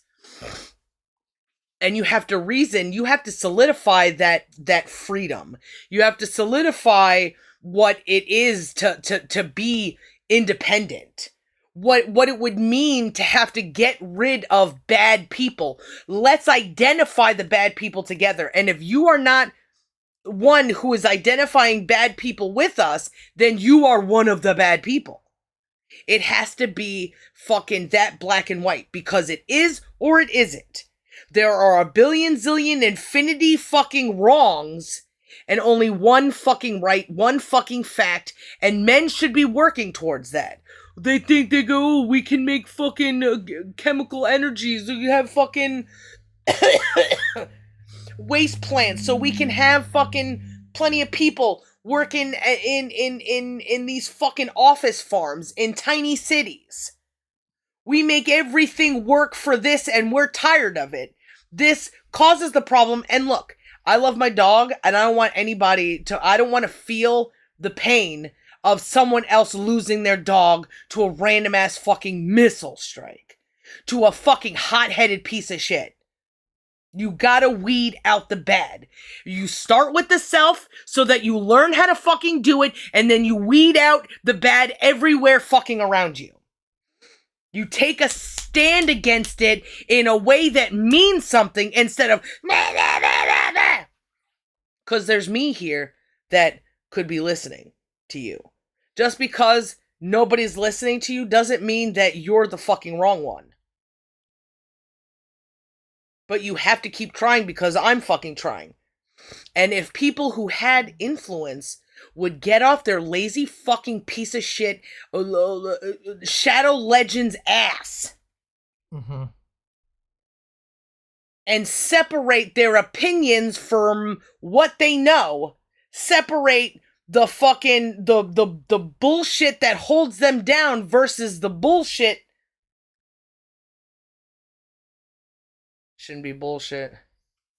Separate the bullshit that keeps them in the position where they are, where they gotta get fucking sponsors from Harry Styles, fucking leg shaving extravaganza, fucking random poop boxes, drink this wine. They can start creating a world that looks good around what is good instead of what other people expect, what other people desire. Working from this instead of working backwards. Sometimes you make something, you design something that is fundamentally flawed and you have no choice but to start over. You could be a piece of shit like Elon Musk and be like, yeah, let's just put a couple more jet propellers on it or fucking whatever. Or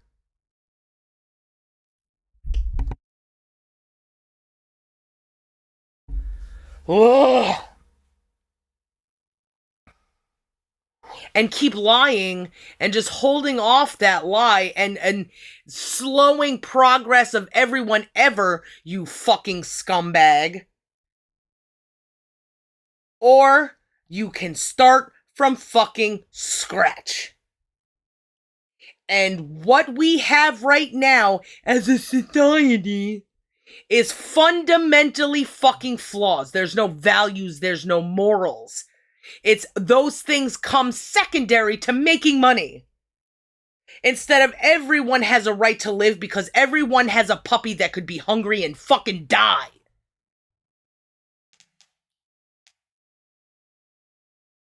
Right? Right. Faggot men need to get off their lazy asses and stay on your lazy stupid asses and fucking start wondering about the truth. What's that fucking piece of shit name? Hassan Piker? Yeah. He is destroying the fucking world. Elon Musk is destroying the world. And not in any way. They know it because they love fucking violence. They love the stupid shit. Ooh, I made a flamethrower. Ooh, I shaved my dick in the shape of Joseph Stalin. They like those violent people. Take the things that you like and compare it to a fucking newborn puppy.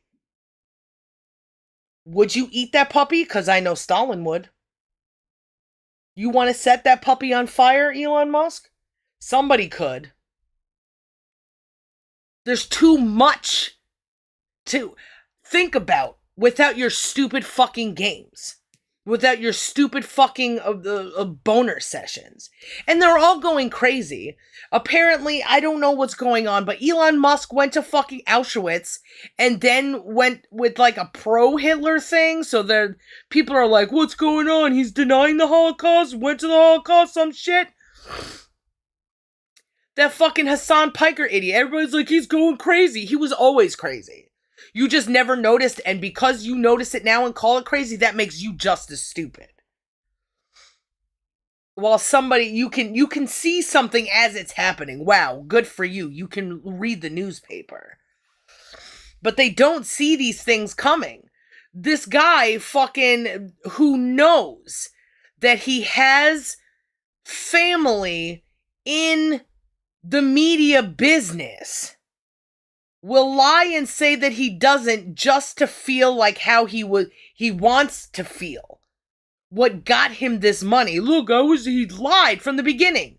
You split yourself, you become a fucking danger. If you can split yourself, you're fucking dangerous. Every man needs to realize the danger of other men and start taking a fucking stand against them. Pootie Pie Rude, look at me, I'm reading this philosopher that used to live in garbage. So, I'm so humble. I only have like 4 shirts because something consumer. I like that. He shouldn't have done it in the first place. It shows that he just curtailed to pressure. So it wasn't him, it was his fanatics that had him not donate to the Anti-Defamation League. Some shit, whatever. He couldn't come to that conclusion himself. And instead of thinking about that, instead of wondering, he's just like reading dumbass philosophy books that have nothing to do with truth. I knew, that feeling that I got? Uh-huh. It always led me to truth. There was something about the word truth that was the trajectory to take. And truth had to be defined as things that are without lie, to realize that there's more lies than fucking truth. So there's no excuse, I think, for someone like Pootie Pie to go to minimalism as the key word instead of truth.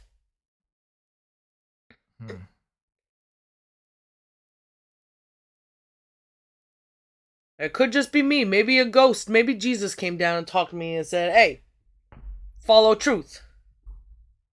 And don't lie about truth or else it ain't truth. You know what I mean? Instead of going, hey, maybe you should look into... I don't know. Where are you going?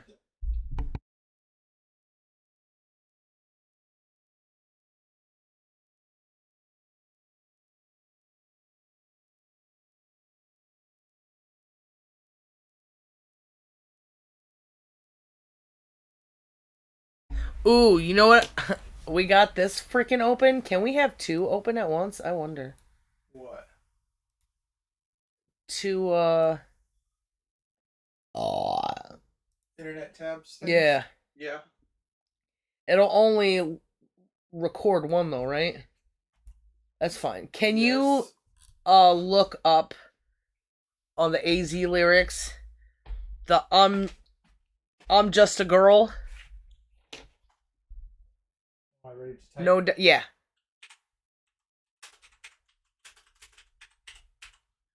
Come up. Oh. You just. Oops. I was just in the search bar. I wasn't. I fucked up by clicking malware bytes at the top.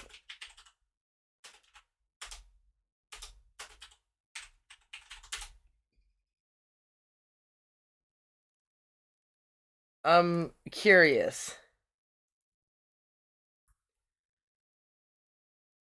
Take this pink ribbon off my eyes. I'm exposed and it's no big surprise. Don't you think I know exactly where I stand? This world is forcing me to hold your hand. I'm just a girl, oh little old me. Don't let me out of your sight. I'm just a girl, all pretty and petite, so don't let me have any rights. The moment that I step outside, so many reasons for me to run and hide. I can't do the little things that I hold so dear, 'cause it's all those little things that I fear. I'm just a girl I'd rather not be, 'cause they won't let me drive late at night. I wonder if that was like, oh, girls can only drive till 12 o'clock, but dudes can go home at 3 or whatever. I wouldn't put it past retard government. I'm just a girl, guess I'm some kind of freak, 'cause they all sit and stare with their eyes. I'm just a girl, take a good look at me. Have I made I've had it up to here, am I making myself clear? So it sounds like somebody who's trying to gain some sort of strength, right? To take back something that was taken from them. Yeah. Or never given to them. This motherfucker is so full of himself in comparison, don't you think? Look, take a good look in the mirror. These are words that I have that tell you how you should do better. Yeah, there's a telling. He's doing. I'm telling you, and Gwen is saying, "This is what's happening to me." Yeah. Living in captivity, your rule of thumb makes me worrisome. Where did she go? Did she go, well, I could just fucking, dance around and collect money, talking about being banana. I'm just banana after all. Oh, confirmed. She turned into a hollaback girl. Yeah. Yeah. At like 40 or some shit, Like, she was a little girl who was scared and trying to figure things out. And then that rule of thumb took her over. Gwen Stefani, you've been turned into a fucking puppet. You have been absorbed by the thing you were fucking worried about here. I'm just a girl. What's my destiny? To become your enemy. And he said, oh, I'm just a girl I'd rather not be. Well, now you're like a corporate object. Good for you. You succeeded. I've succumbed. What I've succumbed to is making me numb. Well, there you go. That's Gwen Stefani 2024 right now and probably years before. Ever since she fucking went banana. I'm just a girl. My apologies. What I've become is so burdensome. This speaks to this. This is how I feel. Is this how you feel? Rag and Bone Muffin? That you're only human? Don't blame you. I can't do anything. I'm just a man. I do what I can. Do you do what you can, or can you do more? Because I bet this fat motherfucker could. He could walk once in a while. He could not eat that 4th fucking hoagie. I'm no prophet or messiah. You should look somewhere higher. So, he's not a prophet or a messiah, but he's telling you where you should look for one. So, you are a prophet or messiah. That's a contradiction. Did you hear any contradictions in this? Like, I feel like I'm living in captivity, but also I feel like I have the most freedom. No. The contradiction of emotion splits the emotion. So you definitely don't feel that way because you feel the opposite way. You know what I mean? So which one is it? Yeah. Hmm. And no boy at one point had to feel like this, but now I feel like a pretend like a tranny was writing this, right? Okay. This tranny was in a creepy situation where his parents had friends that would touch him in a way that would make him uncomfortable. It's like, oh, you're getting so cute, and like, touching butts, and like he got molested. Okay. Guess I'm some kind of freak because they all sit and stare with their eyes. Take a good look at me, just your typical prototype. If you take the girl out of it, anybody could feel like that. Any child can feel like that. A man can't. Because he has the control to make it stop. Does it get lost?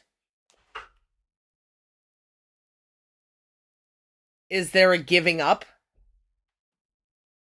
Would it not be better to be a man than to be the bitch of someone, another man? Or to be a man, to be the bitch of another man, or to be dead? If you can't be a man because you're too physically weak over, in this example I'm using, you're the weakest of a bunch and they use you as a plaything. Can that stop? Are all men just gonna inevitably make someone the bitch, or can that guy survive by getting the respect of the other men?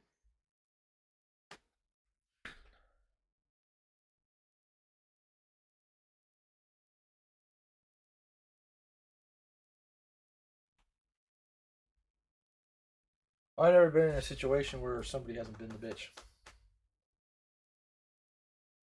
Hmm. Is there a possibility that there's no bitch, though? Well, is everything a master and slave situation? Does everybody know how to be the best kind of master so they know how to be the best kind of slave? Choosing to be the one who receives the information?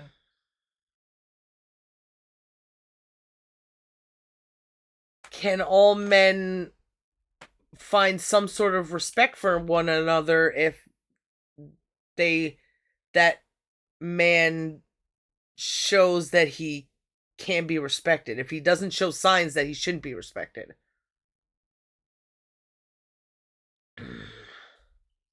Or is there always like the Tim Allen that has to like appease fucking with a joke?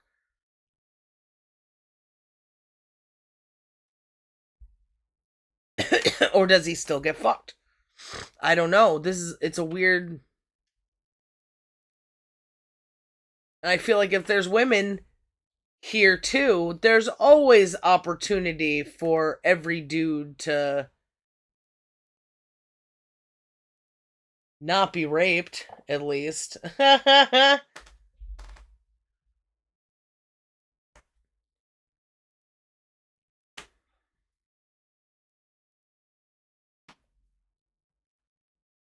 If in a situation the naturalness happens, I don't think it would. Because we would see it more often, and there's plenty of people who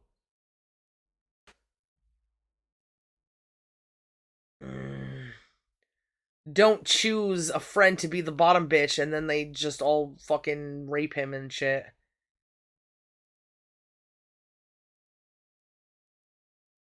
Hmm.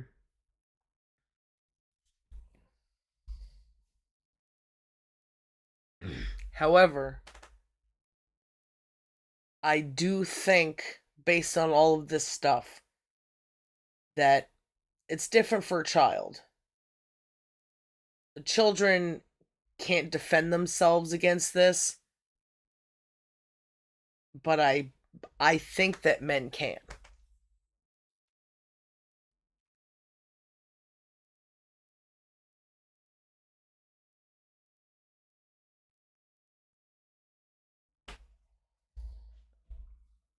Most men are in prison for wrong reasons and bad reasons.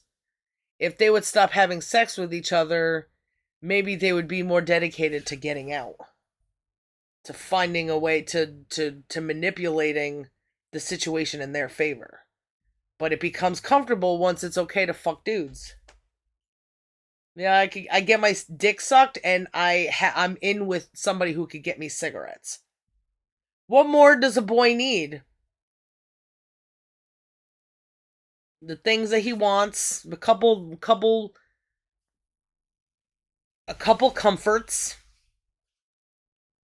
and then he doesn't have to work his ass off for things, and he doesn't have to worry about where his food's coming from. I think prison gets comfortable sometimes, a lot of times, to a point where boys don't know it, men don't know it. They don't know that why they end up missing it when they're out. Oh, I used to really like this food or whatever. They don't realize that they didn't have the strength that they thought they did because they were subjected to things, to abuse. Everybody who goes to jail gets stripped and fingered.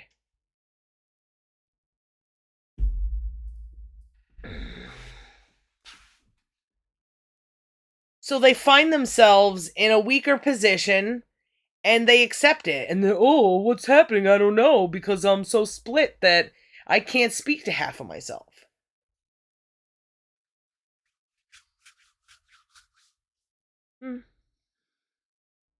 Should be crazy.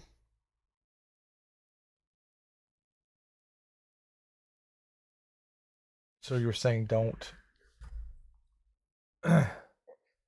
lose to anger, so you don't become helpless. Yeah. What is losing to anger? Acting out, We've letting. we've talked about this before.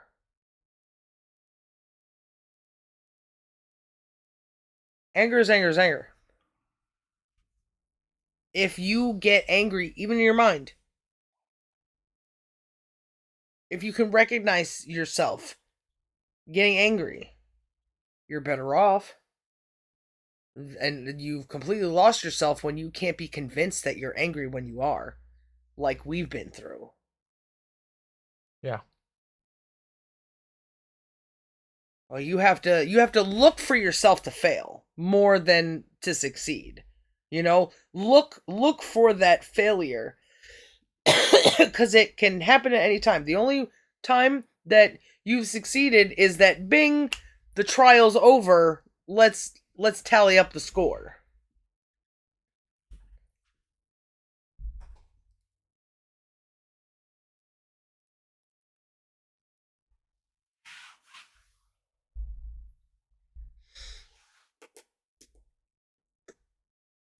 And then the excuse, oh, well, it was only that for that 1 second that I was angry, but for that 1 second you failed.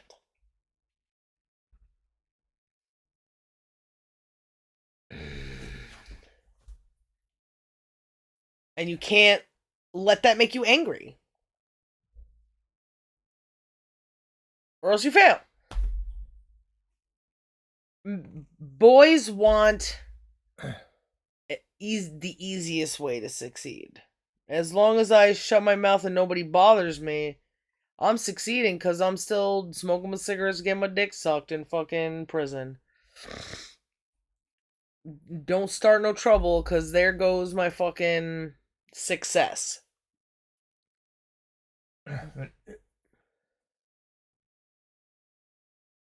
You have to give yourself reason to be angry. Know where you get angry and I get angry, when I have to do this thing or I don't like doing this thing. Following that thing. There's a difference between getting angry, being angry, understanding anger. Mm-hmm. Those are different things. Mm-hmm. Because I feel like earlier you were angry at the fags driving by. Mm-hmm. Right? You shouldn't be angry. You Mm-hmm. just said. But But you, I'm a female.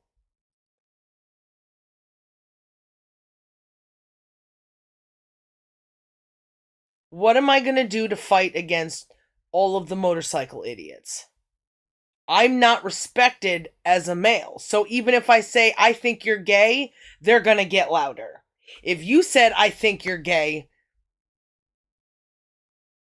they could get angry and get gayer, but now you're man versus man in a war.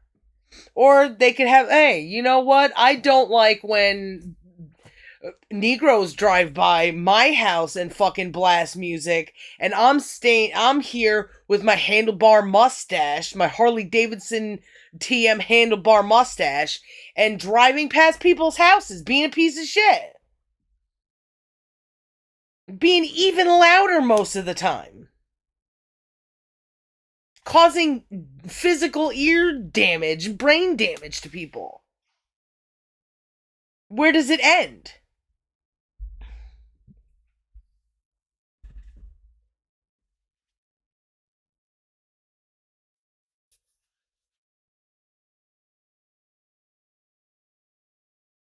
There's a lot of separating between men and women that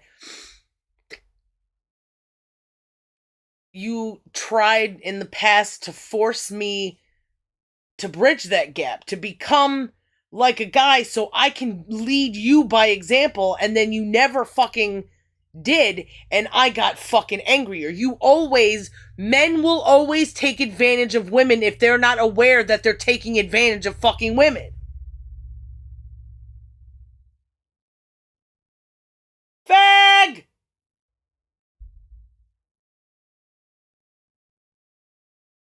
There's nowhere I can go. Just like when I'm on my period, I can't go swimming. I have nowhere to fucking go. Are you gonna get mad at me because that guy's fucking loud outside? I can get mad at you because that guy's loud outside. Because you're a man, you should be. Other men are running the world. Why aren't you the one running the world? Making things better. Fucking Jake from Tube Farm. Let's plant 2,500 trees and fucking make this big deal, and look, we're saving the world. Bullshit. It's all fucking bullshit.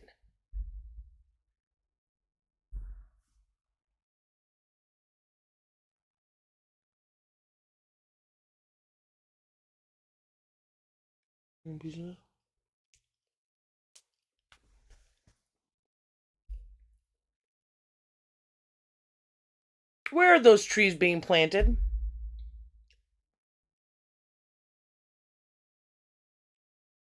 Private property? Public property? What's public property? Property owned by the government? The government can sell that land at any point. So, it could just be I'm planting trees, getting a tax return for doing all this shit, and the company's gonna go in, and we have this all planned out. Company's gonna go in and knock them all down, and they get subsidiary, we get subsidiary. It's all fucking bullshit.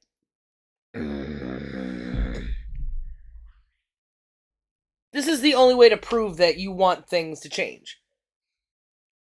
Getting to the root, getting to the center, starting from the self, and working your way out.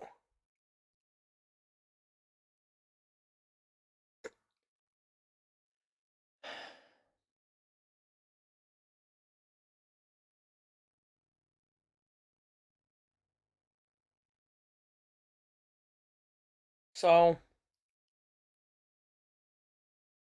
anytime that you're discouraged from doing the thing that you're doing is a failure. Anytime I want a cigarette, it's a failure. I don't have to have the cigarette to fail. You don't have to be angry to fail. But your goal is to grow from this thing, and when you don't want to grow from this thing, it's a failure. And it knocks you back into the other place. Like my contradiction, I think of something so stupid and violent to do. I'm distracted by the violence. That it puts me there and goes, that's terrible. I'm not that person. I don't want to be that person, so I won't be that person, so I'll stop thinking about this thing. Madness of this some such sort, whatever that dude said. This and that and their other.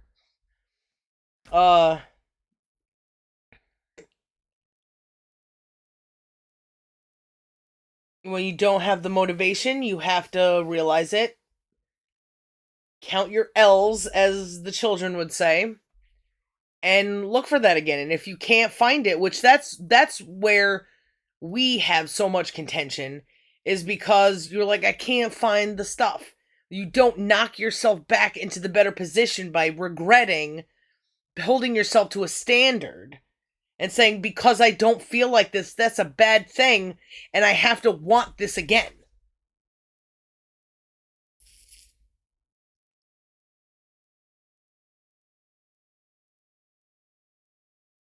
And you have to look for it. Even if it's suffering through the whole thing, you failed, but at least you got the thing done. Move on to the next thing. Maybe you'll start gaining confidence from doing those moments of successes instead of just building on failures. They both work at the same time. You know what I mean? Yeah. And then maybe punish yourself. I've done that a lot. That if I said I was gonna, I don't know, do 20 jumping jacks, and I'm gonna remember that I want to be thinner, and I have a thought of wanting to give up, take the L, finish to 20, don't give in to that voice, and then fucking do 20 more.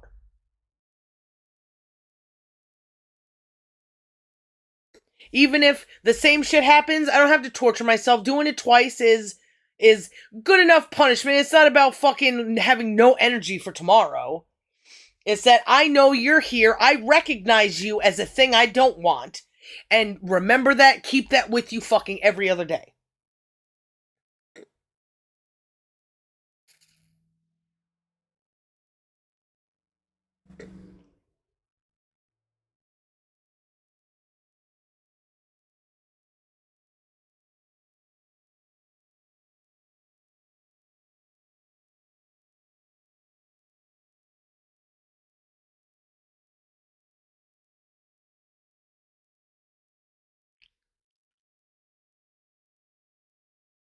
It seems both foreign and familiar all at the same time. Yeah, I would imagine. Because it's all doing the same thing, but it's like, well, doing it a different way. I remember when we lived at that one place, I was trying to bust my ass all the time because I spent so long hiding from cockroaches prior, living in fucking hotel rooms, that I got to experience when I could, when there wasn't fucking noise, distractions, that I wanted to, we had this nice big place and I wanted to make it nice and I wanted to feel good doing it. And everything I did fucking sucked, fucking hurt. Doing the fucking laundry, doing this, doing that, making the fucking food, vacuuming, fucking all of these things. And every time was just my punishment was just finishing it, not being able to take breaks. If I started the fucking cleaning the bathroom, finish cleaning the bathroom before I sit down and do the laundry or something, instead of taking the laundry break. But then eventually I was able to, I hurt too much and I was putting myself at a disadvantage, and I started being able to enjoy things, trying to find enjoyment in some of those moments. Like, yeah, it hurts to do this. I gotta realize that my body was never capable of any of this stuff, so I'm just hurting myself. Take the breaks, be productive in the breaks, but enjoy those breaks too. So if I'm sitting down, have a meal or something. If I'm sitting down, maybe prep something for dinner. If I'm sitting down, do the laundry. And then we got that big old TV, and we got the channel that had like MacGyver and Star Trek, trying to enjoy these new things in the context of my life, and it just shaping it. Unfortunately, it shaped me to, like commercials or something, that's always a bad thing. But it was surviving at the time, and it was good. Watching that fucking Create TV was, became like a thing that I enjoyed doing. There was an atmosphere to it that I could feel good in.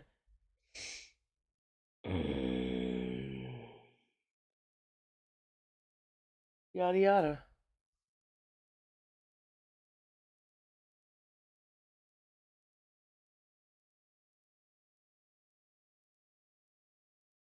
I thought if I kept proving that I wanted this, that the universe would give me somewhere that I could feel safe and happy. But there's doesn't work like that. Busting my ass, even trying to enjoy it, but also to try to experience, and also to try to show that I wanted it. Every time we went to what's her face's house when we were house sitting, getting to try all the things, just showing that I don't want to just be stuck in a place.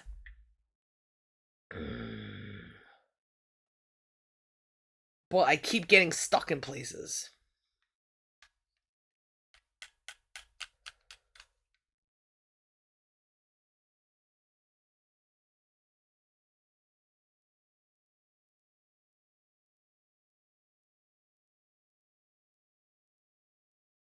And I didn't have to be stuck in places. I could have sold pictures of my feet. So I am going to be mad at that motorcycle fag, and I'm going to be mad at you about it too. I can balance. I'm not going to fucking try to poison you because you won't go fucking on a tirade against motorcycles. But I didn't have to live in a place with cockroaches. I didn't have to live in a place that's so noisy. You said you liked this game, that you participated in this game, and I would tell you how it hurt me. I'm getting abused by fucking all these people who are touching my mom's tits. I work fucking for pennies to wipe shit. This world that wasn't meant for me apparently was meant for you. And I could find my way there but the traditional it's all bullshit. The traditional roles are fucking bullshit. Everything's bullshit. It's all to appease the man mentality at the time that it's there. That's what fucking Judaism is. That's what fucking 1950s capitalism secretaries fucking this and that. Or the prior, where fucking women were staying home more instead of becoming fucking It's not. They were all being sluts then. After they'd be like, hey, women, it's time to come and work for us so we can do war. And then you can go back to the kitchen.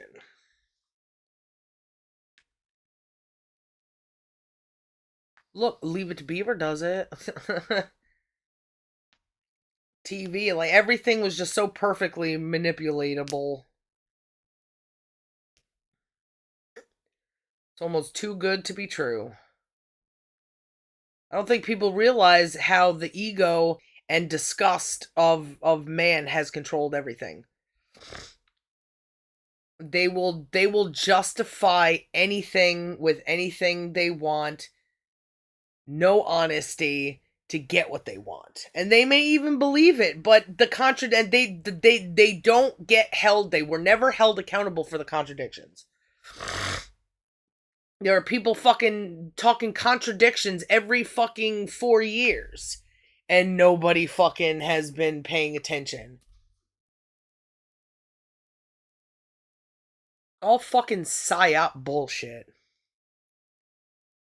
And this is the only way to prove. Prove you're not a psyop by doing the right thing. It's the only proof for anything. Prove that you love somebody. Prove that you love your dog by not being a fucking psyop. And this is how you prove you're not being a psyop. Prove that you love your daughters by being against everything that's against your daughters. And guess what? Taxes are against your daughters. So your whole career is a fucking lie. Ooh, support our troops. Men don't have to fight against each other. They don't. There's never a reason. World War II, oh, everybody took off for Christmas, right? Let's do a ceasefire and then you get to die tomorrow, motherfucker. They were all just being forced and now they think that force is good. At one point, people had to fight against people they didn't understand because they were coming after them with swords. Then people were doing it for arbitrary reasons that they had to make up as they go fucking along. Oops. And then the World Wars happened. And then after that, everybody is like, ooh la la, fucking war is so great. Look at the heroes. Look at all the sacrifices we did to free those Jews. Who sacrificed their life to free the Japanese that were here? It's the same shit. Holocaust didn't happen. It was a camp. There were camps, and probably bad shit happened just like it happened here. I'm sure there were fucking rapes. But guess what? Everywhere where there's a man and not a man who controls himself, bad shit's gonna happen. I bet you even in Hitler's thing, there were fucking psyops. There were people who got high up who were the enemy. And just devalued the point, which was nationalism, because everything was being taken from them globally. So they went back to it's not we're racist, it's that you're trying to kill us and you're trying to take everything we are and we enjoy and we don't like it. So whatever. Oh, and when you put a bunch of strangers together, everybody gets sick. Just the way it is. You put them in the cold, or there's one person who gets sick, everybody's gonna get sick. Malaria. Oh, what do you do with all those bodies? How do you make sure you get rid of the malaria? You dig a fucking hole, or you fucking burn them. Hey, isn't that how people are buried? So maybe it wasn't murder, maybe it was just burials. I don't remember anything. And listen, Mandela effect. Everybody's got to rethink about how their minds work, because I have false memories all the time. I knew that the Bernstein Bears was not the Bernstein Bears, but had the energy that it would take to create a parallel universe and transport things to and from those parallel universes is ridiculous. It just happens. It's this new fucking thing. Everything is based off of the energy it takes to do it, but not this. Get fucked. So, I have never seen footage of many of the things that were going on. And I can't be sure what time what I saw took place, like Mengele or whatever, that they were like deformed people. There are psychotics out there, but was that the point of World War II? And guess what? What does everybody do to prisoners? Experiment on them. What happened to the fucking black people in before Agent Orange or before the Vietnam War? They fucking gave them syphilis. They fucking doused them in Agent Orange. The Japanese, the Russians, they've experimented on prisoners of war, on people who aren't even prisoners, who are just people. This is a man problem, not a fucking Mengele problem, not a fucking Nazi problem, not a Jewish problem. It's a fucking ingrained in everything problem.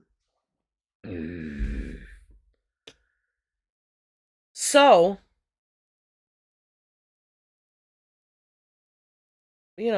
fuck all that shit. I don't know what footage I saw that was from communist Russia when they were decapitating people and fucking doing all these terrible things. I don't remember ever seeing anything happen in a camp from those things. Like something barbed wires, something, little bungalows or something.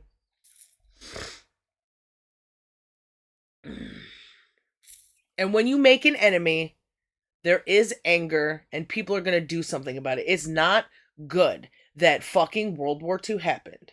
It's not good that Hitler had to respond the way that he did. Because what was going to happen? Just be all your base are belong to us. The west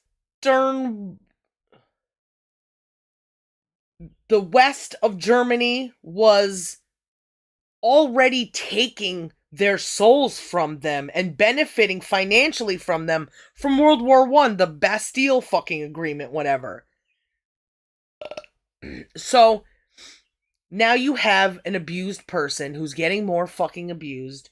You can't blame fucking Hitler, but you can blame men as a whole. Because every man is responsible. Every man who exists now is responsible for World War II. Because it's in the past and we got to remember it, and we got to remember it well. So anybody who doesn't do that, or anybody who gets in the way of that, is responsible.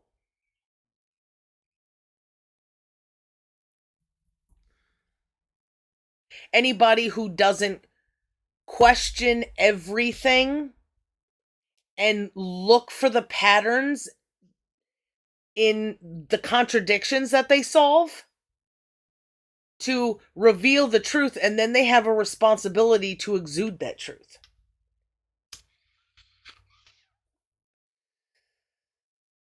And that is something, we were even watching that thing with that guy going to jail for being a whistleblower. Yeah. So an enemy is someone who, I forgot, I know what we were talking about, but I forgot exactly what. An enemy is someone who doesn't like being criticized or being held accountable. Guess what happens when you tell yourself that you're going to do something? While you're doing it, an enemy might be revealed by what it doesn't like. That you hate being fucking criticized. So, I have in the past tried to be gentle with you, but then you use that against me so that I criticize you even more. And I push that button. You got to do the same shit to yourself.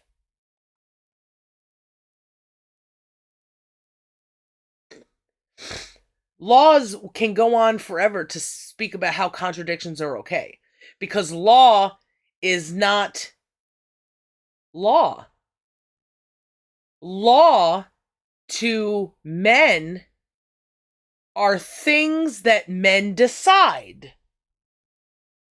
Do they control gravity? Can men control gravity? No. I bet you they think they can. Example, the fucking language that you defy gravity. You didn't defy it. You know the confines in which you exist, and you're able to create something that works with that. You don't work against fucking gravity. You have to put it in your math equation. You're not avoiding it. You gotta write that shit down.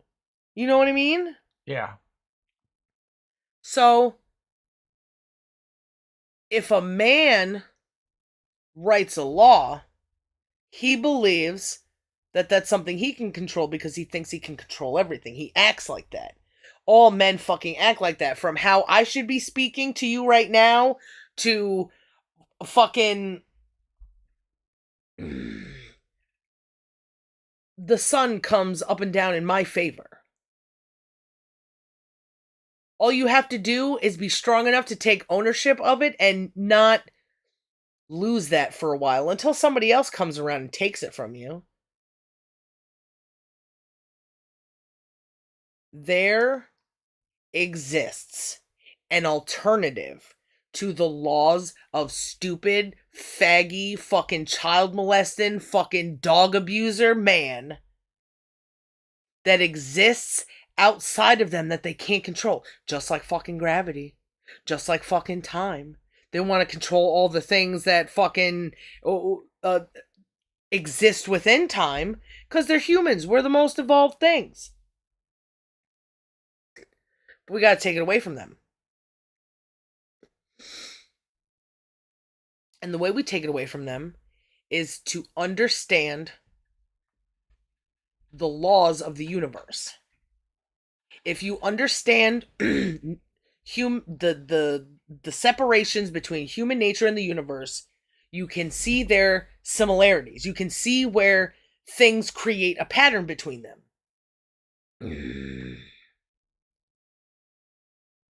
I was going hold on. So much to fucking take in at once. Doing that enough, you end up seeing the differences between human nature and the universe. A human is the only one that creates its own laws, that can pretend things work in their favor, can say, this is mine, when no, it's a fucking mountain that you are just guarding, you know?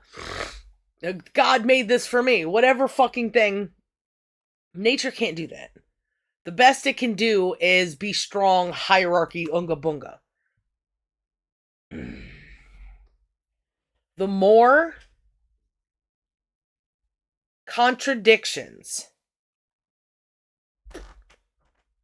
that an individual sorts out to find the truth that lies between, the more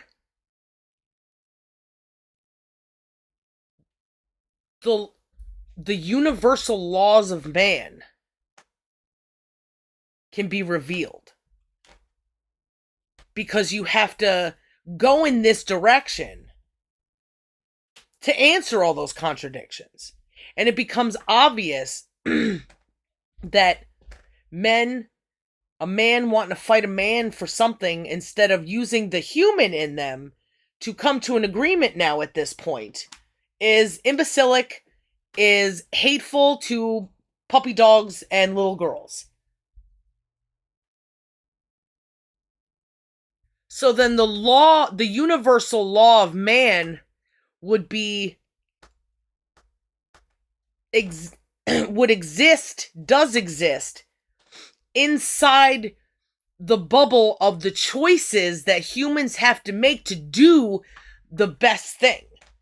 And the best thing is universal law as well.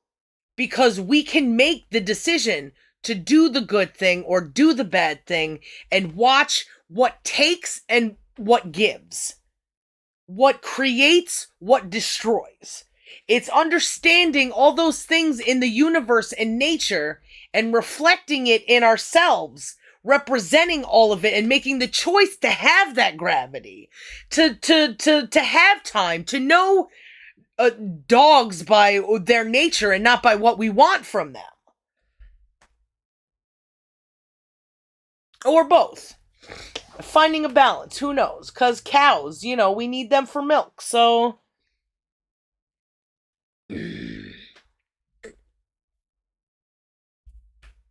I wonder.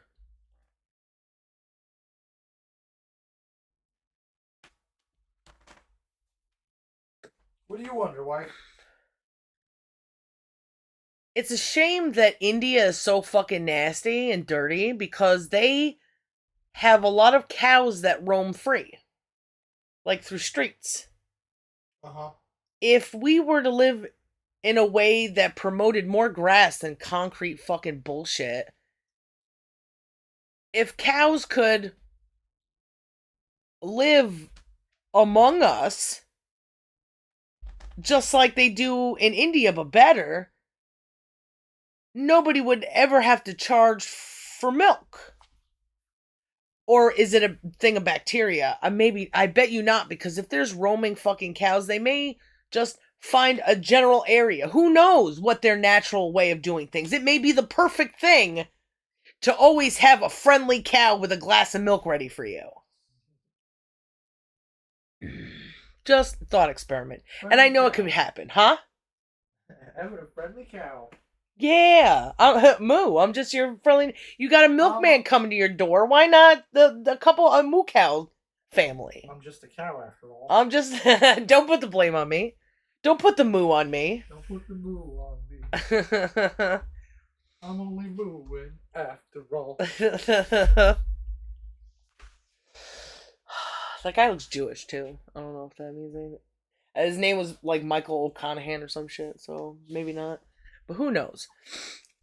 Anyway, I think it's just because I had a friend who looks like him that was Jewish. Oh. But it was hard to see what he looked like because he was so fat. So fat. Yeah. What was it? Fucking moo cows. You were wondering if having cows.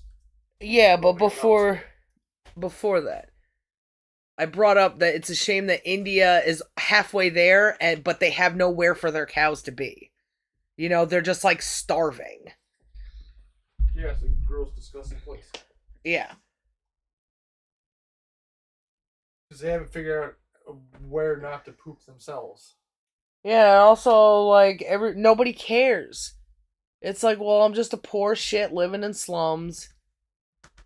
It's not mine. If people had more of mine, they wouldn't feel so helpless and angry. So, maybe that had something to do with it, that there's an agreement and communication that men with their strength can defend, that would solidify these natural universal laws, because we need them anyway. Everybody needs where to go. Everybody, govern me harder, daddy. Yeah. To have the daddy of daddy be the government is just gonna make daddy worse. But if daddy had the universe, right? These people, stupid idiot thumbnails, Gothix, Vanessa, Shinchan. If she replaced her stupid retarded answer God with the universe, she would be exactly correct. If you don't measure abuse by the universe, by these universal laws, then it is only a matter of opinion. If a child were to say, you're abusing me because you don't let me eat all the chocolate, it's like, you don't understand nature. Yeah. That your body cannot handle more of this chocolate, you will get sick. And I'm responsible for your health. And I don't think a child will even really fucking do that. An adopted child.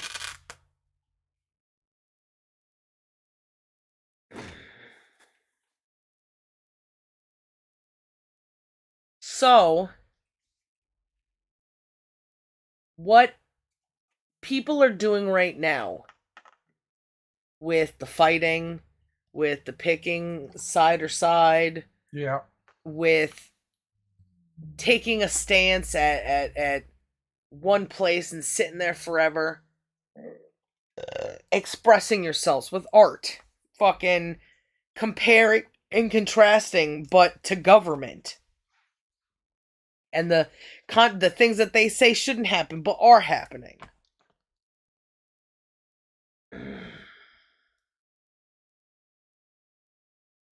The fucking contradictions of religion are keeping people so stupid. But all of these contradictions are keeping people stupid. And all these contradictions are meant to make you smarter by figuring them out, by understanding them, by being able, and you understand it the best by communicating it. Even when if I talk to you and I say something, I say it out loud, it made sense in my head, but it didn't make sense out loud. There's that mirrored balance. What the fuck do you, fatty, you know about fucking mirrors? Don't put the blame on me. I'm just a mirror after all. So, and everything is this fucking, a contradiction is a bidipole. Fucking this or that, bidipole. Is or isn't, fucking bidipole. Bidi.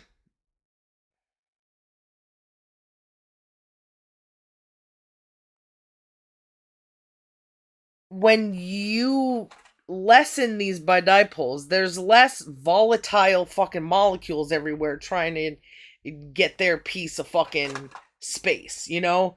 Than having this huge, vacuous, busy, confusing, chaosy environment where nothing's figured out. Anything could be, it could be this or that, whatever. It doesn't matter opinion. Who fucking cares?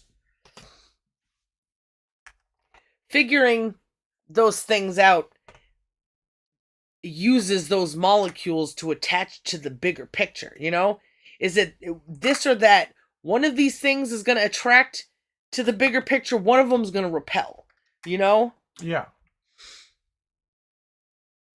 You create this bigger picture and it reveals to you that there is a best way to live. And what is a law, but shouldn't it want to do the best thing for it? That's justice. Wanting the best thing? Yeah. Why wouldn't it be?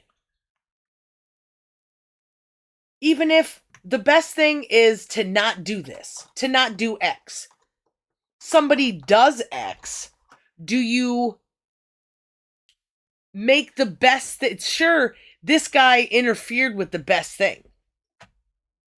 But is it good to do X yourself, which also interferes with the best thing? Because that's what law does. You killed somebody, we kill you.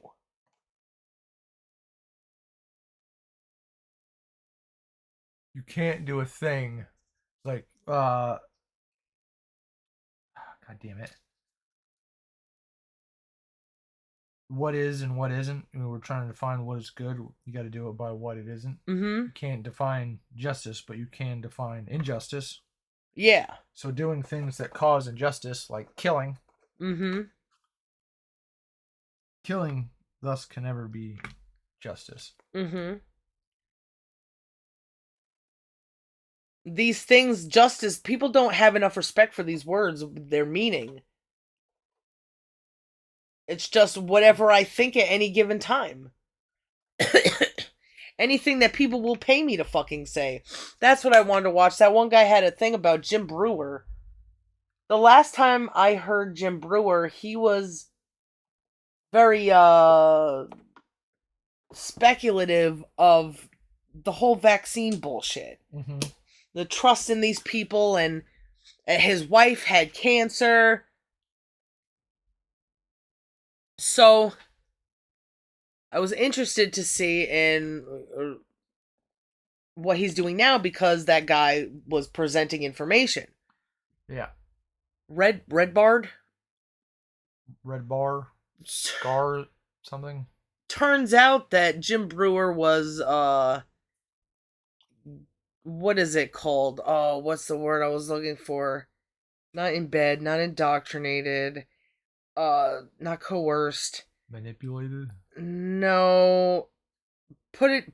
He was recruited by the voice of Red Ghost politics thing to speak about other observations that he's made or something. Because people were rallying behind him. Apparently, he was doing a piss poor job because he doesn't really understand anything. Why was I bringing up Jim Brewer? Oh, maybe just to remember to watch that. Cause like I guess like he tried to replace parts of himself. He's fucking Peter Griffin or whatever when he got that grinds my gears. All of a sudden he's a voice of something even though he's just a fucking idiot. Gotcha. So poor guy. I think if he went in vulnerable, he would have done a lot better. But that's probably not what networks wanted or whatever. He probably split himself. If any opportunity splits you, you really gotta rethink your. Go touch grass. Melissa, the cow, the roaming, starving Indian cow. So poor guy, but whatever.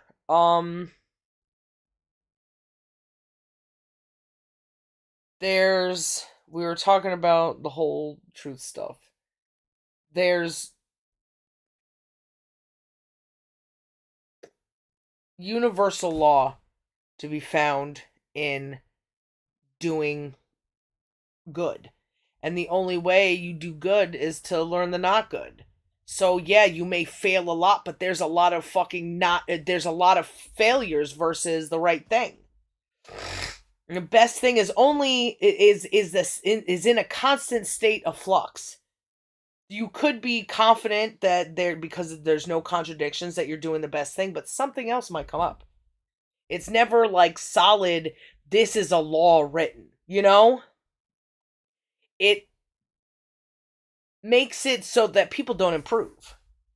Then you got to spend hours doing fucking terrible things to try to get a law passed, and then it can get passed with other correct. It's all bullshit. It's all got to get rid of because we don't need books to dictate to us the temperature, the air pressure. Maybe you learn how to do that or whatever, but we don't even need those. This is how you this is the thing for gravity, you know? With all the shit all the stupid random quotes that people can remember, what's the force of gravity in a calculus equation? I'm sure it's one thing, right? How do you represent the gravity on Earth in a calculus equation? I would imagine you need that because you're making things that have to work within those confines. Yeah. So what's the symbol?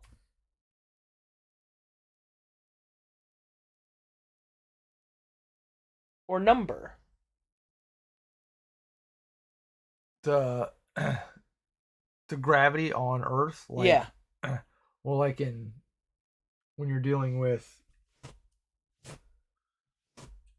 things in motion, you deal with the acceleration that gravity causes. The So how do you measure acceleration? What's the number or what's the thing to represent gravity? Uh, sometimes it's just the letter G. It's been measured as 9.81 meters per second. You know how like diameter equals is there like a gravity equals Uh, equation for acceleration? uh, it's it's the it's a calculus equation. It's the uh, Do me a favor the real quick, change pace, and can you give me a Monty Python quote that or those guys that you think is funny? Or a skit from Whitest Kids?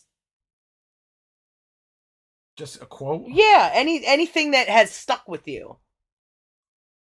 Tis but a scratch. Can you give me one more? A gallon. The PCP? Yeah. Those came pretty quickly, right? But there was a Yes. lot of like gravity. How do you put it in the measurement? That kind of shows a perspective of importance, you know, or the ability to make something important. Because it's easy to say "tis but a scratch," but it's difficult to talk about how gravity exists in the confines of measuring something that's moving on Earth, right? Yeah. You probably say the quotes more than you've had to say something something gravity. Yeah. The equation of gravity. Yeah. I know it may seem kind of well duh cuz it's but which one is more important? Gravity. Understanding gravity. What are the ways that we can improve things? What are the ways that we just live now that's dependent on knowing gravity? Fucking cars? Everybody's got a car except us. So, while we fucking sing Spamalot songs on the radio, we're not thinking about the things that we're not in the present with the things that exist with us that are important anyway. Because the distraction of fucking sea shanties or whatever. I'm not saying you have to be there all the time, but the way we do things is just silly. It has to do with also I'm gonna have to pee soon. With laws that we choose to stop at opinion.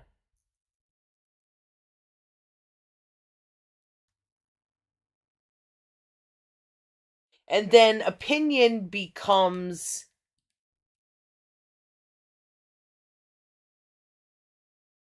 there's a lot of opinion or fact that you can only define as opinion. Like, ooh, abuse. It's a matter of opinion. Because a lot we have to measure by ourselves. Don't we? Yeah. We have to measure how the thing that we're in is affected by gravity. If we go too fast, we'll fucking pass out. Right? Right.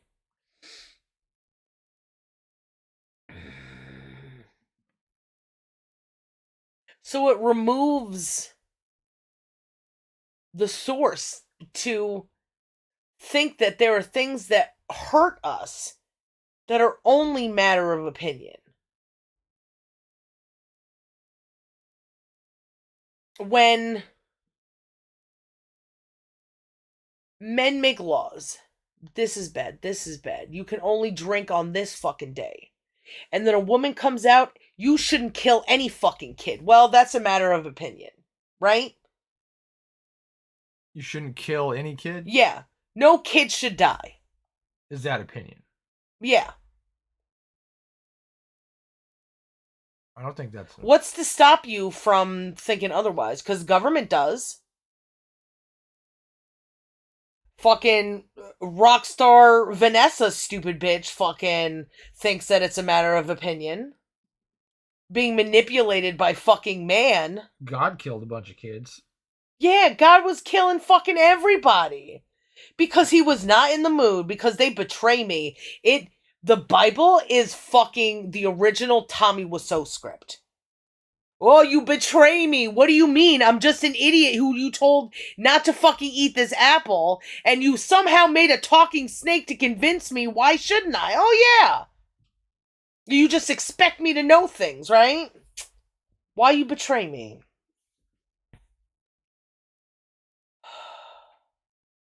Isn't Passover isn't the punishment for not putting the blood on the stuff, killing kids?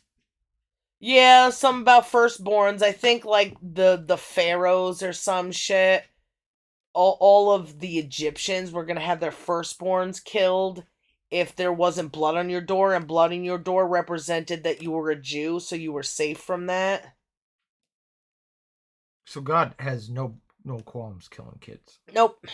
Or at least being in the ring of people who kill kids. He fucking he didn't raise Abel from the grave, but he did make fucking Cain a little curious to a little leather armor for his journey to his new home and walked him there.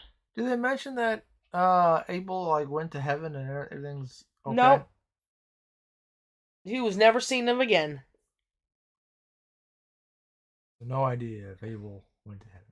Nope. I never heard no story about Abel fucking. Because they're not important to the story, I guess. Because it's all Seth's fucking family anyway, and who talks about fucking Seth? Us. Yeah.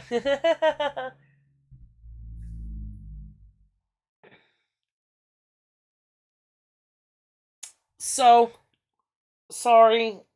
I forgot what we were talking about. Um, Cain, Abel, fuck them. You were Fuck asking abuse. killing kids is an opinion. Oh, yeah. So, what's to stop people when they make up their opinions fact? What's them to stop facts being opinion?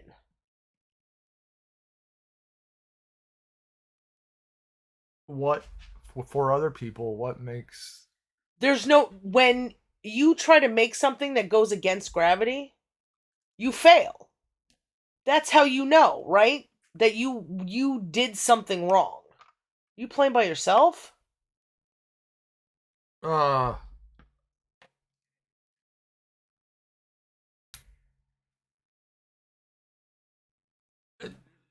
I was moving pieces. I don't think I was playing by myself. Oh. So you weren't really, you were more with me than the pieces?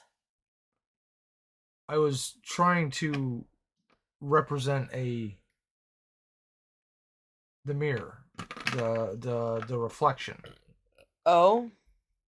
Yeah, we got the black and the white pieces, and when something happens,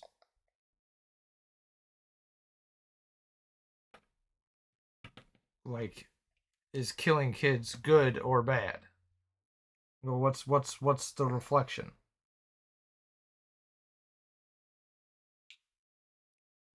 Well, if killing kids is good,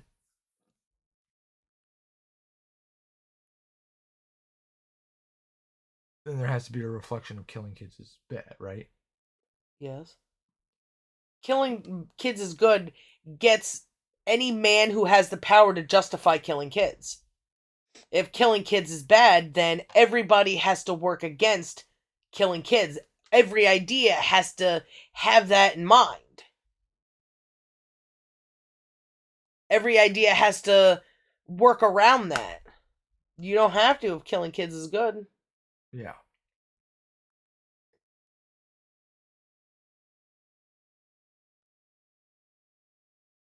Doctors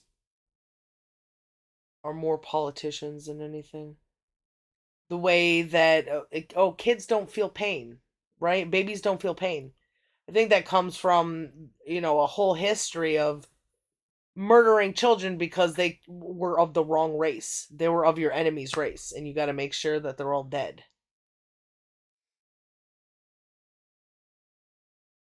Fucking killing any child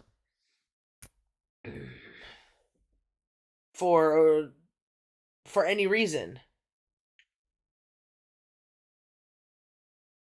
is not good. Not to save yourself, not to fucking save it. You can't stoop to that level. At least right now, you can't, and we can criticize people who did. Even But if the kid's retarded, what? shouldn't kill the kid, even if he comes out retarded. You shouldn't kill anything. Yeah, that is a burden to bear. If you get into an accident and there's no hammer to fucking give you your money, who protects you, or who has to take that burden on? Do I just say bye? I can't do this. I need to spread my wings and fly, even though we're married. What would have anything meant? You just gotta take what you're given. And now, oh, my child's even more beautiful because it's retarded. No, it's ugly and retarded and it's drooling right now. Can you wipe it up? It's making me want to throw up. But that doesn't mean that you can't love it and shouldn't be ashamed of it, and it's not good to make, people feel bad about those things, but that's where we've been. We can try to not be now, but killing anything is, then where does it end? That's why these rules, just like laws, have to be absolute, and no man can make an absolute law that isn't already fucking made by the universe. So just live it and defend it. Don't waste your time writing it on paper, fucking queer. Go touch grass.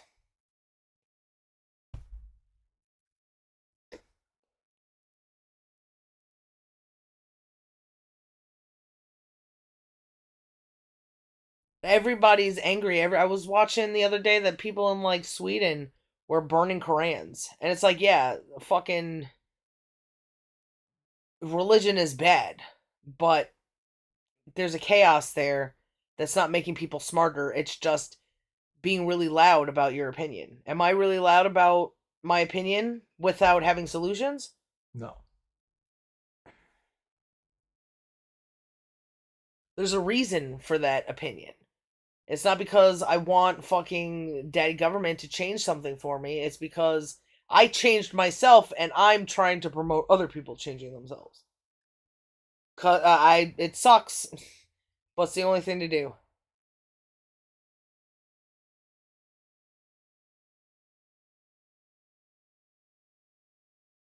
You can't say you love babies and then do something that would traumatize a baby.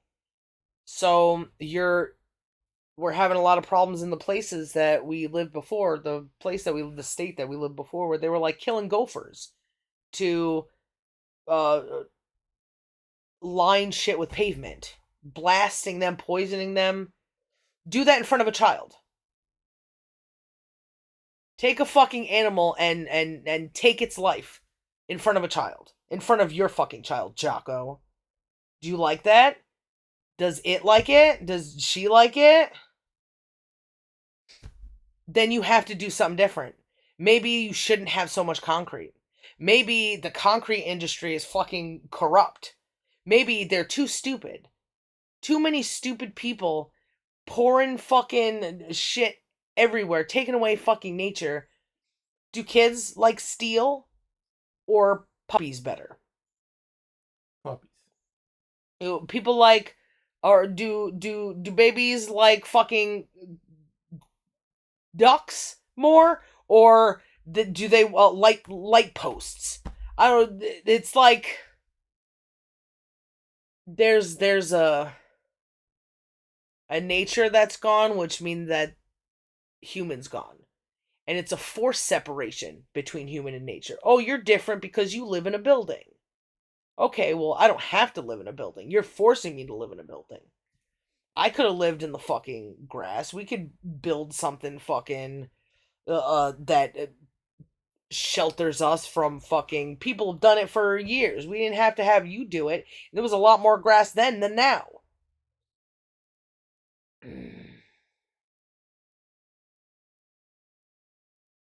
Babies don't want to live this way.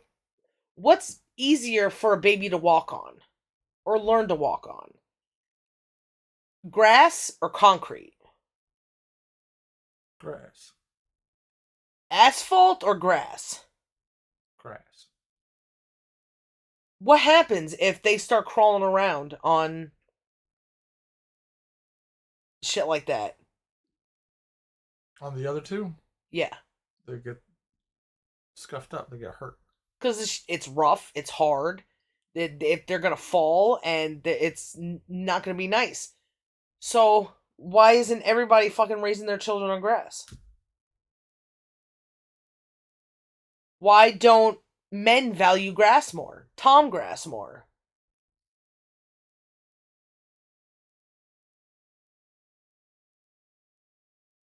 Oh, but Uma fishing, Uma hunting. A fucking Drumpty Doo Jr. fucking big face Beavis ass looking motherfucker goes and shoots giraffes. So you like places that have grass, right? You like to destroy it. That's why you live in a fucking concrete jungle, right? Like, men can convince themselves they love anything if it's theirs. So if your father leaves you in his will a pile of his own fucking shit, fucking kombucha chucha, fucking wasted, what is it called? Fermenting. His fermenting fucking shit poo leaves it to you. And you know that it's sick. 'Cause he would bring it to parties with him and people would be like, your fermented shit poo. And with his last breath, he tells you that this thing is yours. And you know now that people will think, I'm the one that has the fucking fermented kombucha shit. You can like anything. That's why people like gold. That's why there's fucking art. That's why fucking there's all these fashion. Men are the fags who fucking do that shit. Do women start diamond mines? Are they the ones that went looking for jewels first? No. Men can convince themselves they love anything. If it benefits them, if it feels good. Anything is a good thing.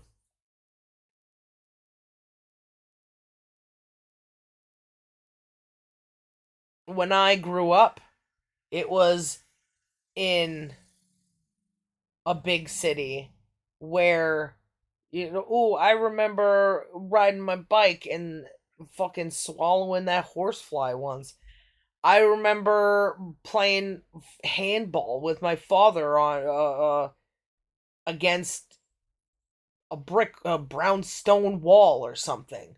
So my memories led me back to that place when I was older. It turns out I fucking hate all of it. I don't like the extra stuff that comes with it. I was a child. My mind was, it was what I remember. I used to love walking down this one street. I couldn't tell if what I was smelling was like a bakery or some place that had pickles. Turns out it was a fucking garbage dump. I'm pretty sure.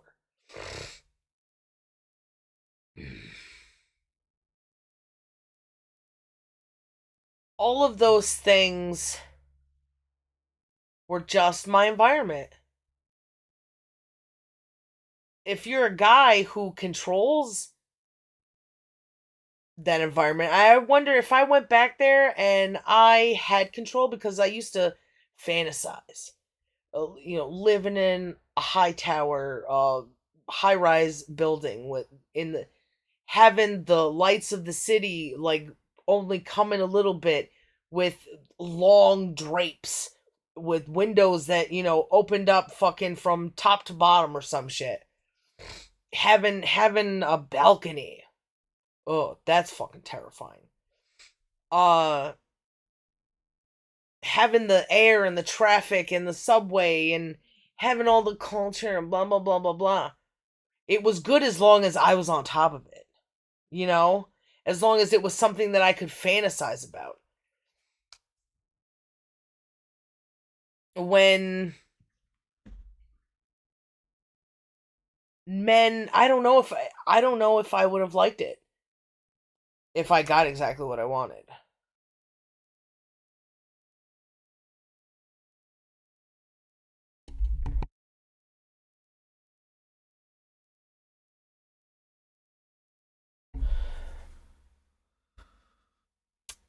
But I do know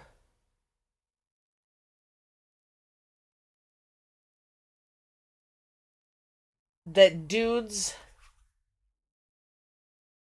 can like anything that they can control. There's always those stories of like princesses. I want more than this, you know. I want to go outside. I'm trapped. I can't get out. I don't know if we have. The Boards of Canada thing. Yeah, it was half Boards of Canada, half thinking of like Jasmine. You know, stuck in the. Oh.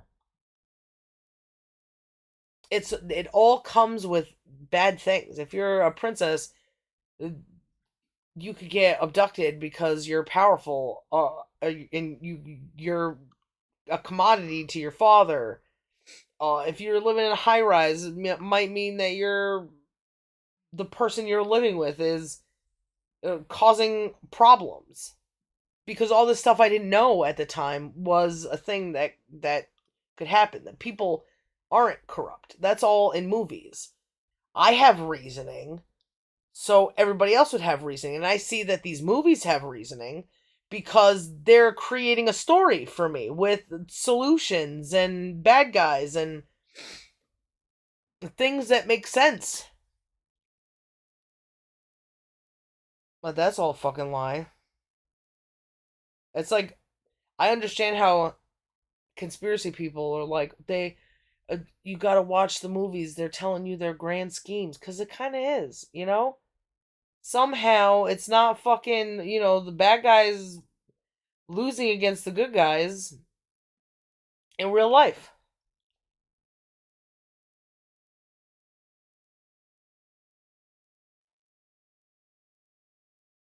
Maybe every dude wants to be a good guy, but they can convince themselves of anything. So I am the good guy until you go fucking full on dementia.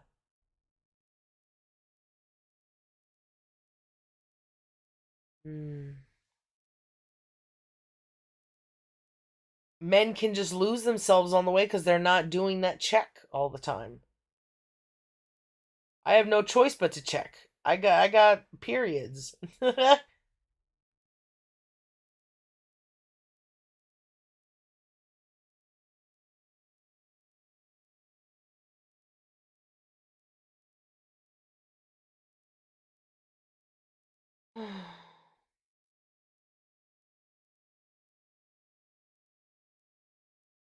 Why protect children when you can have sex with them?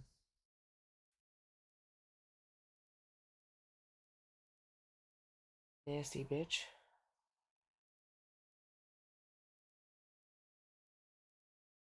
I feel like I should go make pee pee. Okay. I think it's on my mind, and that's why I stopped myself from talking. Okay. Will you come with me? Yeah. It's this one. Right. We shall be right back. Maybe. If I can hit the right button.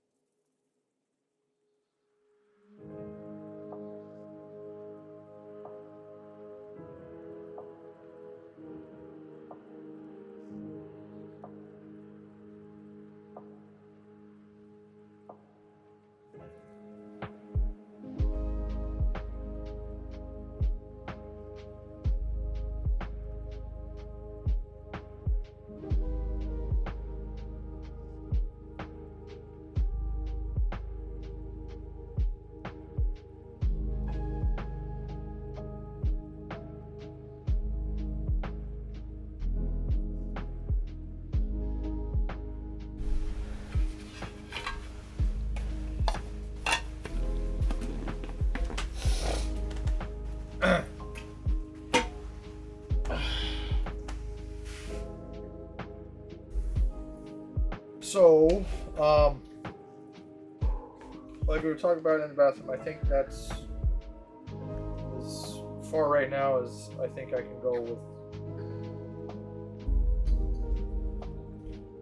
the title of this thing. I think we covered stuff. We could talk about. Oh shit. We've been doing this for 6 hours. According to. 6? That's what this thing says. 6 hours, 16 minutes. Fucking Christ. Where do 6 hours go? So, I guess we should probably just stop. Were you planning on playing chess? How did we talk for 6 hours? Was there even like a moment of silence for the 9/11? Not really. There's a lot to talk about. When I finally have something to say, it seems to bring a lot out of it. Yeah, there's a lot that I learn from you.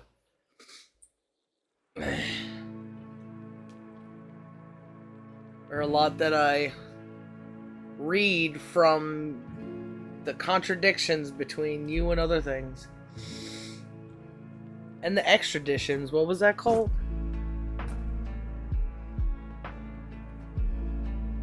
There was another word that we just learned, like exoskeleton.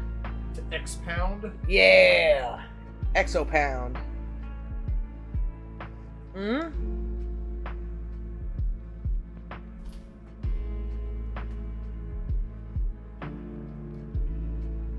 I feel like because I spent yesterday trying to talk to people, every time I talk to people, I feel like I need a fucking vacation. I feel like I want to play around in Mass Effect or something, but then it slows you down. I know that you would want to play one, so we can still play one, but I play fucking ignore everything, even though I message all those people on fucking Twitter. It's like I feel hopeless. There's no when I get to talk to you about good things, there's hope because my ideas are coming into words and stuff, you know? There's things that I didn't know were ideas are now ideas because it's just speaking the patterns that I exist in or something. I gotta go outside real quick. What happened? I think I left the door to the cellar open. Okay. Well, it's not like it's not gonna fucking. Should I shut everything down? Well, it depends if we want to read some Bible stuff, or I know you talked about playing a game. It depends. Okay. Should we decide real quick, or should I go shut the thing real quick? Decide. Or we could play off of this. Yeah, we could shut this down, play a game of Mass Effect, and then we can have some fried rice or whatever. Yeah, I want fried rice and stuff.